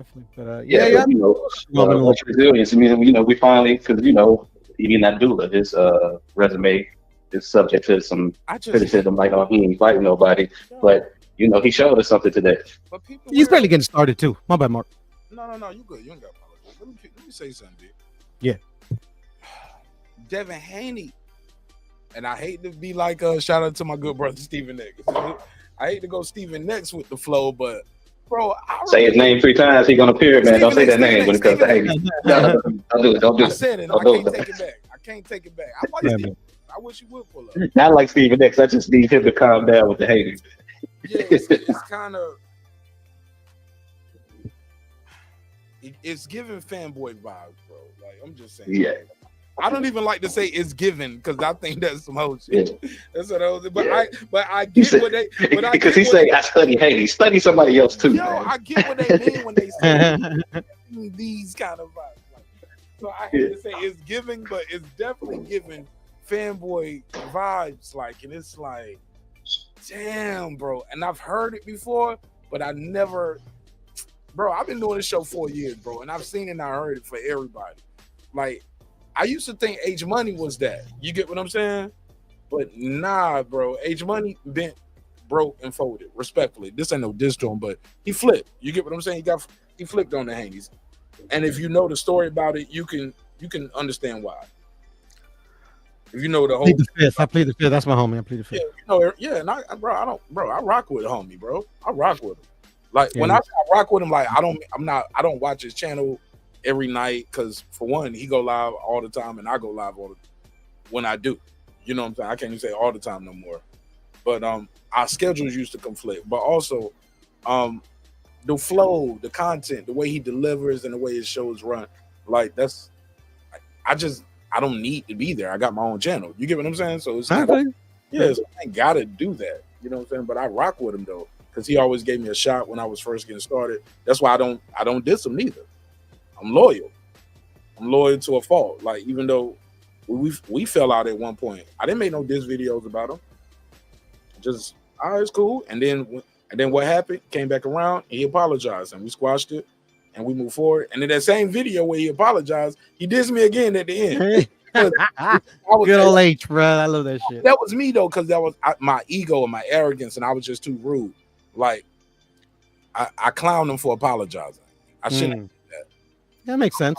Yeah, That sounds like Mark. Yeah, at the time, like I was like, I appreciate the apology, but I just want everybody to know for the record, I told y'all he was gonna do that. That's what he do. He talk shit, then apologize. Nigga. And then he was like, you know what? Well, fuck you know again, nigga. Hey, we back on it. And that's how we left it. And I hate I did that. You get what I'm saying? He'll get over it. All right, Negro, now you go apologize about it. Yeah. And you're right. Now I'm apologizing like 3 years later. Yeah, and I owe him apologize for that. Cause I didn't have to do that. You know what I'm saying? But just my ego and at the time, you know what I'm saying? Hurt people. You know what I'm saying? And I was just trying to stun on him at the time. I ain't have to do that. Like, he a good dude, bro, in his heart. I believe so. You know what I'm saying? And I just hate that, yeah, but that's neither here nor there. But I wish him the best though. That's why I don't, you know, but I like what he got going on. Helped me a lot. Got a good channel where people just talk about boxing, free smoke type shit. So shout out to H Money, man. Like we don't agree all the time. But I said all that to say this. He definitely flipped on the Haneys. Because that's what I met him like. So, but Stephen X is not that. Stephen X's thing is a little different, and I get it. Because he loves the fact that Devin is one of those fans, I believe, that won Stephen X is one of those fans that Devin won over with being a Muslim, I believe. Because that's what he always brings up when he talks about him. You know, the identity of the fighter more than the jab, the footwork, the head movement. Like we don't talk about that a lot of times when we talk about Devin Haney with Stephen X. Am I tripping though? Is that what you gathered too late, Puro? Maybe Lake heard him more than Puro. Yeah, that's first and foremost. That's why I think it is. I think it's like Muslim faith. They did identity. Yeah, that's definitely first and foremost. Black Muslim fighter. He always brings that up. What do you think, Puro? I mean, I've heard what he's had to say ever since he's been on the channel. I mean, he's a fan. I mean, doesn't really matter to me like how you relate to a fighter. If he likes him, he likes him. I ain't tripping. All right. Well, that's why I'm at with it, man. Go ahead. Y'all got I got a question for Puro. Yeah, I got a question. What's up? Do you think KEYSHAWN's performance against LEMOS makes Devin Haney's performance against Ryan look bad because of the weight thing, like Mark was saying earlier? I mean, I don't think like more 7 pounds to 3 pounds. I mean, they try to build that up. Like I was listening to like Tim Bradley and Osuna, like you know, like Tim Bradley was like upping up the weight, you know, before the fight was happening. Oh yeah, now he's fighting a junior lightweight, or excuse me, a junior welterweight. Now he's fighting a junior middleweight. Now he's fighting a super middleweight. You know, I'm like, okay, you know. So at the end of the day, I think they're just trying to like build that. Like, okay, if he ends up beating this dude, wow, he's gonna, you know, end up beating a short, you know, a way bigger man. But at the end of the day, I mean, I don't think it makes no difference, bro. Like if the guy would have won, then you know we could say we could compare it more, but he didn't. You know, like Devin lost, KEYSHAWN won. So at the end of the day, I mean, I don't think you could compare one to the other. Let me add something to what Lake said. Good question, Lake, and I'm glad you brought it back. Pause. Like, yo. But my question, but here's the thing, mate. I think it goes back when you bring that up. I think you got to add. You can't see the private chat because but I typed it in the private chat. I didn't want to cut you off or Pure off. See what I'm doing? I'm being a good host, doing the same thing that I want y'all to do. Let's not cut each other off so much, especially on the panel. Use the private chat. I believe sports psychology matters in that situation, too, Lake, because Ryan goes into that knowing I beat this guy 3 times. Devin goes into it knowing this guy beat me 3 times too. And he beat you when you're young and vulnerable. You get what I'm saying? Ryan had been boxing for a long time already. When he started boxing Devin had just got into boxing. Beat him 1, 2, 3. And then Devin beat the last ones 1, 2, and 3. So Devin is like, I got better, you fell off. Like, you get what I'm saying? You plateaued in the amateurs. I'm a world champion. You still never a world champion. I'm undisputed. You never got here. So the sports psychology matters. So I don't think it was just the pounds. When Ryan tapped them gloves together, I called it in like when Ryan tapped them gloves together in that second round after Devin hit him, like, oh, you want to fight? Nigga, oh shit is up, nigga. Devin was like, oh shit, I made him mad. In my mind, as a fan watching it, he saw that same little boy that used to beat him up again. We just see Ryan Garcia like, man, beat his ass, Devin. He saw that guy that used to beat him up when he was a little boy. Psychology, sports psychology, all of that shit matters. Does that make sense, Lake County, or am I tripping? Yes and no, because mental, when right? people, because when people were saying that the last time, people were saying, oh, he beat him 3 times in the amateurs, so that means he know him well. He had just come out and attack him the way he did.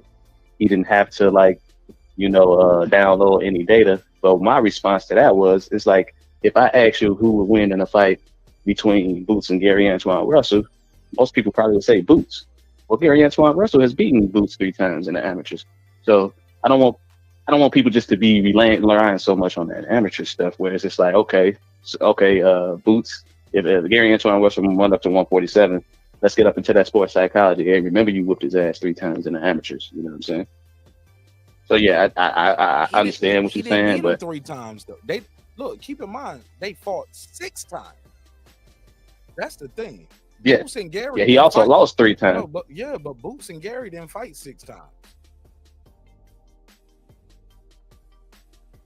Yeah, that's probably even worse, because like that means Gary got you 3 times and you never got him. So he kind of owns you at this point, was opposed to like Devin. Whoa, Gary beat Boots 3 times in the Emmys? Yeah.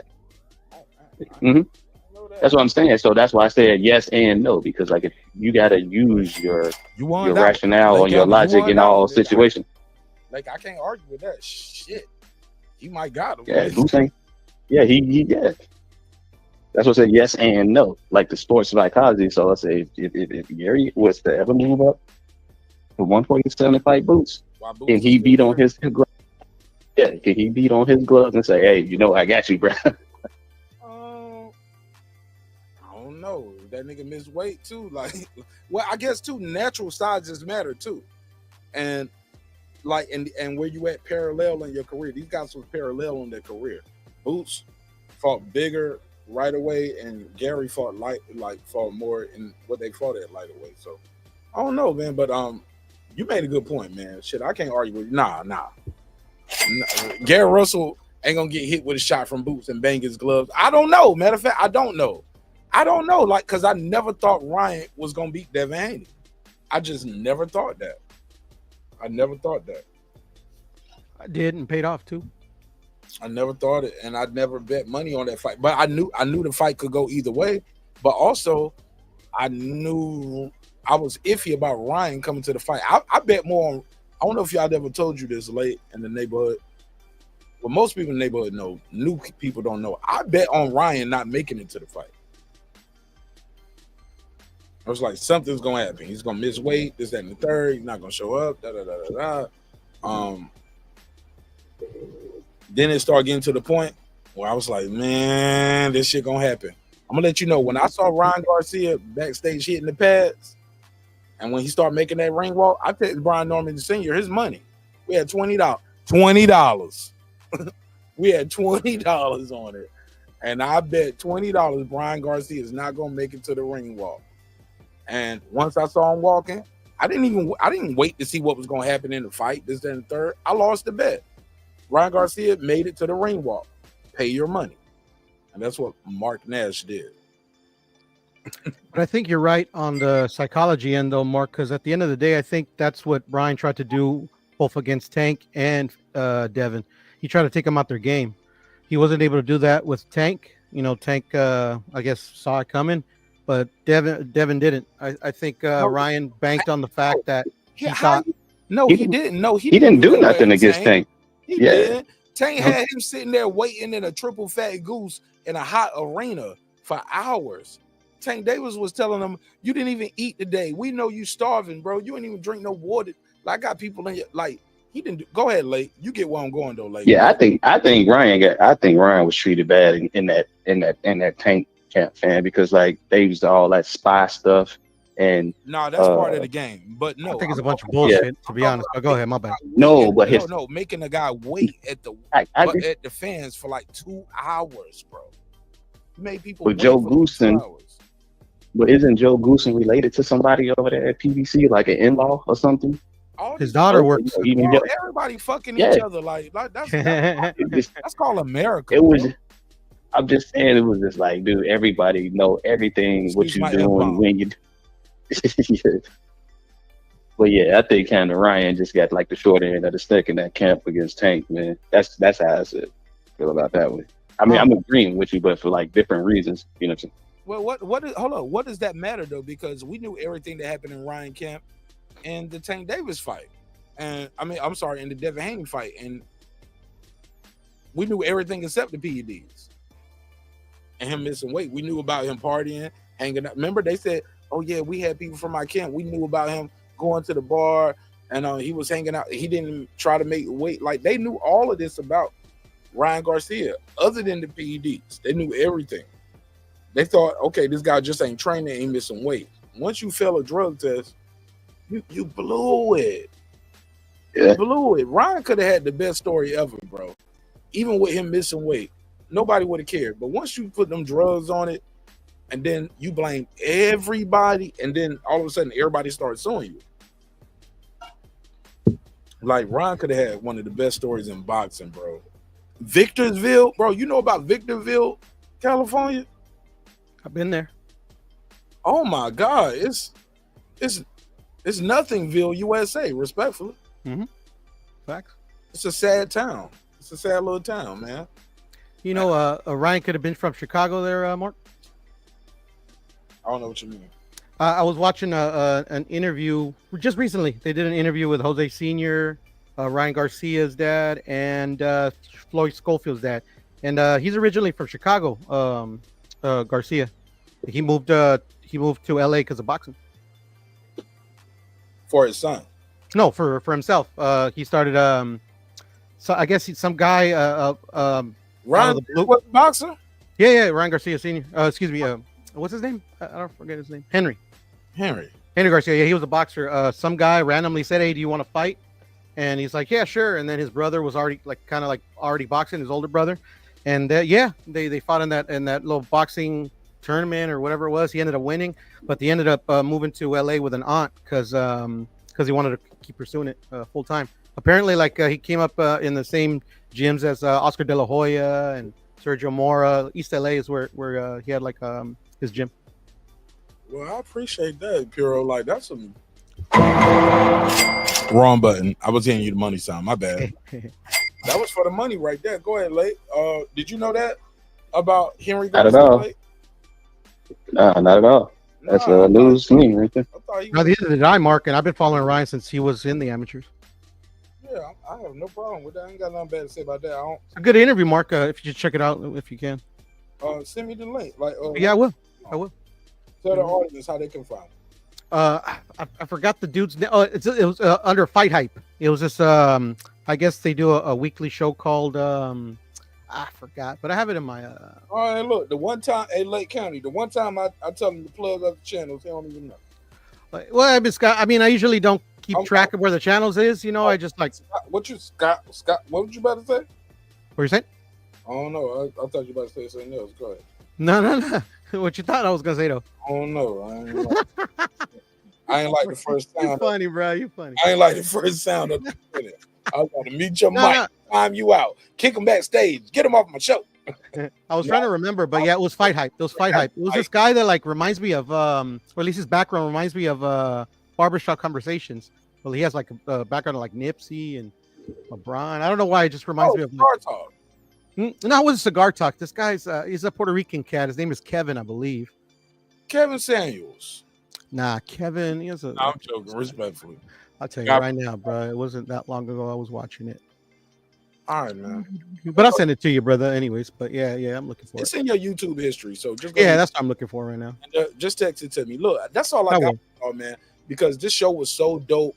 I don't want the show to go too long because I already know most people don't watch replays. That's why I'm like, man, I'm gonna put this shit on my Patreon. I'm gonna start doing shows, taking them off, put them on members only or Patreon, or like if I get a guest on, I might switch the chat to just members only, so only the members can ask the guest questions, and then when they done, I flip it back. You know what I'm saying? Like I'm gonna start just trying new different things, but people are definitely blocking and timing out people, and I don't like that. Like especially on the politics. Like if we disagree, that's one thing. If they're not being racist or egregious and spamming the chat, promoting other shit, like saying, "Hey, not Electro Jet, because Jet's cool," but like don't be in my chat telling me, "Hey, such and such is live right now, everybody." I'm like, bro, I think you're that guy. You trying to get people from my chat to your channel. I'm about to block you and time you out. Like, get the fuck up out of here with that. Don't try to get people from my show to your show or somebody else's show, right? I thought that was kind of lame. I got it. I'm about to call you Clips. I got it, Puro. Cool. At 1:32 mark. Oh, well, shoot. Let's just play it. I mean, not 132, hour and 132. 1 hour. 1 hour and 32 minutes. Yeah. All right. And let me rewind it. I got it. Yes, sir. I'm already subscribed. Oh, yeah. That's Fight Hub. I'm already It's Fight Hype. Yeah. Okay. Let's share the screen. Here we go. Shout out to Fight Hype. I hear you, yeah. On here. Okay, great. Perfect. Well, first and foremost, listen, I want to thank you very much, Henry, for joining us today on No Holds Bar. Oh, yeah, but my whole point was I was trying to say before I played it. I just want to tell everybody, thank you for your time and energy, man. Hey, look, I appreciate everybody. But my whole point was this: I want to end the show because I know sometimes it's hard for people to digest a lot of content. Like you just see 4 hours on a live stream, 3 hours, 5 hours. It gets overwhelming. You're like, man, I'm never gonna make it through this shit. You get what I'm saying? So when you see me do these long shows like this, and you don't see me do a live again for like 2 or 3, 4 days, I'm giving everybody a chance to get through the last 4 hours because it was a lot of content. Some people gonna watch it, some people not, but in my heart of hearts, I want to believe I'm giving people time to listen to it, because if I do 4 hours today, 4 hours tomorrow, 4 hours the next day, y'all ain't watching the whole live stream. You get what I'm saying? Yes, sir. And I like how you used to do timestamps too back in the day. Yeah, man, and that takes time too. Yeah, I know. I tried doing that on my own shit. It takes time to do a timestamps.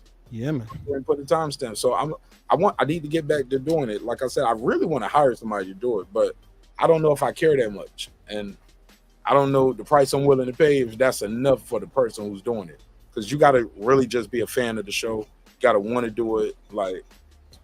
And I got a budget for it, but I'm like, do I care that much once I start doing that? Like, I think you do, bro. I think you do. You just gotta, convince yourself.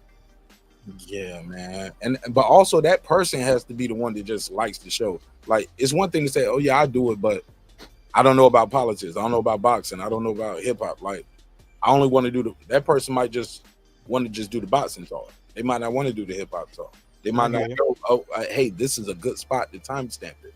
So I got a way I can do it while I'm doing StreamYard, where I can just hit a button and it start timestamping it from there. I just got to go back and put the timestamp. It's a way to do it, Puro. I just got to care enough to do it. And really, I'm just so busy right now. And my daughter is getting older. That's what I was trying to tell people the other day. Like, I love doing this shit, but my daughter getting older. She don't just sleep all night and sleep all morning, and it's nothing to do, like, or just drop off at the babysitter, or my mother-in-law come over and watch her or something. No, nigga, like, she gotta go to school. School is closed. And I need to know what's going on at her school. So, and she got activities, like putting her in swimming. She's doing martial arts. Like, yeah.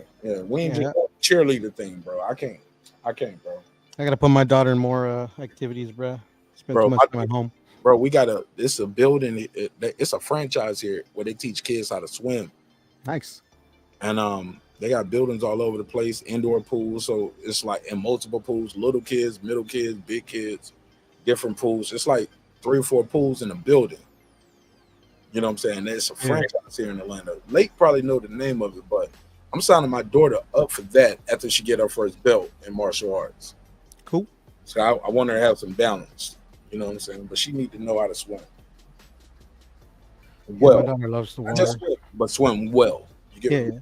Facts. We went to the ocean, and we went to the beach, and we was out in the ocean, and I had a little buzz, and I just dropped her. I was like, man, shit, like, man, I brought as far as I can get. Make it home, sister. It's like, yo, the current was pulling me. I was starting getting dizzy. Lake County, you ever been in the ocean high, nigga? Yo, fuck that. Like, nigga, I'm going ankle, knee high. Then I start going shoulder high. I was like, oh my God, it's pulling me. The world is spinning. It's spinning. And I had my daughter on my back. And I was like, she was like the little gingerbread man. And I was the fox. I threw her off. I was like, shit, use that floaty, little nigga. Yeah. I'm trolling. These are jokes, people. These are jokes. I know it. Just entertainment. It's just entertainment. These are jokes.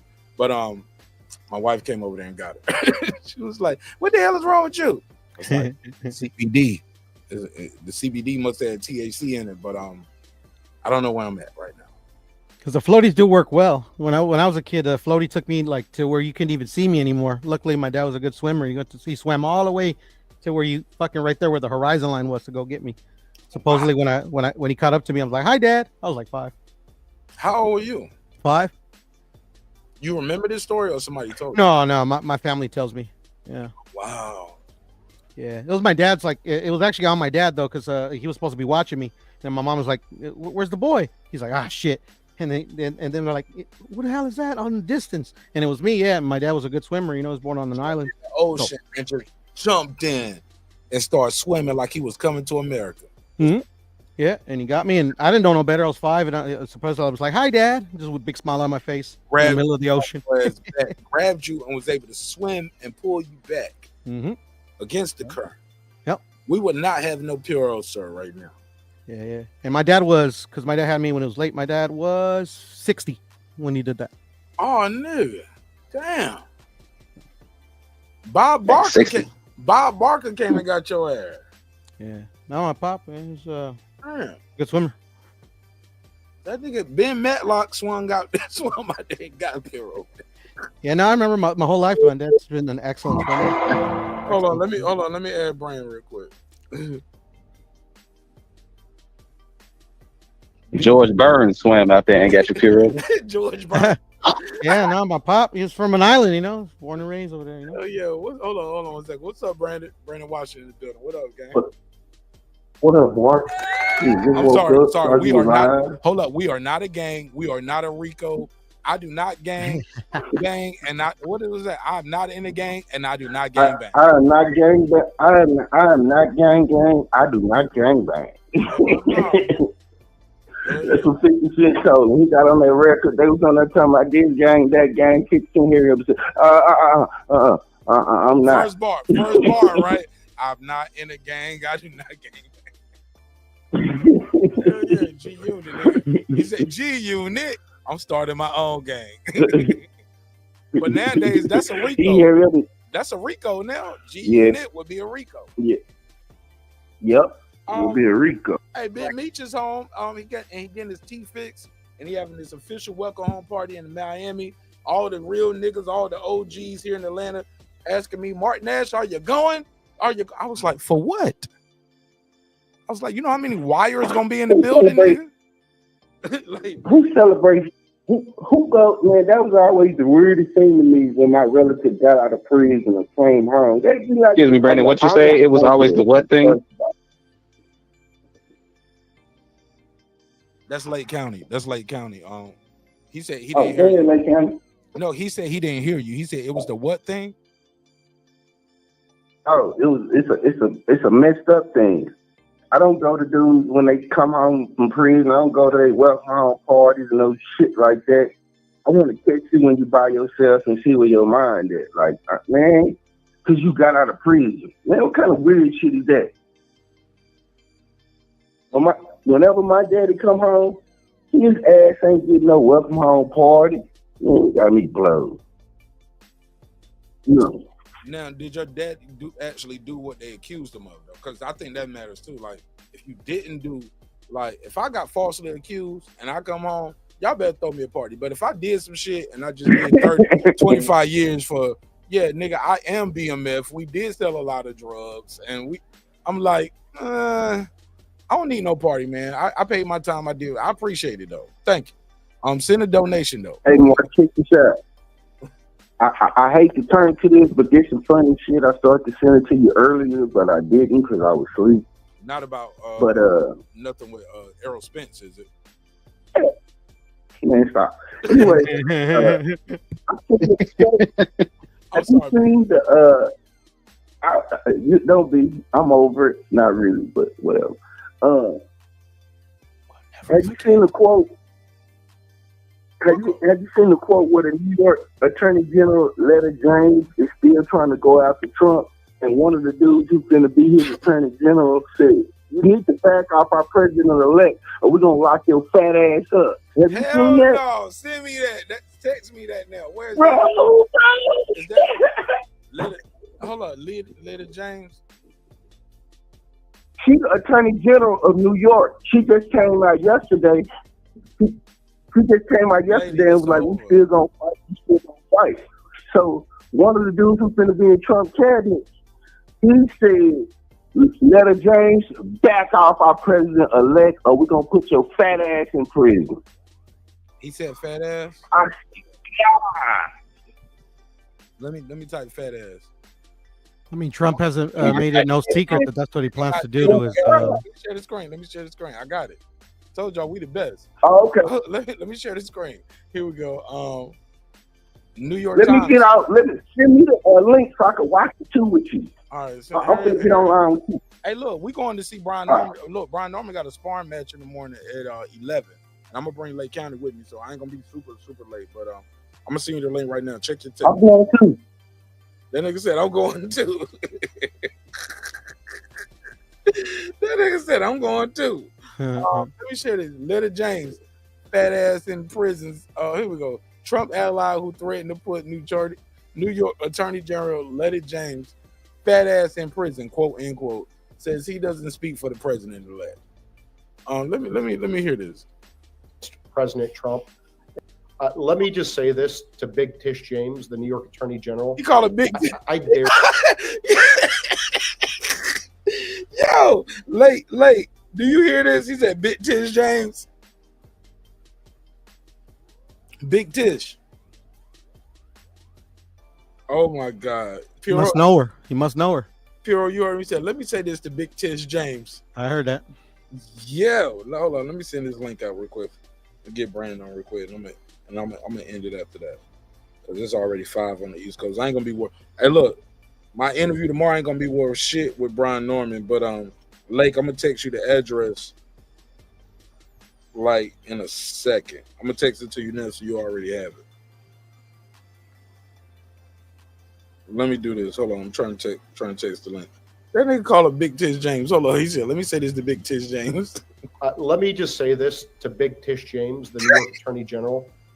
I dare you. I dare you to try to continue your lawfare against President Trump in his second term. Because listen here, sweetheart, we're not messing around this time, and we will put your fat ass in prison for conspiracy against rights. And woo, we'll put your fat ass in prison for conspiracy. Well, now what's the charge now? Conspiracy against rights. What's the rights? And we will put your fat ass in prison for conspiracy against. To be fair, she's not that big. Like, what is he talking about? Like, because I've seen the movie Precious. Like, this ain't Precious. Shout out to Gabrielle. Let me just say this to Big Tish James, the New York Attorney General. I dare you. I dare you to try to continue your lawfare against President Trump in his second term. Because listen here, sweetheart, we're not messing around this time. And we will put your fat ass in prison for conspiracy against rights. And I promise you that. So think long and hard before you want to violate President Trump's constitutional rights or any other American's constitutional rights. It's not going to happen again. Woo! Shots fired! Shots fired!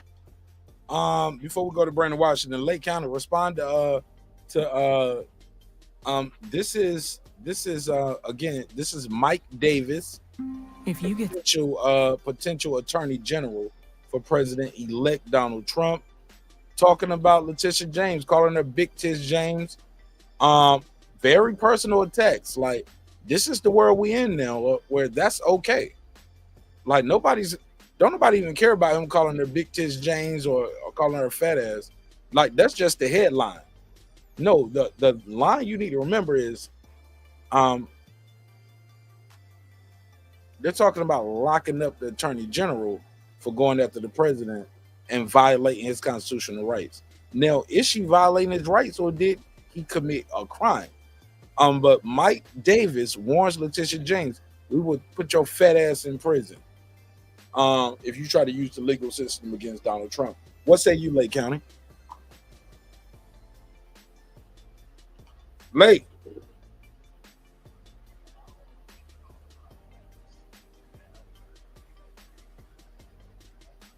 I can't hear. Hold on. Oh shit, my bad, Lake. Hold on. My bad. Hold on. There we go. Oh, there ain't no big trick like that. You bet. Nobody heard nothing you said. Right.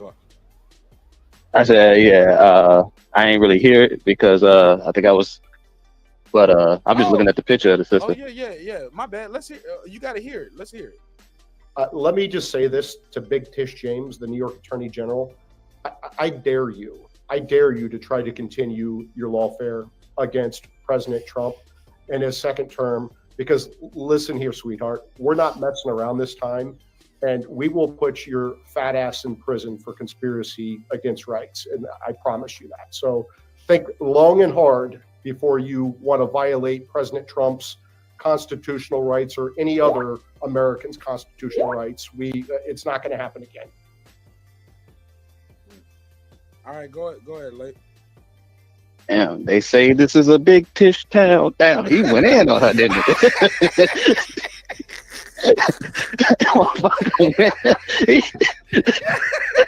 He went in on her. Yo, that's hilarious. That's hilarious. They say this is a big. Brandon, you don't have to go on mute to laugh. You can unmute to laugh like Puro and everybody else. You're free to laugh over here, bro. They say this is a big Tish town. I told y'all this nigga Lake is hilarious, bro. Lake, I can't wait to meet you tomorrow, bro. I'm trying to. Bro, my bad, bro. Go ahead. Yeah. We can hear you now, Brandon. Go ahead. Can you hear me more? Yes, oh, sir. Good. I was trying to get my audio together. Say, man, but I'm gonna tell you what this is signaling. You see how she just came out right after the election, like we're gonna fight. Basically, like she not gonna drop the charges. Everybody else dropping the charges. Georgia and everybody backed off because he the president-elect. No, he got presidential immunity. She's still talking about. Take it on speaker, Brandon. I don't know if you're on speaker or you got it on Bluetooth. I'm on a headset. Let me take it off. Or do you have them? Do you have earbuds? Can you get them tighter in your ear? I do. I'm gonna take them off. Your ear, because when they tight in the ear, they're good. When they're not tight in the ear, they kind of like the outside wind gets in and it's like a hollow sound. Sorry about that, y'all. I'm sorry, man. Is that better? Perfect, bro. Go ahead. All right. No, what I'm saying, Mark, is this is the start of Trump of the Justice Department and Trump people going after all the people that went after him. This is the start of it. I don't know if you noticed, but he said in his speech, the 9 things or 10 things he was gonna do first, he talked about going after the deep state. The deep state, you know what the deep state is. He talked about going after them. He talked about how he finna bust up all the swamps in Washington. You know, he moved the Land Bureau of Management in his first term to Colorado. He said he finna start moving all these places, like let's say the Bureau of Transportation. He finna send their ass off and make their headquarters other places so he can break up the bureaucracy of Washington. And he said he finna go after the people in the deep state, like Letta James and all these people that used the office to go after him, to bring up charges. He said that shit is over. He finna make sure they can't do that no more.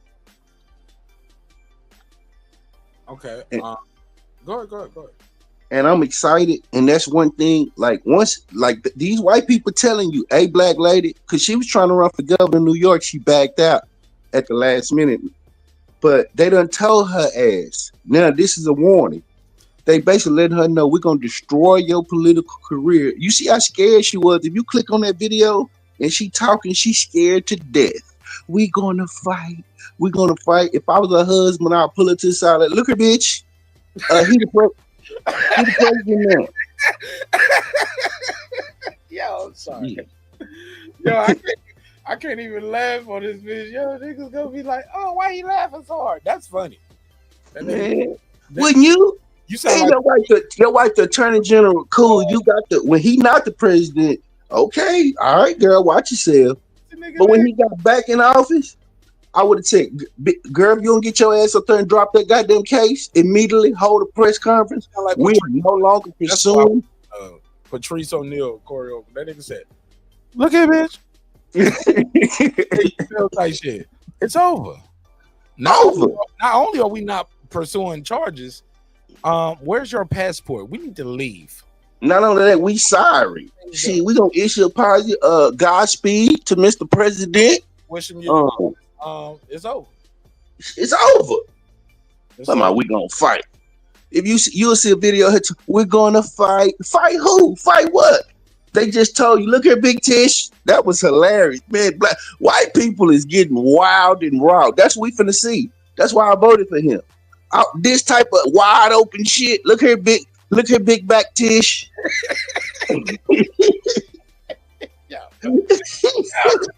Hey, look, Brandon. Hey, look, Lake County, Puro. Brandon is one of the people who said, "I'm voting." I remember he said, not even this was before he said he was voting. He was just saying, he said, "I'm supporting Trump because I want to see the system get shaken up." He's a wild card. He's throwing the bull in the China shop type shit, right? Mm-hmm. And people are like, "Why would you throw a bull in the China shop?" Maybe I hate the China shop. Now, Brandon's been saying that for a cool minute. He says he wants to know how far they'll go. Thank you, Perot.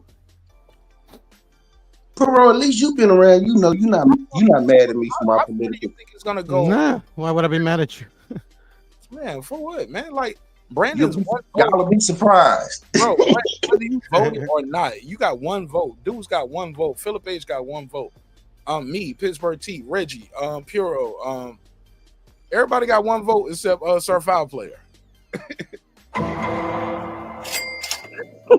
How many does he have? 0. Oh, okay. He from Puerto Rico. Puerto Ricans can't vote. Remember they trash. Y'all forgot they trash. But also I think that's a joke. Shout out to Sir Foul Player. I think Sir Foul Player is a felon and sold some drugs. Oh, okay. All right. 90s or 2000. Anyway, my whole point I'm trying to say is this: like, we all got one vote. Nobody, everywhere where she lost, it won't close. She got blowed out everywhere. I'm like, maybe now some of those Senate and some of those other races were closer, like down ballot. That means people clicked Donald Trump and then slid over and picked everything else Democrat. You get what I'm saying? But not you, shorty. You get what I'm saying? They didn't vote down ballot. They picked Donald Trump and then picked some others some other Republicans. I didn't vote down ballot either. You think I should have voted down ballot for Ted Cruz and shit? I walked in that voting booth, saw Donald Trump name, hit that motherfucker, went all the way to the looked through the amendments of the Dallas local shit. I saw one that was like, "Are you for the police searching cars if they smell weed?" Hell no, let's get this off the books. Oh, Boom. that was on y'all shit. Goddamn right. That mean they can't search and then weed turn into it's like a huh? Did that pass? Did y'all win that? I didn't look. Oh no, that's important, Brandon. I need to look, but I voted for it. I don't want them bitches searching no car because they talking about they smell weed. Fuck off. It was on y'all ballot. We can. I didn't even know that. It's like, yo, officer, if they smell, well, I don't know if it's decriminalized in Atlanta like that. No, not in Atlanta. It's not decriminalized, but the jails are so packed they don't take you to jail for it. Like I had a nigga who got stopped with like if you get stopped with less than an ounce of weed, they will give you a ticket. They'll take a picture, document how much weed you. They don't even want that shit in evidence. From what I'm hearing, they don't even confiscate the weed. They take pictures, they give you a ticket, and you still got to go to court for having 14 grams of weed.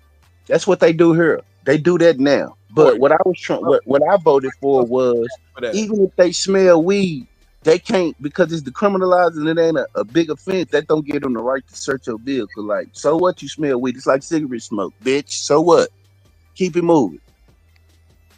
And then I don't trust them because they liars. That's always been a way to search a vehicle. Because people say Man, they you been smell- smoking? They You don't been smoking? know.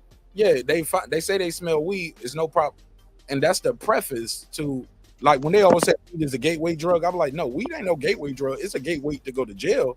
Alcohol is a gateway drug. Fuck it, they on. Bro, come on, bro. I heard that since school. I used to argue with my teacher because I've been knowing about drugs since I was like 8. Cigarettes are more of a gateway drug than marijuana, bro. Facts. Cigarettes are a gateway drug because you go from Nah, bro, they missed the real gateway drug. Cigarettes. I tried to tell my teacher in school. I said, "No, cocaine is a gateway drug." I'm gonna say cigarettes because tobacco been around since, and they've been pumping that tobacco since how long? Forever. That's what fucked the Native Americans up. Pumping that tobacco since the slave days, bro. So, yeah, shout out to Puro people, man. Fuck the Native Americans up. And a lot of people don't realize that, bro. Like that's bro. Man, I wish people travel more, bro. If you ever really go to Mexico, I say this all the time, especially around when they do Mexican Heritage Month on the internet. Bro, when you go to Mexico, and especially if you go during a certain time, like you start seeing the Mayans and start seeing all the people from Mexican culture, it's everybody on TV as an American that they told you what a quote unquote Indian was. These are the Indians. All of that weirdo shit, right? Go to Mexico, they doing all of that. They got the drums, my bongos that I use in the studio came from Mexico. These ain't African bongos, they came from Mexico, man. Like handmade bongos, and the way people wear them. I know they're a little offbeat too, Mark. They naturally just a tad offbeat. Just a few seconds behind the beat. Bro. When you watch them in the festivals, no, those are the people like Puro. Like, and I keep saying Puro because he up here, and that's my homie. And I'm trolling. I'm just trying to get him involved in the conversation. Puro know we love him. We love on Puro for the people out there who just try to cause division in me and the people up here. No. That's not that. They definitely on beat if they in the festival. The people that's coming to the stage and with the feathers in their hat, and the girls that got the tassels and the dudes hitting the drums, and they on beat. It just be niggas like Puro that be drunk in the crowd, like, yeah, Miko. Fucking Mark. So, nigga, like he like this. He like he's at 80 beats per measure, and they might be at 160. You get what I'm saying? So he's still on BG. He BG at the Hot Boys reunion concert. Go back and watch BG. Be like, what the fuck is BG up there doing? BG acting like he on ecstasy and shit. He trying to holler at a little bro. He doing that little dope fiend. Come on now. You know BG a dope fiend. Lake County, did you see him with his jaw locked the whole time? He like this song? And look, he kept Now I've been looking at. meaning to watch that. That's that. You talking about the Hot Boys reunion? No, it was the Louisiana Fest. They came on The Amazon. Louisiana. And Yeah, I thought when I that was saw they him, the Hot. no, he was rapping at Wayne, talking to Wayne while Oh, he was okay. rapping like this, back and forth like this, but the audience is over here. So imagine the audience is here, and instead of rapping to y'all in the audience like this, I'm like this the whole time. Hey, Man. Mark, I thought I was the only one seeing that. Man, I could, bro. He just happy to be there, bro. You spend as much time in prison as he did, bro. Him and Turk, them niggas just happy to be there, bro. But I'm gonna tell you what, everybody knew Juvie was that star, though, nigga. When that nigga Superstar. every time Juvie bars dropped, bro, it went crazy, and they still didn't even let him do Han. I was like, he should have did the Han song that you with that big body being Han. That you can't get your baby mama because you steady fucking up friends, huh? Gotta go to court, huh? Man, he didn't do slow motion. He didn't do none of that. They could have let Juve could have went hard. They let Juvie go. They get but maybe Juvie was like, nah, I ain't got time for all of that. But Juvie's he's still a very actively booked artist, more than BG. I'm just keeping it a buck. Have you ever seen Juvie Tiny Dash, bro? Juvie? He got a Tiny Dash with Manny Fresh got over 10. What? That's the best. Man, Mark, go watch that Tiny Dash with Juvenile. I love it. You know, I seen it. I watch all the Tiny Dash, bro. Bro, I was so happy. When I saw LaRussell. You know LaRussell? No, I don't listen to his music. Man, I fuck with LaRussell, bro. Lake, you know LaRussell? You talking about the Bay Area? Sounds familiar. Yeah, he from out the Bay. Of course. Yeah, I heard his music. I like the way he be rapping. I like that little dude. Short. He doing all those concerts in his backyard and stuff. Backyard, bro. Just. Bro, you talking about somebody who's Refused to sign to a record label, just take his own freedom and his liberties in his own hands, do it, the blue collar way. Bro, I love LaRussell, bro. Like, when I say I've been following this dude for years, bro. Like, years, bro. When I say I got love and respect for his flow, his movement, his energy, how he carries himself. Other than, like his appearance, I'm like, damn, nigga, you ain't got no stylist or nothing. Like, he got the bummy swag. Like, that's his image. Like, I just woke up out the bed and type vibe. Like, damn, nigga, like, everything wrinkled. Swag, okay. Like, you got the BDBs on your beard. Like, you ain't even gonna brush the beard. You ain't got to spray it and nothing like that to line it up. But like, that nigga's like, fuck a haircut. Forget a line up. Forget iron some clothes. I wore this shit my last 3 shows. Bars. I was like, oh, it rhymes. And that's true. I'm looking at him. And I was like, that's it. That was his whole swag. And man, LaRussell's super talented, man. He rap circles around a lot of y'all favorite rappers, bro. And I look forward to working with him one day. I definitely will work with him. I dream big, y'all. I dream big. But shit, man, y'all got anything else, man? Because this was a great show, but I got so many dope moments that I gotta chop that up. Brian Norman Sr. telling us about how he got shot 4 times, 2 different scenarios, 2 bullets, then 2 bullets, and then just had a shotgun pulled out on last week. It's like, that shit is a video by itself. I gotta put that story time out with Brian Norman Sr. Like, that's crazy. Matter of fact, while I got y'all up here, Brandon, bring it back full circle to some boxing. We closed it out where we started. ESPN put out. Brian, know you see you when you see him in the morning. He need to calm down, bro. That's his personality. That's why you getting pistols and shit pulled on him. Tell him to relax. Nigga, I tell him every time. I pull the pistol out on him every time I see him. Shit, I'm like, hey, you gotta relax, homie. You can't. Other black men. Back. If you don't calm your Herschel Walker looking ass down, nigga. I'm telling you, man. You can't be big. I'm not about to fight you, nigga. I'm gonna blow you, bro. Bro, Paul, you can't be big and strong and think a big, strong, masculine black man, and you think you finna be walking around acting like a big. I don't want to say silverback. What's the word? Well, he built like he ain't that tall. He ain't super tall. He ain't tall like that at all. I think Brian Norman Sr. might be like, what, 5'9", 5'10"? But the way he be talking, I was like, yeah, he the type of dude you got to pull that. He the type of dude stand in front of pool hall. What you gonna do? What you gonna do? motherfucker. I beat niggas up. You like, yeah, you sure right. You do. Let me go on. Did you hear him tell? Put your fist through his face. No, I swear to God, no, I didn't hear none of this. I just know his personality. I don't know the story. I just listen to him talk. Night, what the guy just pulled out the shotgun on him. Or the dude was like, not a shotgun. I think he said dude had a chopper. He said the dude was up there arguing. He reached over the dude's shoulder to pay for his stuff at the store. And the nigga said, like, who the fuck is reach over my shoulder? He was like, the fuck you talking about? And so when the dude turned around, he said for me to reach over his shoulder, we had to be close. And we right there. And he was like, nah, cool, man, blah, blah, blah. He was like, nah, you got it. He was like, yeah, I know your ass going to go get something, nigga. You're a bitch. You can't fight all that. Nigga went outside, and Brian Norman tried to walk outside. That nigga had the chopper hanging down, holding it. He ain't having to point at him, but he was like, why was you reaching over my shoulder, nigga? What's up with that? That nigga he went to the car and thought about it. Don't pop the trunk on his ass. That nigga said, I went right back in the store and said, I'll leave. Call the police. I'm not going outside to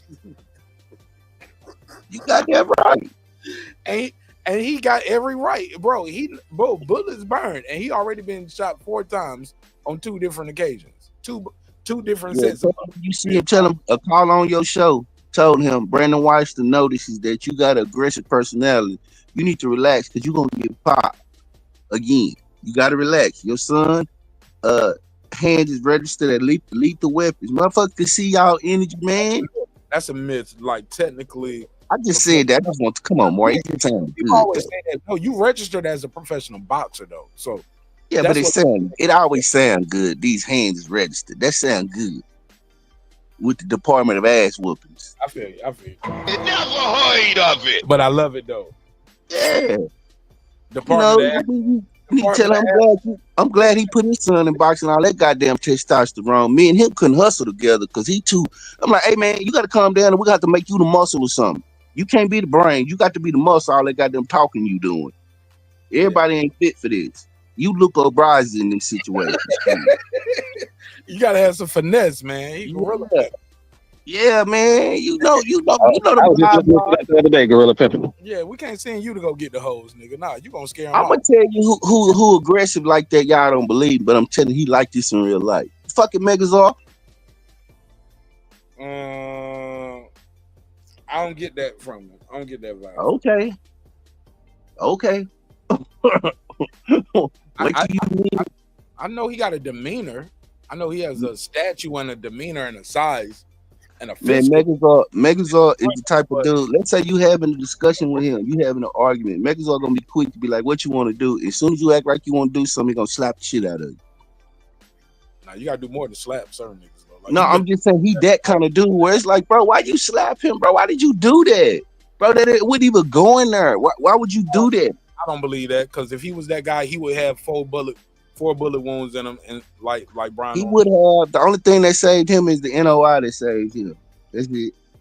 Otherwise, he got bullet holes in his ass too. He know. I done told him. Literally. Especially if where he from. Man, he from punk ass East Dallas. Man, please. Nah, East Dallas ain't to be fucked with, bro. East Dallas get lit too. You tripping, bro? Man, East Dallas know how I feel about him.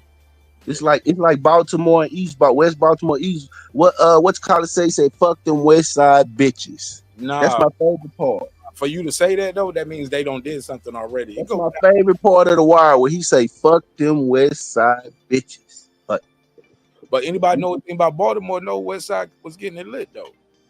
Man, I just watched the movie, bro. I was rolling with Marlo and them. I was fucking with them. You know what I mean? That's the only reason I said that. I just felt that way out. Shout out to Fed Ave. Saratoga Street. Everybody know what's up. Shout out to the West Side. Yeah. I don't know what you talking about, nigga. You never heard of it. Talking about a TV show. Yeah. That's what I mean, though. I'm talking about my pictures on Instagram and all the niggas that I'm with. Respect. I ain't never been on your Instagram, so I wouldn't know. My Instagram, nigga, that's West Baltimore all day. Respect. But, yeah, it's all good. But shit, man. That's it for me, man. Lake, you get the final words, and then we'll go to the panel, get in the final words because you're on the phone, Lake. I'm gonna give you final words first.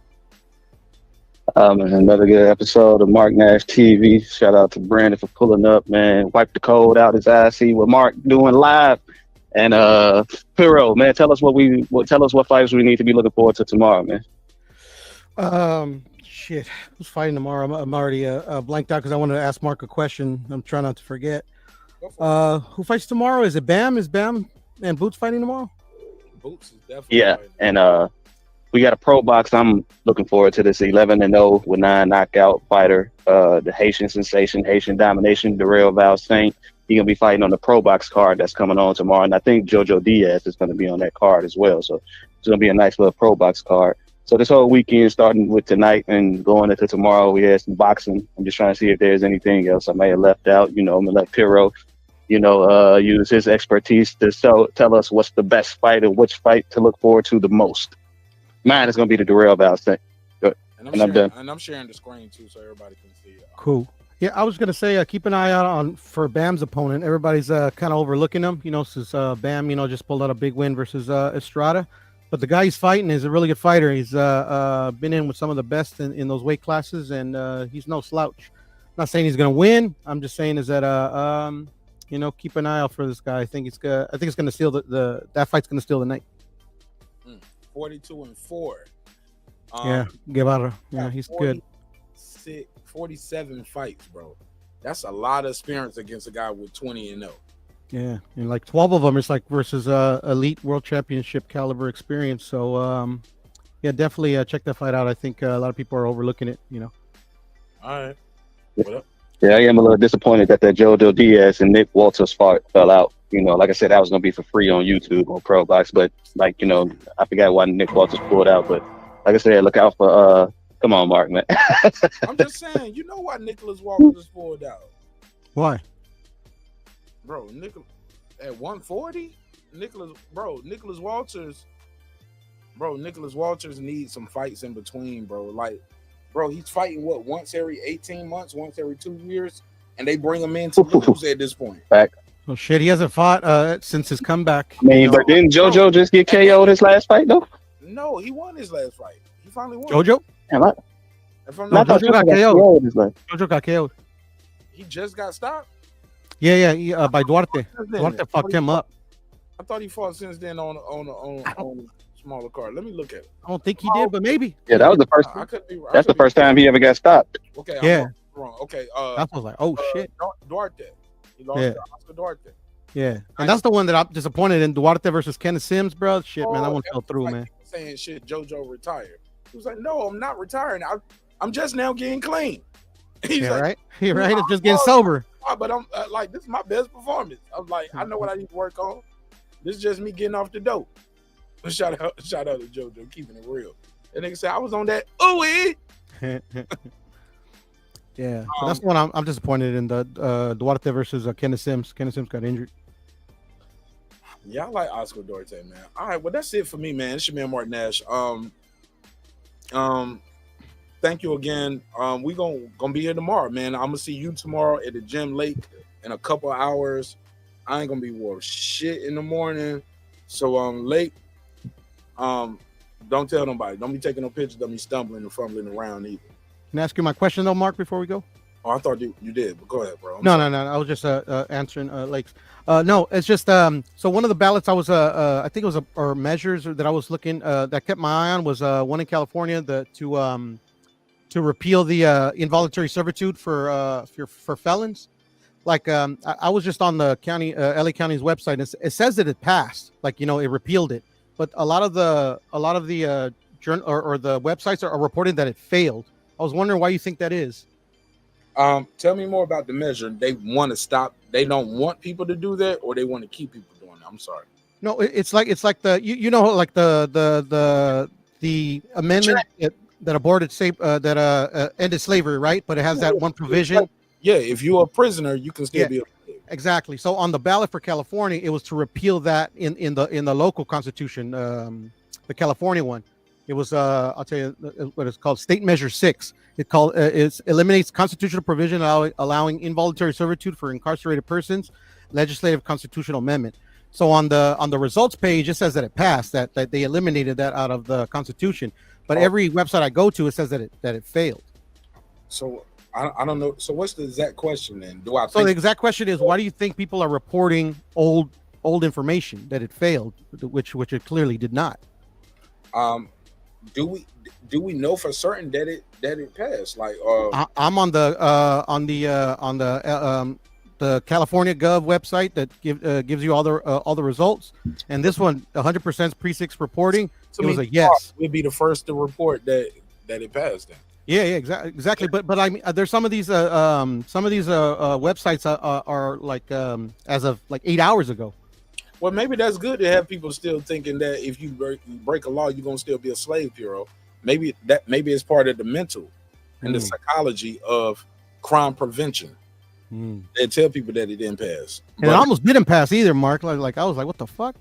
But I got to look more into it. I'm gonna be honest. I'm not knowledgeable enough on it to give any a cohesive thought about it. But I do believe that needs to happen. Like, we can't use the prison system, and then we privatize it too. You can't first of all say, hey, look, if you go to jail, you're still a slave, and then have a system set up where it's privatized and people can donate to politicians, judges, and things like that, law enforcement, but you also own the prison. If you own the prison, you shouldn't be able to donate to these people. Like, it's a conflict of interest. If you're a prosecutor, you're in law enforcement, you're running for sheriff, you're a judge, you're a DA, but I own the prison, and thanks to Citizen United, I can donate copious amounts of dollars. Word of the night, copious.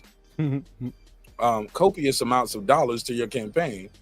Not even lobbying through the official methods in Congress. I don't even have to be a lobbyist. I could just donate to your campaign. Facts. Cut out the middleman of the lobbyists. Just donate straight to you. Or just do like Elon. Like, I'm a billionaire. I'm gonna just start giving away millions of dollars. If you guys go register to vote. But you guys, I ain't telling you who to vote for, but I'm running with this guy because I'm doing speeches at his campaign and I'm giving away millions of dollars. Yeah, and there's wrongfully convicted people out there all the time, man. I'm just saying. Yeah, I'm so excited, Mark. I'm excited. I ain't gonna say I'm excited, Brandon. But I am curious about what. That's a good word. What you say? You go and Trump coming back to Twitter too, man. It's gonna be on. I'm scared. Man, the world finna be good. I'm telling you. People say what they want to say, but the comedians had some of their best material when Trump was in office. Like a whole bunch of movies. That's why I was like, y'all think these people don't like Trump. These people are telling y'all they don't like Trump, but they love Trump. They made millions and millions off of him. They know y'all don't like him and he's unpopular, so they don't lean that way. But a lot of these people like Donald Trump. And like I said, the bull in the China shop. Why do you release a bull in the China shop? Maybe I don't like the China shop. It ain't about killing the bull. It ain't about, maybe I want to destroy the China shop. Mark, I just think before I let you go, man, you ain't gonna be worth shit in the morning. I just want to tell you that. Real quick, man, cause I got something I need to tell you and show you real quick. So let me go into this shit. So say what you got to say, cause I need to tell you something anyway. I ain't got much to say. Salute to you, bro. I appreciate you for letting me on the platform. I just want to say, I want to say, letting you on the platform. In the words of Franklin Saint, I built this shit. God. You built this shit. Puro, you built it. Clips, you built it tonight.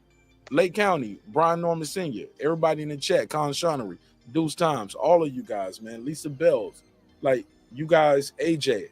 Without you guys, I'm just a dude talking to myself in a room, in a dark room with some neon lights. You guys make the show possible. So let's give you all. Let's never forget why we're here now. I can click the live button. Everybody can click the live button. But if you're just talking to yourself, are you live or are you depressed? You know what I'm saying? So thank you, Brandon. And I appreciate you all. Go ahead, sir. You got the final thoughts. Salute to you again, bro. And once again, I want to say this to everybody. Salute to the brotherhood. I know it's a lot going on in America. And people seem divided because they can't understand. They think that political positions that you take make up who you are, and it's not like that. It was just a political position. Now let's move on. Let's get to the funny shit. Let's get to the real shit, and let's enjoy what we watching. You know what I mean? It's not doom and gloom. Let's get back into this world and participate. Outside of that, salute everybody. Keep the faith. Keep your head up. You know what I mean? Mega life. Peace. Hey, look, yeah. Hey, Puro, shout out to Brandon. Hey, Puro, y'all call me like far as Yes, I sir. know, all of y'all still got y'all job. Y'all still going to work tomorrow or next week, and like, look, the world is not over like instantly. It's like people are just so scared, and I think that's what the Democrats been trying to do. They've been trying to fear monger, and now they telling us it's gonna be okay. We're gonna be all right. I'm like, hold up. You can't have it both ways. You can't tell me this man is a threat to democracy as we know it. The most important election of our life. You lose, and he's like, we'll be all right. Hold up, no. Either we ain't gonna be all right, and he's everything y'all said he was, or we're gonna be all right, and he's not as bad as y'all said he was. I don't know. We're about to find out. Yeah, I did see some stories going around where he said instantly, the people that was benefiting, and I know people that benefited from this, they're gonna get deported.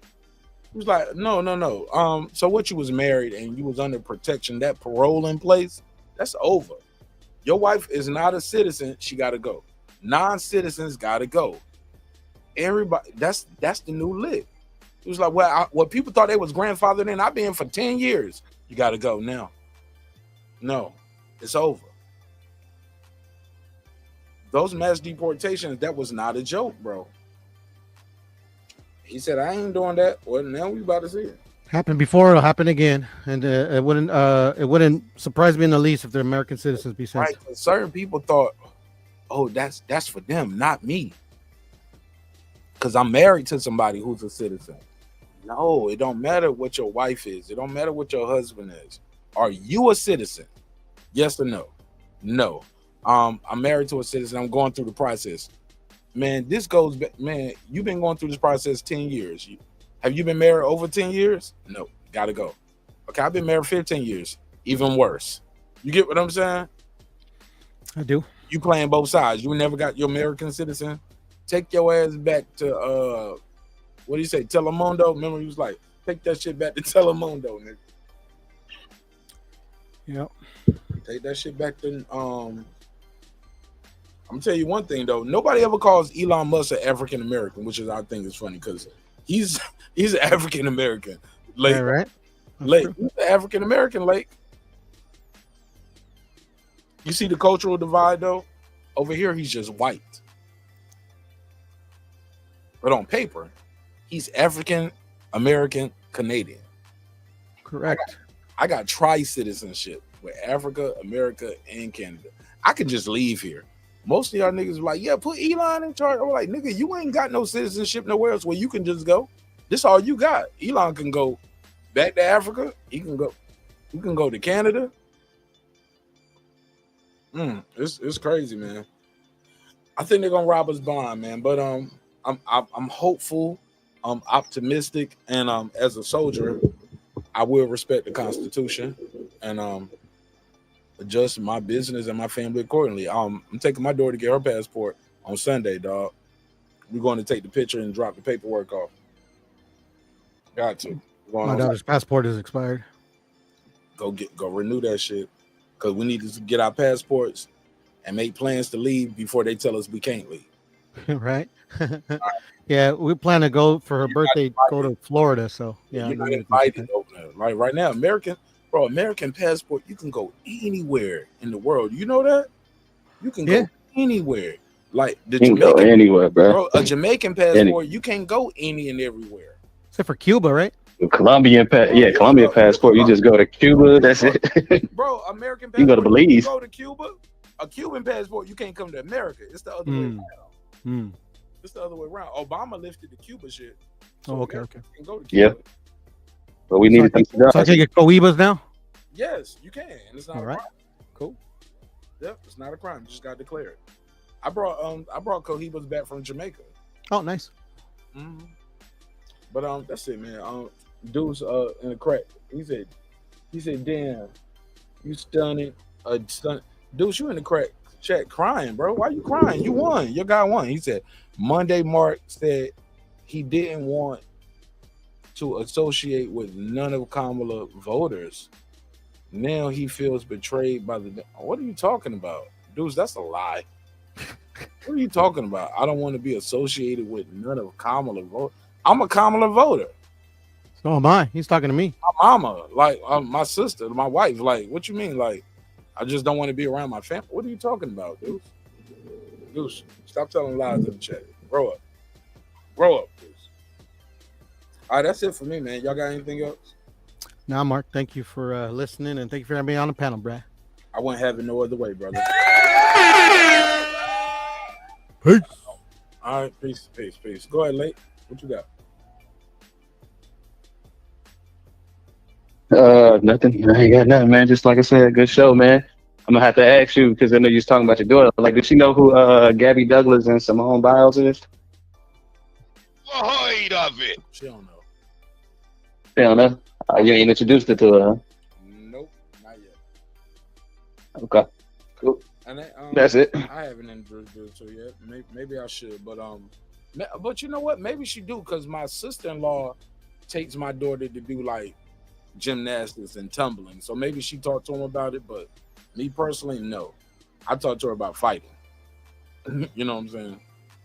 Like when we talk about sports, we talk about we watch basketball, like we watch WNBA, we watch boxing together, we watch football, martial arts, Pokemon, all kind of shit. Would you ever let her get into some figure skating?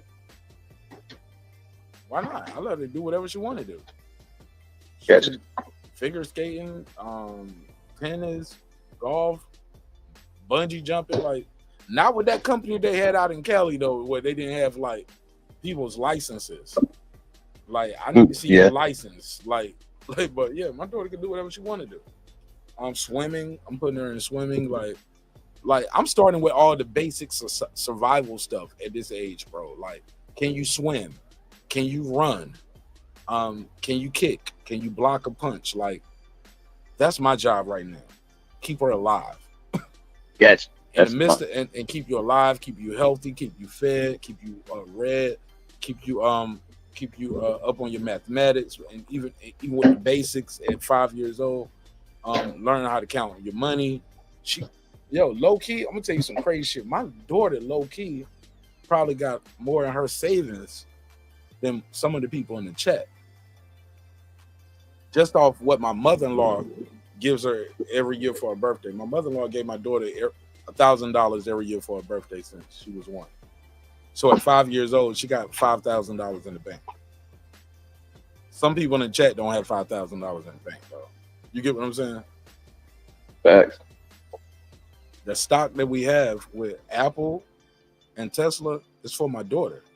So, and that's the crazy part. What I didn't want to say it, but I can say it. Fuck it. It don't matter, right? Excuse the F-bombs.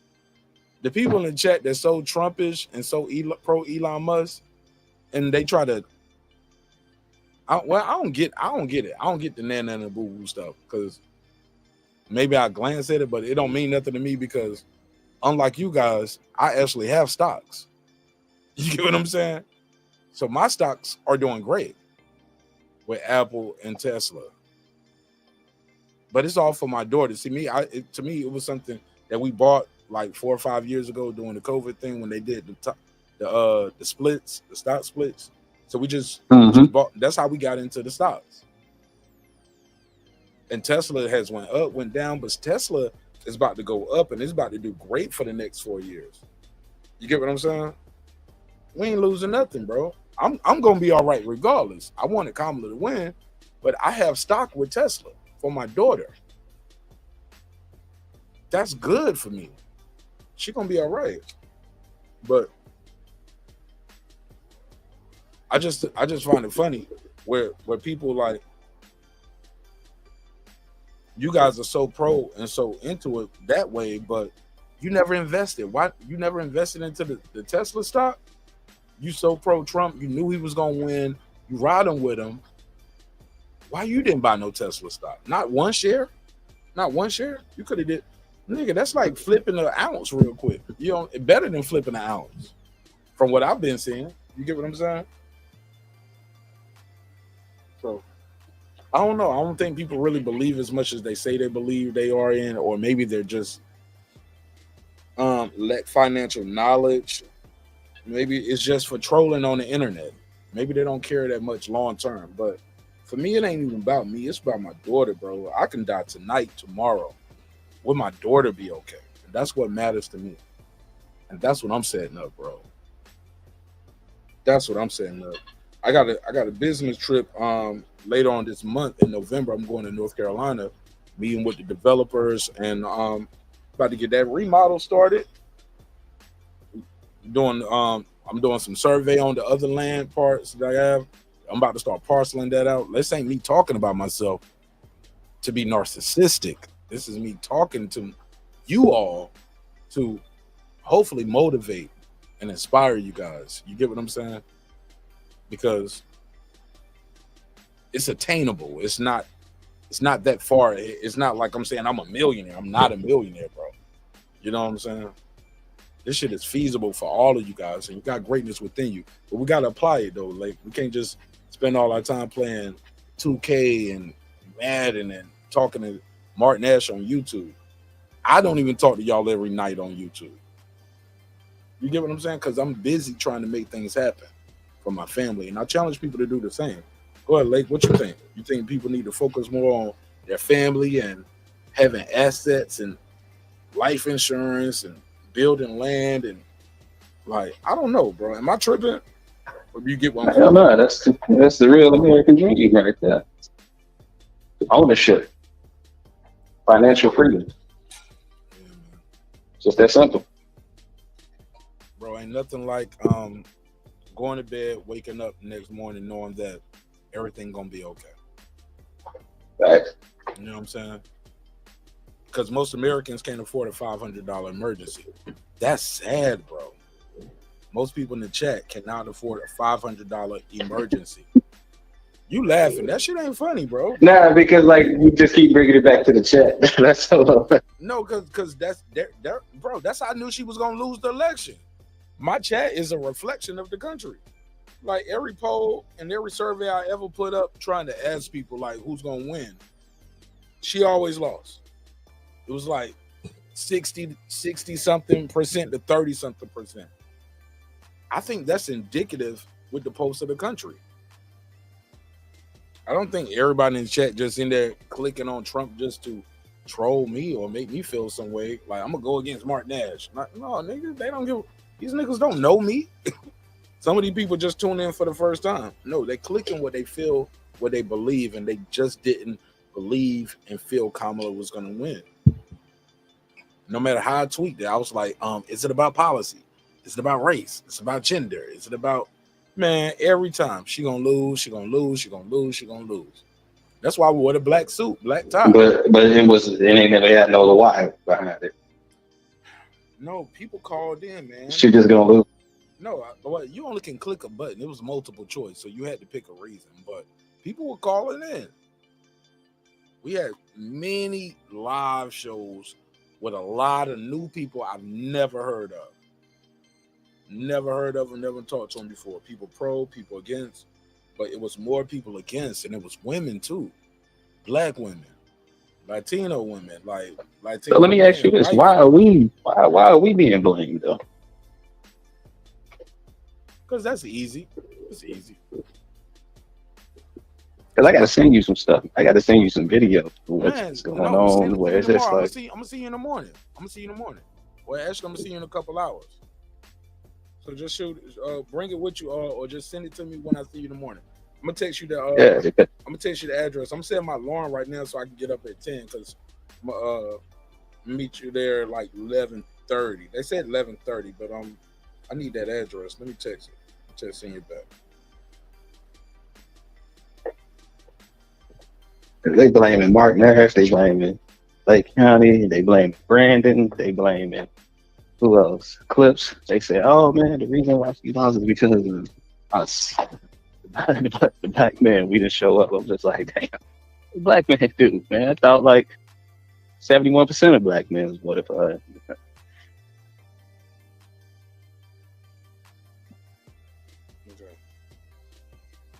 All right, Lake, check your text. I'm seeing the address right now. I'm gonna see you in the morning.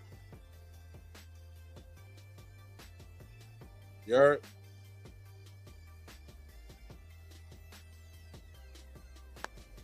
Second, get it. Did you hear it? You hear me? Mm-hmm. All right, I just texted to you. I'm gonna see you in the morning, 11:30, bro. All right, holla. All right, peace.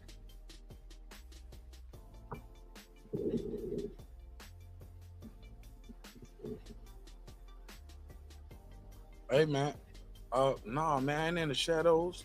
Everything get back to me, Deuce. Everything comes back to me, Deuce. I ain't that hard to find. I ain't got to be in the shadows. I can miss everything, and it'll come back to me, bro. So it's all love, though. I wish all y'all nothing but the best. This your man Martin Nash, Breaking Beats. I'll see you on the next one. Peace. I built this shit. Me. Brick by brick. And I'll be damned if I let you tear it down just because you don't like the way another nigga talk. Maybe I shouldn't play that drop. That's narcissistic, too. Peace. This that squad sound.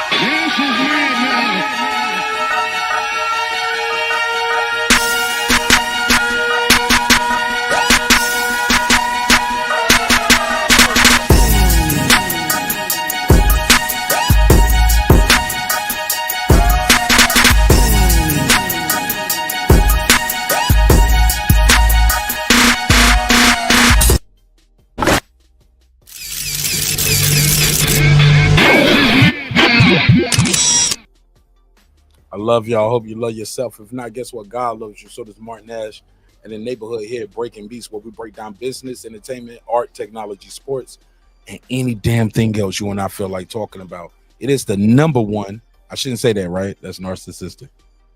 Dude, that's not narcissistic. No, I gotta have belief in myself, bro. And it's hard to be a winner and not to believe you can keep on winning, even when you take a loss here and there. You got to believe in yourself that, hey, look, we're going to bounce back and we're going to keep on winning. That's not narcissistic. That's self-belief. That's called perseverance. That's called God-fearing. You know what I'm saying? So maybe we got a different viewpoint on that. You know what I'm saying? But we'll talk and we can holler about that offline, online, however you want it to go. It's all good on this side, bro. You're not my enemy. If so, I would have blocked you or I wouldn't even acknowledge you, right? No, it's all good. But it's not narcissistic, bro. It's called being God-fearing and having belief in yourself, believe in your talent, believe in your team, believe in your family, your friends, and your finances. You know what I'm saying? And know you're going to be all right. You heard? So, and it's not shadow watching. Trust me, bro. You can't do an episode in this space and say my name 5, 10, 20, 30 times during the episode and the shit don't come back to me, bro. Some way, somehow, I find out about it. You know what I'm saying? And I'm going to click the dislike button, nigga. All right, man. I'll see y'all on the next one. It's your man, Martin Nash. Peace. Y'all hold it down. Hey, respect is free. Disrespect going to cost you everything. Your family, your freedom, your finances, most importantly, your life. So let's show each other love. Let's show each other respect. If we can't do that, if we can't show each other love and respect, let's just show each other the door. You go your way, I go mine. God willing, we both would do fine. It's your man Martin Nash. I'll see you in the next one. Peace. Subscribe. I don't care how many subscribers he has. Support him. So he made all this possible. He made this possible. Not at all. God made this possible, Dr. Mark. And so did people like you. So did viewers like you. So did neighbors like you. I'll see you on the next one. Peace. Actually, I'm going to see y'all tomorrow. Brian Norman Jr. sparring. We probably go live for you there. All right?